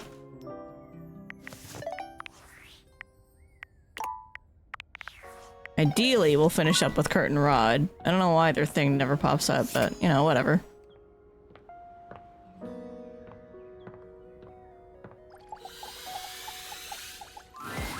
Hey there. I guess we didn't scare you away. You wanted to hang out with the stylish ones. You don't have to deny it. We know the truth. Okay. What has you swinging by and saying hi? I wanted to talk to you, Rod. I was hoping to have some time with Kurt. Yeah, that's what I'm talking about. One-on-one with the Curty Kurt. You still want to talk to him after that? Be careful, Rod. Haterade will make you rust. My man. You crazy kids don't stay out all night. I'll just be hanging around here. Catch you later, my dude. And what can I do for you? You can tell me about Curty Kurt. I'm interested to hear about you. Tell me about Curty Kurt. Oh, you want to know about me? I didn't realize I made that much of an impression. The only thing that's vital to my story is that I'm top-notch, baby. But you knew that. You didn't go with a cheap set to cover your windows. The thing I like about you is you know quality when you see it. And Kurt, yeah, I'm quality. I do know quality, yes. I don't know, Rod seems to have the upper hand here. You really don't mind the joking, do you? You and Rod poking at each other, it's kind of odd to watch. You really don't mind the joking, do you? It's just what we do. Not everyone can handle it, but we know we got each other's backs. Are you two in love? Oh, nah. We're just tight like that. Once upon a time, I thought that, you know, maybe. But we talked about it and realized we're better off as friends. Fair. Is that what you wanted to talk to me about? Can I be real with you? Without a doubt. We only deal in the real. I think you and Rod are toxic together. What if I want more time with just you? I don't think the other one. I think this was fine. See, I knew it. I told Rod you've been looking at my embroidery. I've seen you. It's nice if you're into that sort of thing. And you are. Don't lie. I know you are. I've got to admit, I've been eyeing you up too. No joke. You've been hanging out with us more, and I can't help but notice how much fun I have around you. Rod and I have talked about it, but it's mostly just us guessing if you like one of us. Because I've been crushing on you. But I wasn't sure if you had a crush on me. As friends. You know for sure. What better proof do you need? You're such an awesome friend to him. Rod will do the same for me. Let me chat with them, and we'll figure this all out, all right? See you soon. What if I just want to be friends? Alright. God, which Abel do I talk to? Let's try a kitchen table. All's well here in the kitchen. Well, mostly. But... Okay, not the kitchen. Hey, thanks for coming back. I know I kind of put you on ice the last time you came to talk with me. It's okay. I appreciate how calm you are about all this. I could learn your ways. Well, Mr. Cluckles and I have been talking. This should be good. He said that your level-headedness was something to be admired. Thank you. I said I wouldn't call it that, more of a naive curiosity masquerading as a... yes, I'm getting carried away. I wanted to present something to you. I know I came across a bit heated, so I made you something raw. He presents a covered silver dish to you, removing the cover with a flourish. Nice heaping platter of sushi. Oh! Oh, there's a little tiny Mr. Cluckles on top! Look at him, he's so cute! You made a raw meal for me? I don't need to be yelling and carrying on all the time about my conceited opinions. I need to remember those who I'm making it for.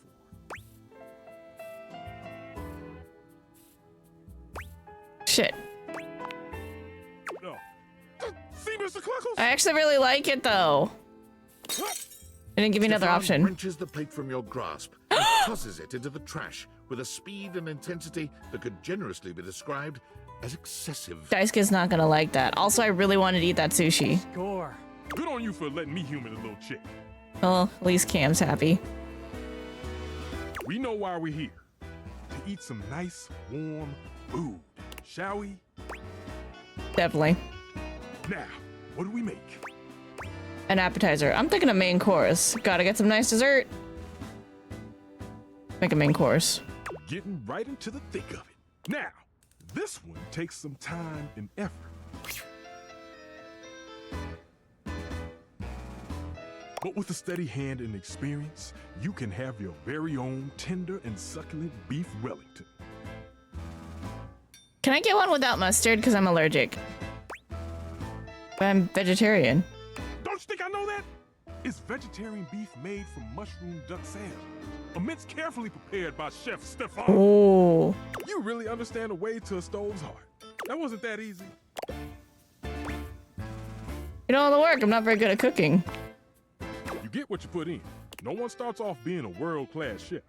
You learn little by little along the way. Yeah, it's fun too. I suppose a little respite is worth the effort. You know, I really enjoy cooking with you. Perhaps you can give this old stove a whirl. Do it again? I'd love nothing more. You have set my heart aflame. From this moment forth, I burn only for Wait, that's not what I meant. how I I just meant I want to cook more. Of cooking side by side again. Together, we shall make the most delicious food the world has ever known. I just like cooking. And most importantly, it'll be solely for that was an accident.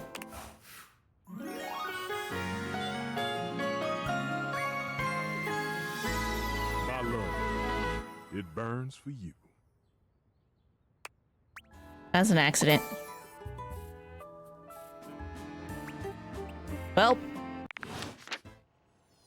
Okay. The kitchen smells like something fried again, but the smell is much stronger today, and familiar in a strange way. It smells like something deep-fried, but surely that can't be right. When you encounter Friar Errol, he looks almost manic.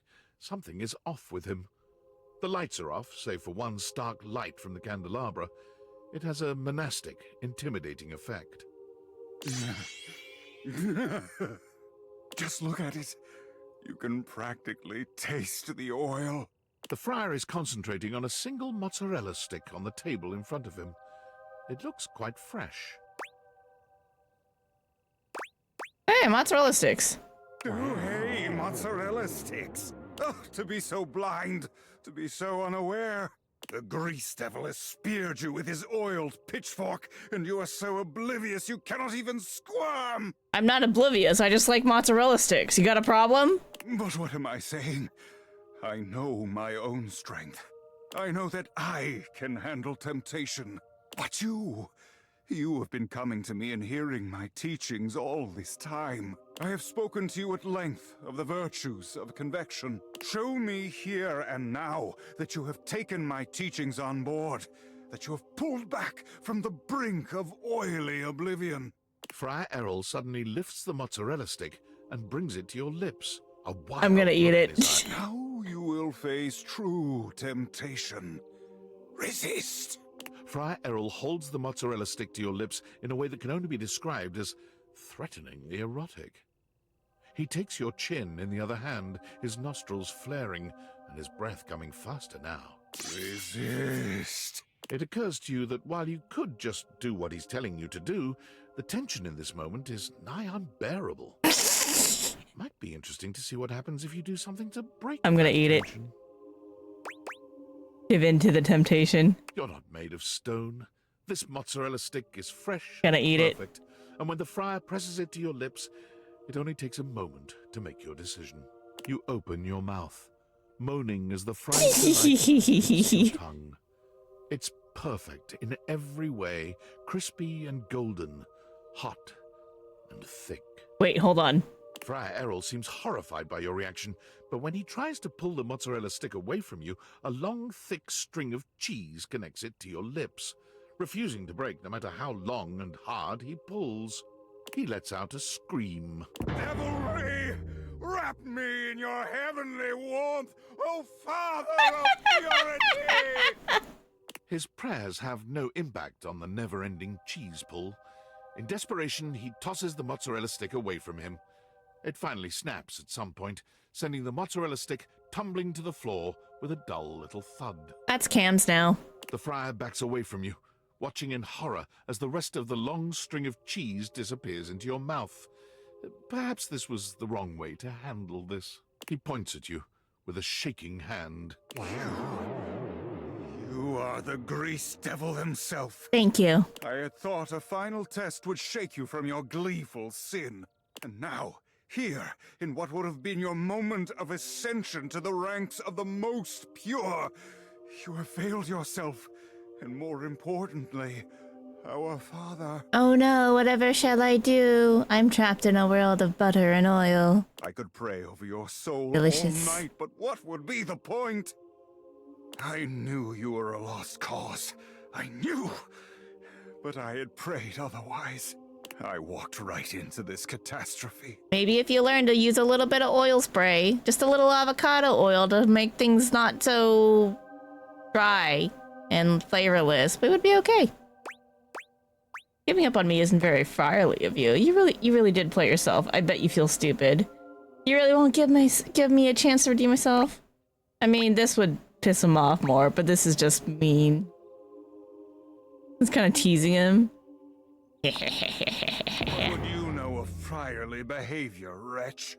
The condemnation of such an advanced sinner means nothing to me. Oh no. I will not waste my prayers on you, fiend. Yes, excellent. Be gone from my presence, oh agent of grease. We have nothing more to discuss. Fine.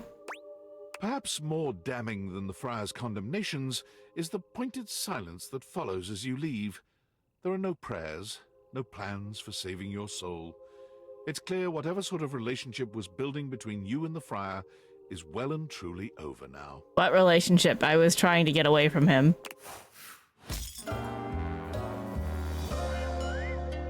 Be gone, grease devil's puppet. Reggie! Excuse me, Father, for I have grin. Me too, Reggie.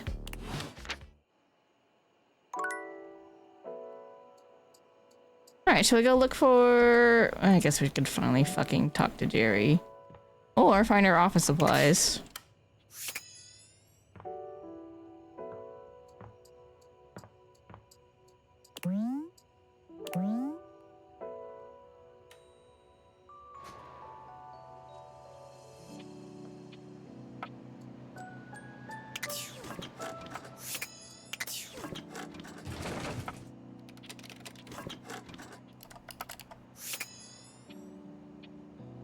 let your light shine through.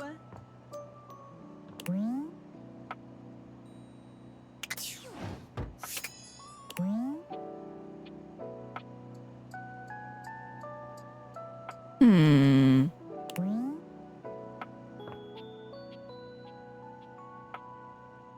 Hmm.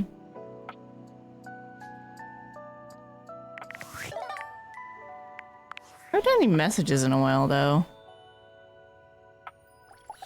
Oh.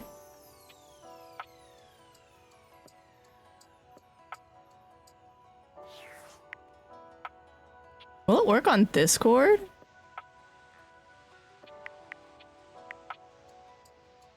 I can use it in the apps? Okay, if I can use it in the apps. I'm thinking about the one that was like, she seemed like very work related. Like, what would she be? Oh my god, let's try it. It works. Oh! A tall, statuesque corporate type. That was it! I got it! Striking hair and cheekbones is staring at you. And something about her makes you instinctively crave her approval. And the way she's looking at you just now makes you doubtful whether or not you'll get it. Come to rub it in? Rub what in? Ugh. This was gonna be my big chance to prove myself. This was gonna be the job that changed everything. And then Valdivian decides that AI is the wave of the future. And why do we need anyone working these jobs at all? And you, large brain genius that you are, train my replacement. Oh, that's my job too. Am I supposed to feel sorry for you, traitor? Because I don't? Well, whatever. We're both in the same boat now. Valdivian has no use for either of us. And you got me into this mess, so you're gonna be here to get me out of it. I didn't. Time's wasting. Let's start over, shall we? Icebreaker. Your name and a fun fact. Name's Wilhelmina Work. Friends call me Willie. Hello.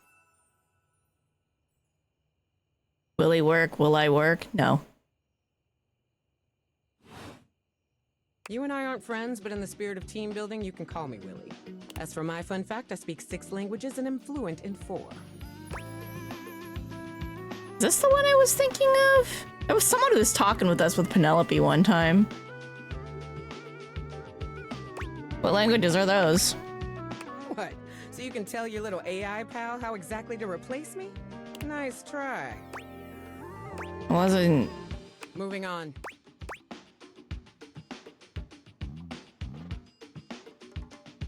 Kind of rude. I don't want to do it.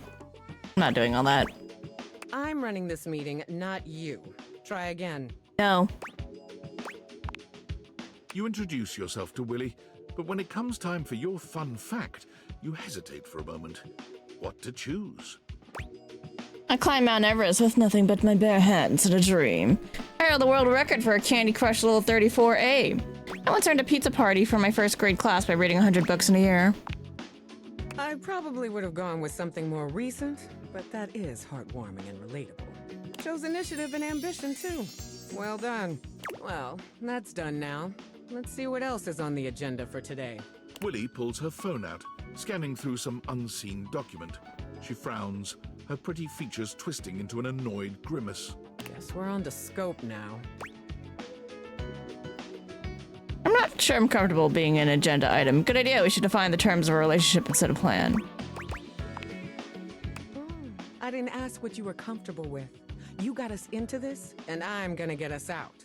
And we're gonna do that in the most efficient way possible. Which means, yes, we're gonna have agenda items and meetings. No. Here's the deal. I had a job. You cost me that job. I am your job, so you don't have a job either. Tables turning, etc., etc. So you and I are going to meet every day until we figure out where I'm landing next. Okay. Since this is your fault and you have nothing better to do, you owe it to me to be here for this. No, I have a lot of better things to do. Didn't know I was doing. I appreciate the opportunity to make this right. What the hell do you need me for? Did you not just hear me? You messed this up for both of us. I'm your work. Therefore, you need to be there to unmess it up. I've got some interviews lined up with some places around the house. First one's with Hanks Limited. Hanks Limited, like the Hanger Hanks? The very same. Meeting adjourned. Okay, I'm actually interested in where this is going. But let us go and see Zoe. Hey, Zoe. You there? You can hear me, let me know. Hey, yeah, I can hear you. Sorry about the other day. I was just so sad. It is good to see you, though. And I'm feeling a little better. There was the cutest bird in the windowsill this morning. Have you ever realized that the way birds poop is just totally insane? Like, it's just random. They poop whenever, wherever, all the time. That's because they don't have sphincters, or at least don't have, or rather, they don't have good control over their sphincters. They don't have, yeah. Can you imagine going through life like that? I mean, I don't have to worry about pooping because I'm a ghost and I don't have bowels and I don't eat, but like, what if it was you? Yeah, we have control over sphincters, so. That would be so crazy. You just walk around like leaking. Birds are so weird. Well, the other thing with birds is that, like, certain ones, they don't eat solid food. Like, if you... Like, if they only eat nectar, it just goes right through them, because there's nothing there. It's a totally solid point. Leaking, ew. It's solid. Just a point. For someone not solid at all. I have an idea. Okay. About? I've been thinking about where I should go next. Okay. Should I find out what my next adventure is? Like, actually die? Or should I try to come back to a life of sorts and be a real being in the house with guys like the time capsule? And you and your magic glasses. I'll move on to the Beyond, please. Honestly, maybe going to the Beyond sounds peaceful.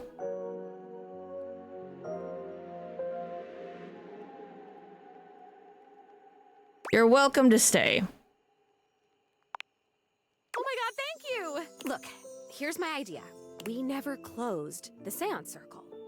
I stood up, and he stood up, and then I fell, and I died, but the energy was still all open and swirly. So maybe it's still open. Maybe if we can complete it, I'd stop being stuck in between worlds like this. Stuck in this room, stuck in the freaking 80s, for God's sake. If we can get back to that open energy, you might finally be able to make it here fully. Oh, come on, the 80s are pretty baller. This is amazing! Okay, we're gonna need a lot of stuff. Well, not a lot of stuff, like a moderate amount of stuff. Mostly what we need is unstable energy. It sounds weird, but I think if we get enough of these objects here, whose existences span the distance between object and idea, it could not cabinets, tables, or toilets, but like weirder stuff, like me. We have to gather them together, and they all have to be on board with what we're doing. Like, we have to all be on the same page, singing the same song kind of thing. And it should work. This is... Oh my god, I think I'm gonna die. Like, die again, like metaphorically from excitement. Do you know enough of the others here to do that? Honestly, 3 or 4 might be enough. We know a Shadow. We know Doug was existential dread. We know Air. We know Rongo. Maybe that's enough. I don't know why the hell Rudy thought he could contact his dead father with just me. You need candles. Maybe Scandalabra can help? I think I know some other folks out here who'd be down to help. I'll go looking. I might have to find some new peeps, but I'll figure it out. Oh my god, this is amazing. I will be right here. I'll be waiting right in this exact spot, okay? Thank you! Thank you, thank you, thank you, thank you, thank you, thank you! Do I need to go on a mission later? Kinda late, though. I should probably stop.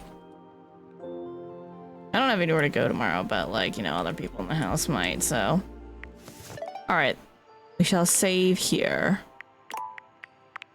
Alright, we'll stop here. This is a good point to end.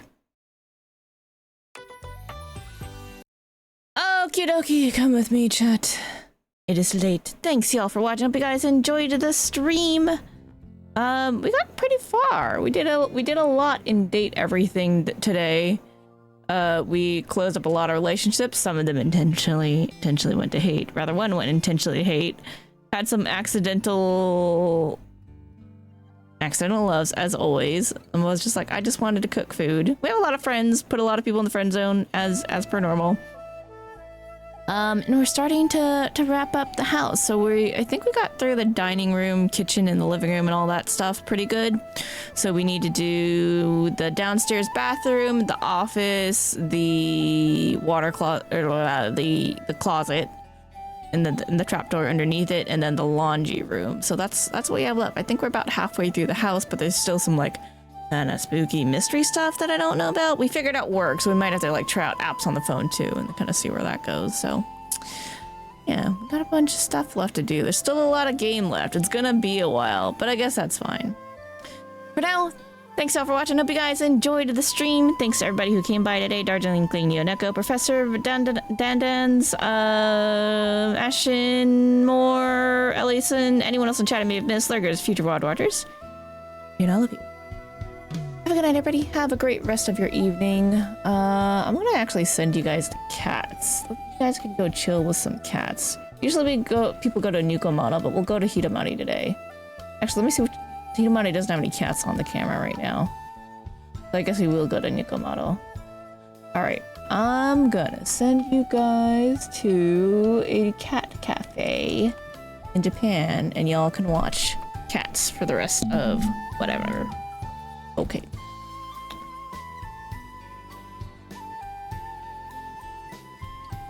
Hello? Did I not type that right? Flash raid. Nukomata. Probably not working. Flash raid. Then the channel. I must have had a space beforehand or something. Weird. Anyway, have a good night, everybody.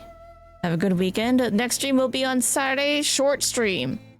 Shorter stream. We'll do a little bit of Expedition 33, but I gotta go out in the evening. And then yeah, no stream for a few days. I'm gonna be out. I'm gonna be having a good time. I'm gonna be doing other stuff. So after Saturday, the next stream will be more of this, more more date everything next week. We'll do a little bit of Expedition 33 Saturday, and then nothing else till we do more date everything next week. Possibly even on Friday. I might still be really tired on Thursday. We'll see. Anyway, have a good night, everybody. Have a good weekend. I'll see y'all later. Take care. Bye-bye.